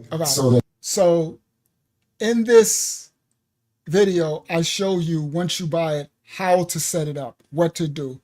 In the other videos, I show you how to purchase. I don't care if it's $10. They're going to cut the bank off of your money, and they're going to issue you a central banking digital currency where you won't be able to own the money. And remember, they told you already, they can cut it off. And they'll say, if you do this, so they can turn your money off, and they can, right? Total control, where you can't turn theirs off because they are already securing it now. All right. So if you go to Crypto Growth and Security, you have to type it in with no spaces in YouTube, Crypto Growth and Security, and subscribe over there. I'm going to be making a video. I don't get no money for this. There's only 17, there ain't no 198, ain't no, this is to help you. Okay, let me see what y'all see. Yes, they see it. This is to help you. All right? And the link, I got it in the description on YouTube with the code. Right now they got a free shipping because of Christmas. But either get this. Please listen to me. This is the easiest and the best one. And later it will be tied to you'll be able to buy and sell. You can buy and sell with this. And I had another clip that Japan, all these countries are doing this. This is the future of finance. Okay? This is the future. It just is what it is. I don't know what to tell you or say to you, right? From the video, right? So, I mean, from the video I just did, this breakdown of history and what they're doing. Now, when in that video, I make it, and you can slow it down on YouTube. Just put the settings and click to slow it down if you need it to be talking slower. But I'll be making more videos. Thank you, Haki. I'm gonna put the link in here. Crypto growth and security. Everybody on Facebook, no space in between. Subscribe over there, so when I make the videos, I'm taking the labor. I ain't getting paid for that. I'm not getting paid nothing. I don't get I ain't even monetized. Only 98 subscribers. I ain't even monetized. I ain't get paid nothing. I'm doing the labor, and I know how to do it. Why am I doing it? I ain't getting nothing from it. I ain't telling you join our Patreon. I ain't telling you give me nothing. I don't get nothing. I'm telling you this is what you need to do. You do that, and you watch the videos, and you do step by step. Eventually, you'll need more than one so that you can have your assets not all in one basket. There are things. This is the future. Okay? This is the only way, the only thing that's going to stop this. And this is why they're going to issue in another war. And it's because of the digital banking, the WEF, the One World Order, and their digital currency. They're saying that it's going to be the Ripple USD. I just showed you when I first started. I showed you the screenshot. Stop sharing. Present. Share screen. Window. I showed you this one. Right? It says American investors and hedge fund manager. Look him up. Mark W. Yusko says in an interview, Donald Trump is buying a bunch of crypto, Bitcoin, Hedera, and XRP. That's Ripple. That's probably what's going to be the digital banking fund. I teach y'all that's what you're going to need in that wallet. I'm going to show you how to get this XRP. This is the future of currency. This is a bull market. Right now, what you get now will be worth hundreds of thousands later. For your little $100, $200, it'll be hundreds of thousands, and depending on how much you get, millions later. This is facts. This is happening right now, every day, all day. That's one of his wallets, right? One of them that he's showing you for his companies. He got Hedera, HR. So we're doing the same thing. Look, he bought 759 ETH. ETH is almost 4,000 a coin. 759 times 4,000. That's how much he boosts. He just added to his company. This is the president. He confirms plans for a U.S. strategic Bitcoin reserve. A $15 trillion market boom. I ain't speaking out my butt. I'm telling you, follow the money. The SEC commissioner says the staking will happen. Pro-crypto changes. He nominates Stephen Murrin to be the Council of Economic Advisors. He appoints Bo Hines as the Director of Digital Assets. I'm not playing. It's not a game. All right? So I'm quite sure, did anybody put the link? I'll probably put it. Let me see. Let me go back to the comments. Did anybody put the link? But I won't be able to get a wallet. It's okay. You got time. Y'all still, but make sure you get it. Yabayan says she got hers. All right, I'm going to put even though it's in the chat, I'm going to put what's the name? Don't just go through Google because they got scammers. So always, that's why I say go to my YouTube channel, our crypto channel, and I got the link in the video. Follow the link and then bookmark it. You never want to go to Google or outside. You never want to buy one of these wallets off Amazon. Listen clearly, children. That's why you have to watch. You have to subscribe and watch. This ain't something that you can mess up. If you mess up, you're screwed. You can't buy these wallets off Amazon or eBay. They will already be infected. You have to get it from the straight source, and you have to go through a reputable link. Otherwise, they got fake links. He said they're attacking this live right now.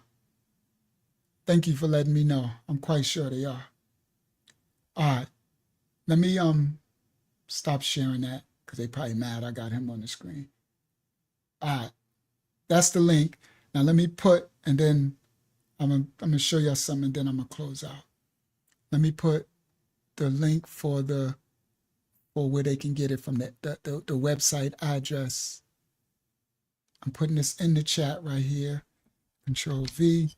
That's the website address, and this is the 10% discount code. And right now they got free shipping, but it's okay. It don't matter. Don't try to be. This ain't something to be cheap on. If you can't afford to get it now, you get it later. Pay the shipping. This is not where you go cheap at. This ain't nothing to play with. Here we go. So that's the link, the proper link. When you click that, it'll take you right to the TANGEM website. Don't go through no Google outside, because people make fake ones and they get you. And they'll send you a wallet, right? And you'll think you good. And when you put all your stuff in, you wake up one day and it's all gone. It's nothing to play with. All right? Yes, you still got time, Brother Rohan. But you need to hurry up, because the things that you're not, by not signing up, and the things like what we just did in the class yesterday, it's every Thursday, you're gonna be left behind. So, but it's never too late to sign up, because you'll still learn from where we at, the basics, and there's always still things happening. But yes, everyone. All right. Go ahead, Akiyama. You're muted. Muted? No, I can hear you. Okay. So a few of us noticed with TANGEM wallet that there is like a little error message with the buying, so we might think it's like a surplus of buying, and so their network is delayed or something like that. Say that one more time. You said some people who are trying to buy find out that they're getting an error message from the TANGEM website. That meant everybody, because everybody worldwide. That's what I think too. Thank you, Hakim. So what you have to do, be patient. If it just keep using the same link, don't use no outside link, and keep trying until you can buy. Because people around the world, there's a certain group, there's people around the world who know what I'm teaching y'all. And everybody's preparing right now. Glenn Sierra said, I missed this lesson and my TANGEM card just came yesterday. Salute. Good job, Brother Glenn. And when you go back in the lesson, this lesson is crazy dope. So anyway, now, thank you, Hakiyama, for saying that. This ain't something, if they mess with you, just keep trying until it goes through. It's because in the future, you won't be able to. Just listen what I'm telling you. In the future, the only wallet they'll be able to sell you is one that you can't store your own, right? One that they say, here, we'll give you, you get a wallet, all right, but it'll be a central banking wallet that we got your keys and stuff. So the exchange that you buy it on is like a bank. It's like buying it from Bank of America. Then you want to take it out of the bank and store it on yours. So you got the keys. As long as it's on one of the exchanges, you don't own it. They can turn it off. All right. Oh, the free shipping ended? Crap. I missed it too. I had one more wallet to buy for the free shipping. I missed it. It's just I'm so busy with the lessons, guys. So we're going to end out this lesson. I want to do this part to end it out. I'm not going to go long. I got a lot more, but because the lesson was talking about the Rothschild. And I'm going to touch this really quick. I want to show something really quick. Trying to make it as quick as possible because I'm going long. I already went 4.5 hours. So this thing is crazy. So these people, if I click, let me do this one first. This is how the Rothschilds. So it's three. So it was the Rothschilds and the Rockefellers, and then J.P. Morgan. So when the Rothschilds, when they when Mayor Amschel, that I broke this down at the beginning, when I broke down how he understood the private central banking, and then he established a dynasty until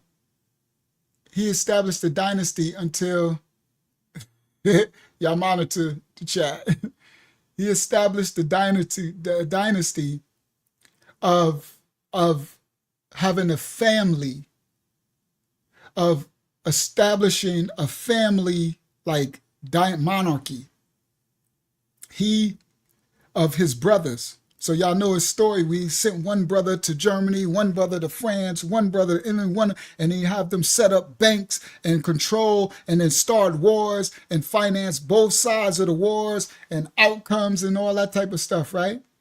So after the Rothschilds initiated that, different fake tribe of Judah serpent seed families, they followed in the footsteps. They called them fake tribe of Judah financiers. Y'all know what that word, fake tribe of Judah. They got some called the Birkenshines, the Perimes, the Seligamons, the Lazards. These are fake tribe of Judah finance families that followed Rothschild's process of establishing their family members in different lands. All right?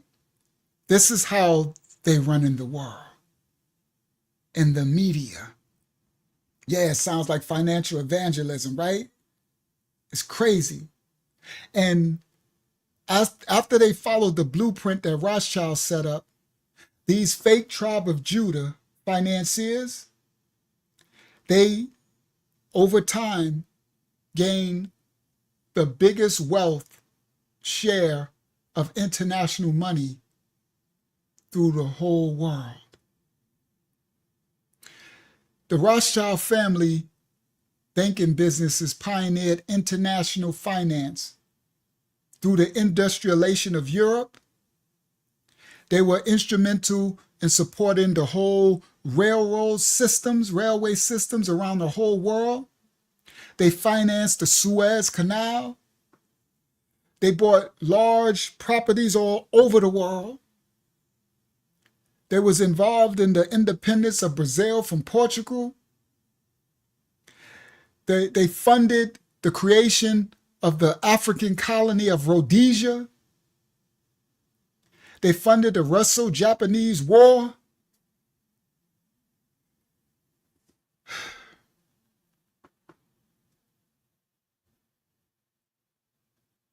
Nathan Rothschild made a statement. He said, "I don't care what puppet is placed upon the throne of England to rule the empire." He said, "The man who controls Britain's money supply controls the whole British Empire, and I control the British money supply." Okay?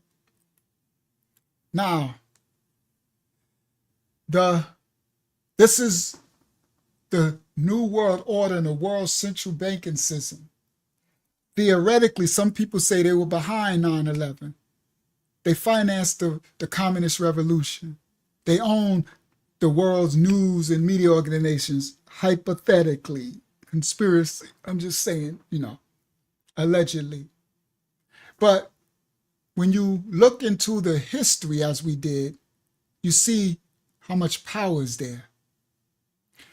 So in 1870, John D. Rockefeller, he became the world's first billionaire.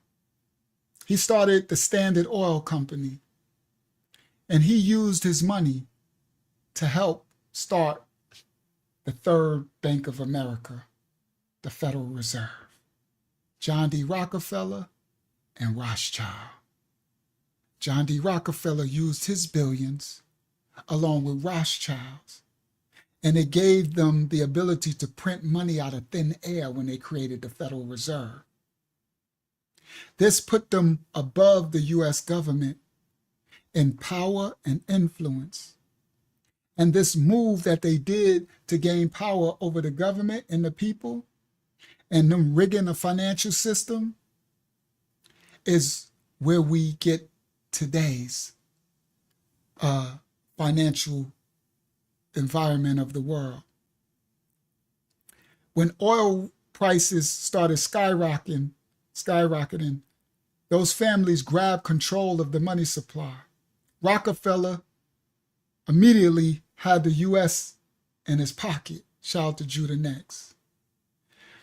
Because of the power and the wealth of the oil and the money and the influence and them creating the Federal Reserve, they was able to manipulate society because they had control of the most worship, Mammon, the most worshipped resource in the world, Mammon, money.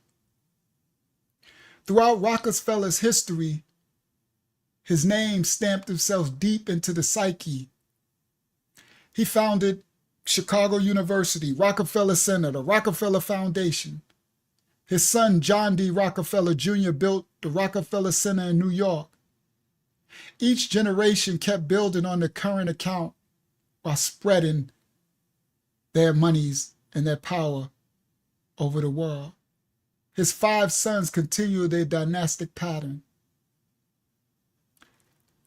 The Rothschilds did the same thing. Jacob Rothschild's home in Buckinghamshire now belongs to the National Trust. He continued to cram his National Trust home with treasures and endowed the National Gallery generously during his time as chairman. The union of the two clans, the Rockefeller and the Rothschilds. There's 2 fortunes by allying together and pairing their dynasties.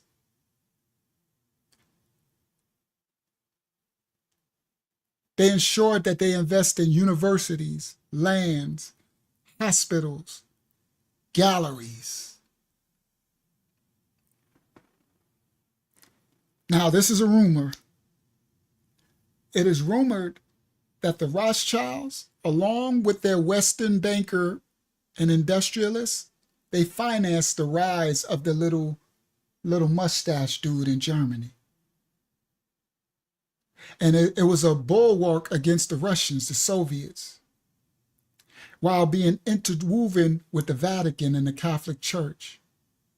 They said that they backed the mafia, the Vatican Bank, as well as the letter boys in America, the agencies. Y'all know I ain't about to say it.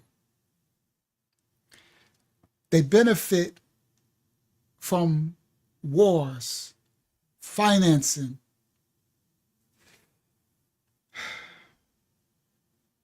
The private central banking system was designed to create more debt than money, that they have to pay the debt. It's a set of arbitrary rules created to benefit the owners of the private bank. Behind each war lies a single policy, dictatorship. They have built something called a clash of civilizations. They make wars between other countries and their banking systems. With the private central bankers, fake tribe of Judah, forcing themselves on the rest of the world. But no matter what, they don't care how many people are unalived. The whole situation with the Ukraine, Russia, and China, the European Union have been courting the government of the Ukraine to merge with the EU and to entangle their economy with the private-owned European Central Bank. They said the government of the Ukraine was considering that move, but they didn't make no commitments. But their concern, part of their concern laid with the conditions of the EU nations, notably in Cyprus, Greece, Spain, and Italy. They were cautious. But they said Russia stepped in to make a better deal. And they said the UK dropped their EU deal and they were going to go with Russia's offer. And it was at that point that agent provocateurs flooded the Ukraine, covertly funded by the letter boys, backed by the fake tribe of Judah, serpent seed, stirring up trouble, while the Western media proclaimed that it was a popular revolution. It was a classic pattern of overthrow that we've seen over and over again from all the wars, Revolutionary World War II, They've overthrown governments in 56 nations. They succeeded over 25 times. The Shah, the imposition of the Shah in 1973, the overthrow of Chile's government, the overthrow of Iran's government in 1953. Brazil, Russia, India, China, and South Africa have formed a parallel financial system called BRICS. I'm glad I got there. Called BRICS Pay. It's Brazil, Russia, India, China, South Africa. They got 80 nations ready to trade with BRICS in transactions that do not involve the US dollar. Now, y'all know that is a problem from tonight's study. From tonight's study, you know that these tribe of Judah serpent, fake tribe of Judah serpent seed people are not playing when you don't go with their central banking system. So BRICS of Brazil, Russia, India, and China has built a financial system with 80 nations that are, thank you, Ruth, Sister Ruth, with 80 nations that are ready to trade with BRICS, and they ain't trying to involve the dollar.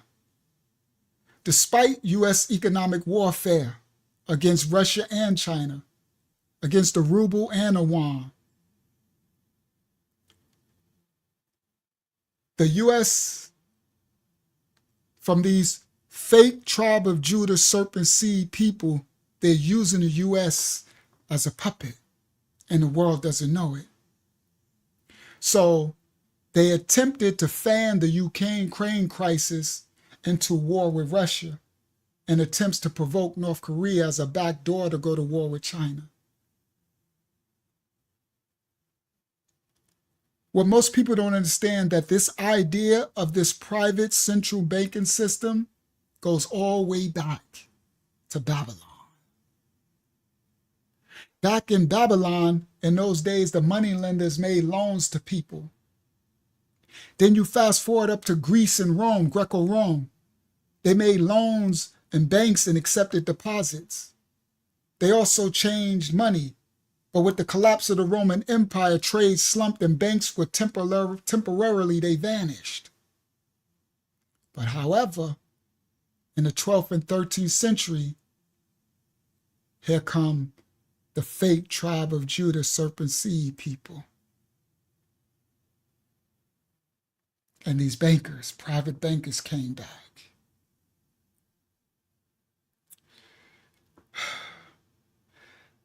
Mayor Amschel Rothschild, John D. Rockefeller, and J.P. Morgan.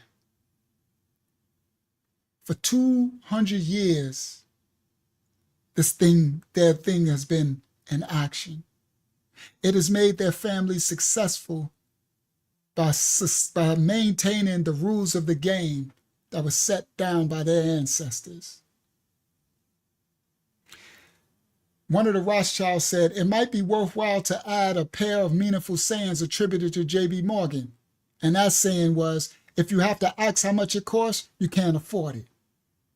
And John D. Rockefeller said, quote unquote, the way to make money is to buy when the blood is running in the streets. Y'all hear that? That actually transliterates into cryptocurrency. The time to buy in digital currency is when it's red, not when it's green. That means when it's down, when everybody's scared, when the blood is running in the streets, when the market is down, that's when you buy. For anyone who know about trading. And you sell when it's green. John D. Rockefeller said the way to make money is to buy when blood is running in the streets. Wars upon wars upon wars was created by these families with the single target to make more mammon, more money, more power. They state that only war can make great profits. That's what they said. That's their do what they will. That's their law. World War I, World War II, the Korean War, the Vietnam War, the Cold War, the Iran-Iraq War, the Balkan War, the Libyan War, the Middle East wars, all created by the fake tribe of Judah serpent seed banker Mammon worshippers.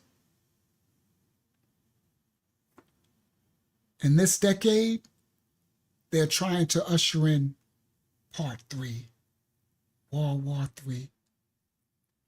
And they're going to try to usher it in with a monetary collapse because the money is not worth the paper it's printed on.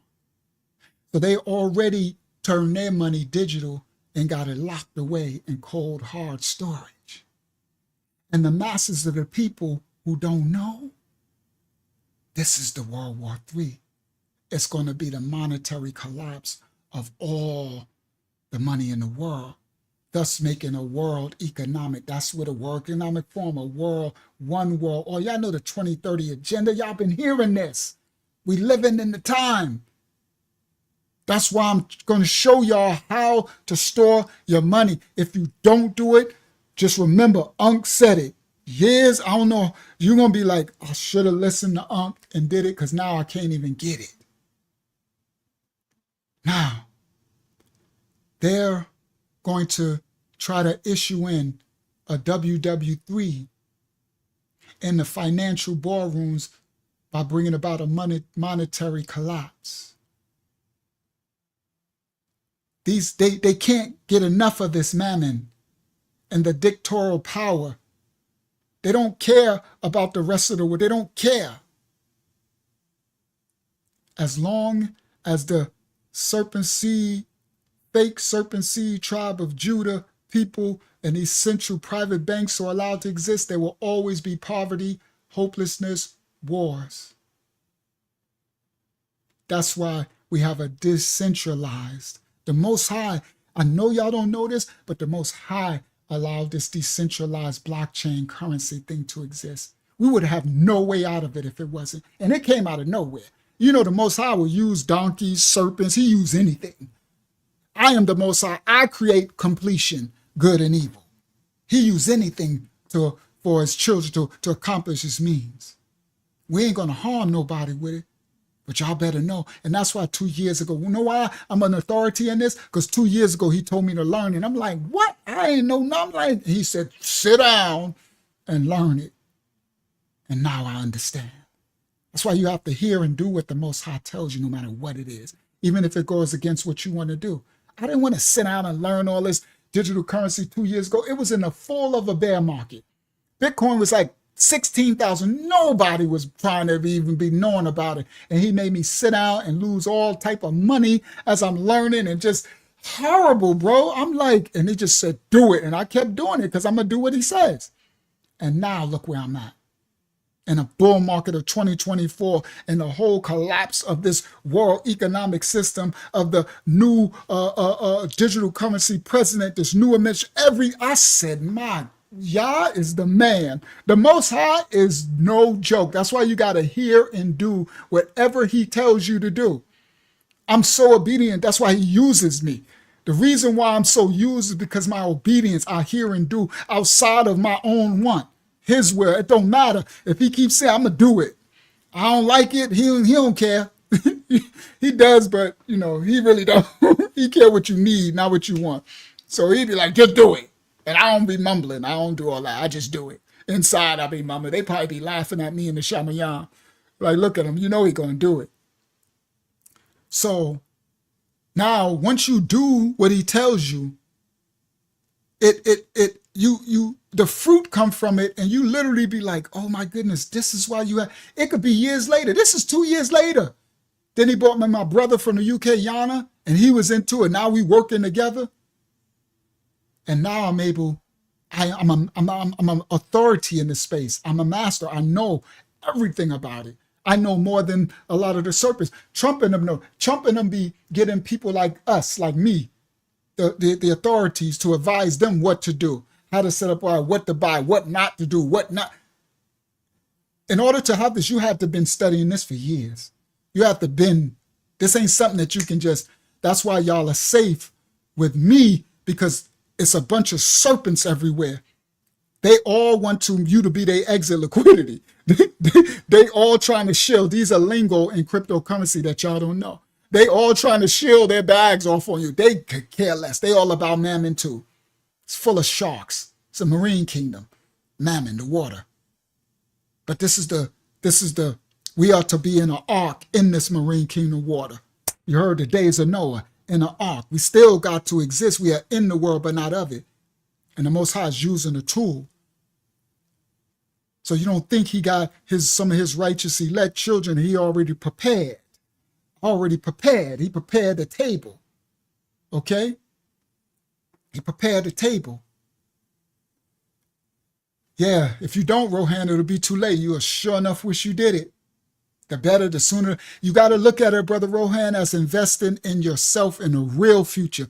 I just showed you the script. I mean, once he get inaugurated, and once this thing start to take off, what the advancement you could have made financially, you're going to miss a lot of the opportunity, if not all. But certain things, doors are going to be closing.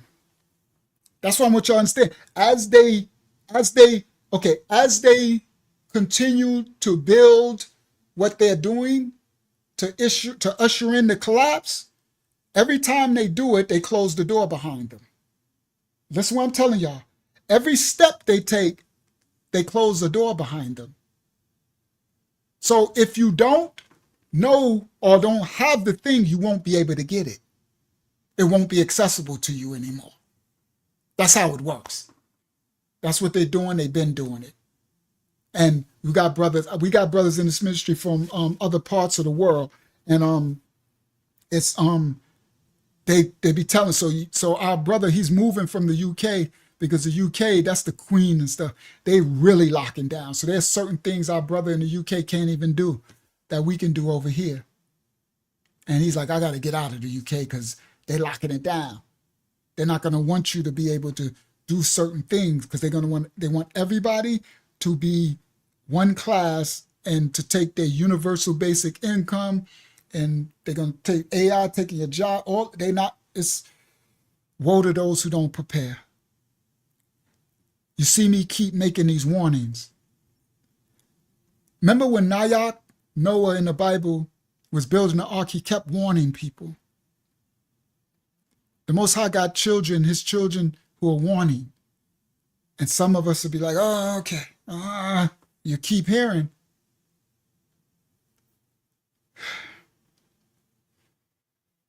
Listen, children, woe to those who don't prepare. I was going to break down who the Rothschilds is. We'll save it for another lesson. I have some stuff. They expose. We'll save it for another lesson. They expose some real secret stuff. And I got him. You know, you're like, got him. They literally say that they are not. They literally say that they are from Japheth. So how are you Uish? That's from the 12 tribes. And they literally say they're Ashkenaz, Japheth, and their whole culture of those people. Then they got another group of those people, and they call them the Maroons. That's what you was talking about, Mad Yaha, when we did our Fat Joe video on the 25 of life, where the Spanish call us Morenos. They call them Marans, the Maroons. And they were the Uish people in that land. I had all that to come out, but it's okay. We did what the Most High wanted us to bring out, the complete history lesson. Thank you, Yasha, for helping me read. Thank you, Hakyama, for helping me read. Thank you, Taj Balaya and Habara Yas, Zion, for being on the screen. Thank you, Mashiach Assembly, House of the Most High, for anything that y'all wrote in the chat. I ain't see it all night. So I'm about to be reading the chat for a while. I ain't see nothing in the chat all night. I was in straight history teacher mode. Y'all know this channel, boy. There ain't no telling what you gonna get from live to live. It be all in what the Most High say. And Taj, I was gonna answer your question. We'll do that another time. I had your scripture up and all that. I didn't know it was gonna. I should have knew this would take the whole. Zayana said, "Great." What'd you say? Oh, okay. Let me talk about Homestead. Zayana said, "Praise y'all, great job, Professor." Yeah, he had me in history. Remember before I was a physics? Remember the other lesson we was in a physics class? Tonight we was in a history class. The most I do, he ain't no joke. All right. So there's a movie out called Homestead. It's not a coincidence. Now, the crazy thing was this, and I'm gonna answer you too, Brother Rohan, what you wrote, and I'm gonna do probably on Wednesday. I got a lot of questions for y'all. I'm gonna probably do all the questions on Wednesday. I gotta answer Brother Rohan at a couple of questions, and other people y'all had questions from before. So I'm gonna probably use Wednesday to start out answering the questions and then do the topic, whatever the Most High wants me to bring out. So there's a movie out there called The Homestead, and it's supposed to be a Christian-based movie. Cool. Let me bring my understanding. Amazing movie. The movies that they're making are not by chance. They're showing you what's coming, what you need to do, right? And so they got this whole thing where you can get early tickets and you can win a raffle and they might give you things for a homestead. It's all scam. All that's a hustle. That's a whole Christian hustle that they're doing. The movie is amazing. Now, the movie is about this man, and he builds his homestead in the what's-the-name mountains. And he built a mansion, though. I was like, that homestead looked crazy. He built a luxury mansion. But he's so crazy. He had it too close to, he had a big Nazi people at the bottom and whatever. So anyway, it's pretty dope. I learned some tools for our homestead that we building. I got some tools. A lot of stuff I know, but it's good when you see stuff. Now, one key point that was a reflection of this homestead was it was in a cold land, and they were scared of the winter because they were going to run out of food. So their biggest thing was trying to make a way for the food to last through the cold of winter. And somebody one of my family members from the ministry in the movie is like, that's why our homestead is in Florida. Yep, because there's no dead of winter and we could grow food year round. Now they tried to figure it out by making, for those who have to build a homestead in a cold climate, by trying to make some type of heating system, and they were using potatoes because they will run out of food. And you'll become a famine in the winter because they couldn't grow anything, right? So anyway, now the things is so funny because it showed the wife being disobedient to the husband, and she let all these people in, and it was crazy. And then, now this is the thing. It was a good movie, but they made it a half a movie. I don't want none of y'all to really waste y'all money. It's a good movie. You could probably wait till it come. Only reason why I say that because they could have had the most amazing movie in the world if they would have just finished it. And what I mean by that is, when this movie ends, everybody's sitting there like, now I know this movie ain't about to end. You sitting there like, no. And they end it too. And they did it on purpose. Check out these little sneaky, greedy Christians who made it. No disrespect to no Christian brothers and sisters. They made this movie and they ended it before it opened. They ended it halfway and then say, if you scan your phone for this QR code on the screen, You can watch for $15. Yeah, buy my movie. That's what they did. They did a buy my movie. They said for $15, you can see the rest of it. Yo, you can't make it up. Yo, it's not okay either because the movie was so good. They could have made the most amazing movie if they would have just completed it. But they went a step further. They showed you on the screen the part that should have been in the movie, the bad part, the action with the person running and what you know how when the people run out of money and they start attacking and they're running, they showed you it and then said you can scan your phone, the QR code, and donate it to somebody else. Give. They did it in the gist of giving. That's that wicked Roman Catholicism crap. That's that sorcery and that Christianity stuff. No disrespect for those who think y'all know what Christianity is. You really don't. Okay? The original people of the book were never Christians. The Romans called them that derogatory term. They were followers of the way.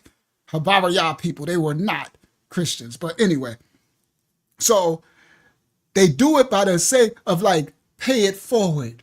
They're like, give for $15, you can send it to someone else.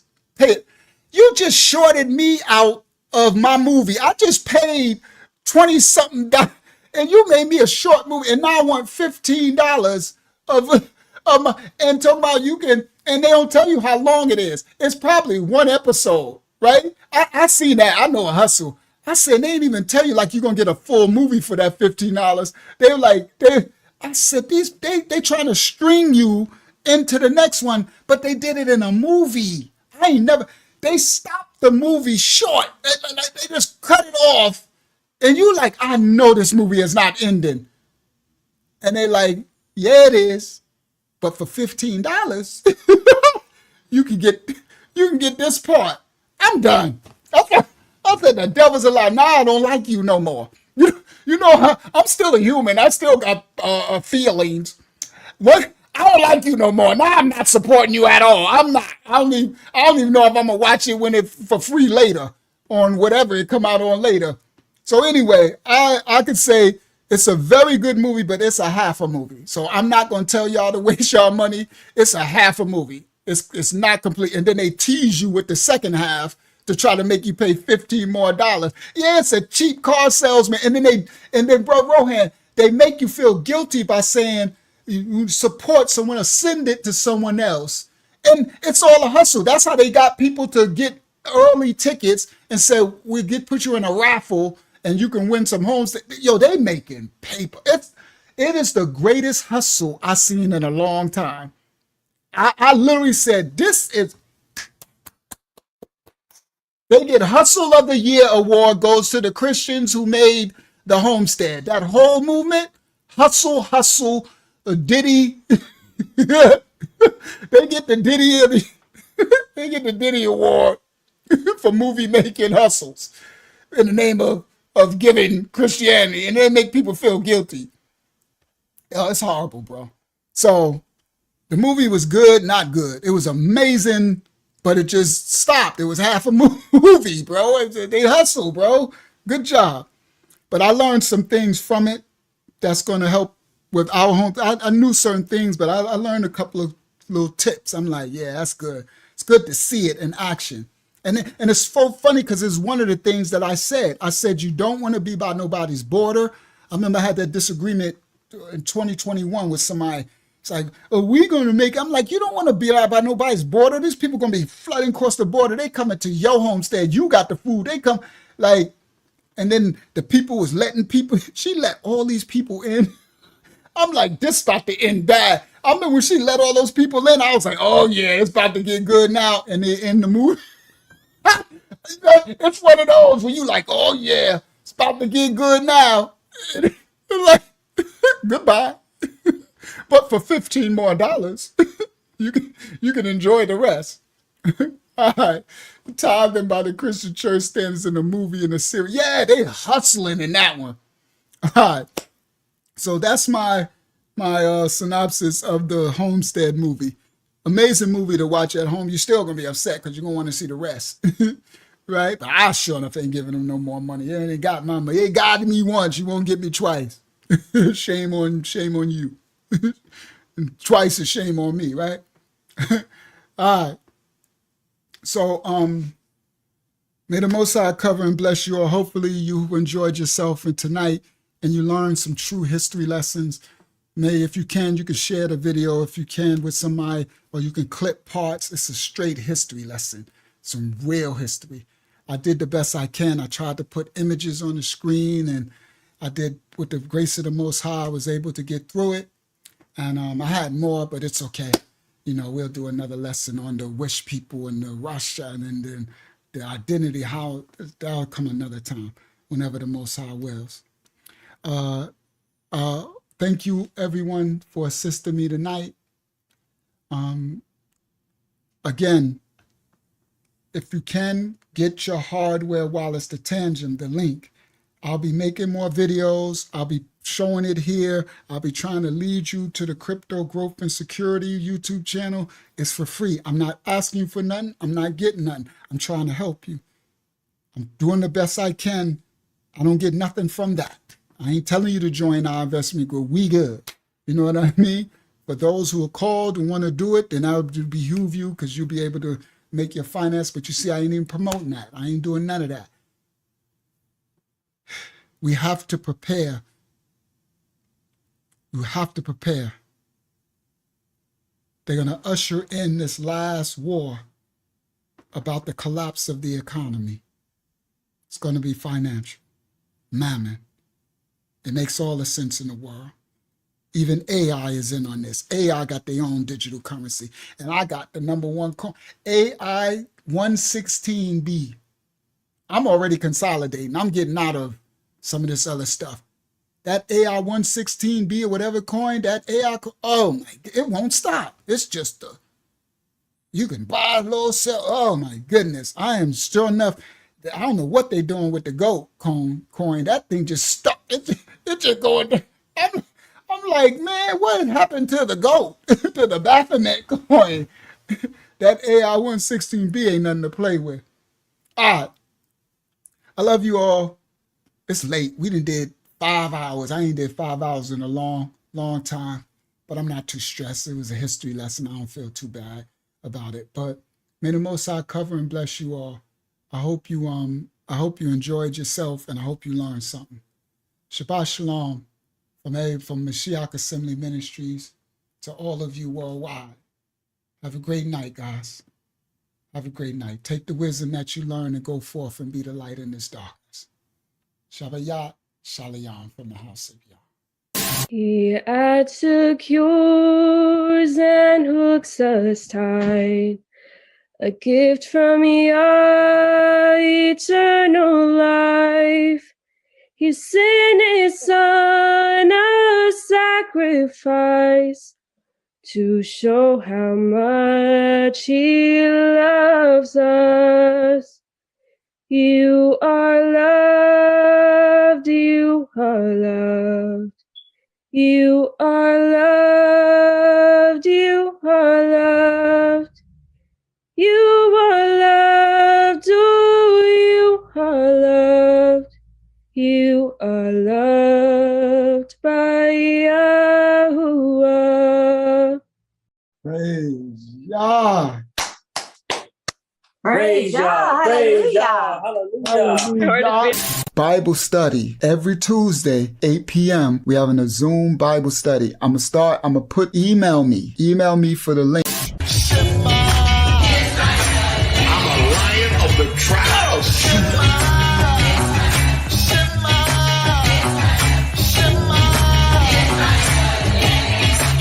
Say it again.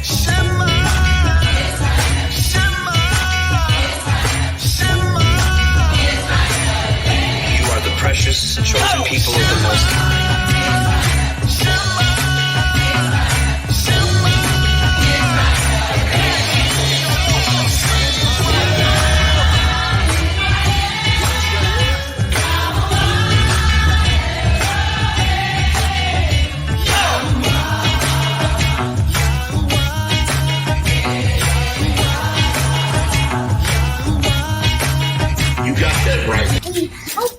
good time watching our videos, and we will see you in the next video. And we'll see you in the next video. So like and subscribe. Our channel.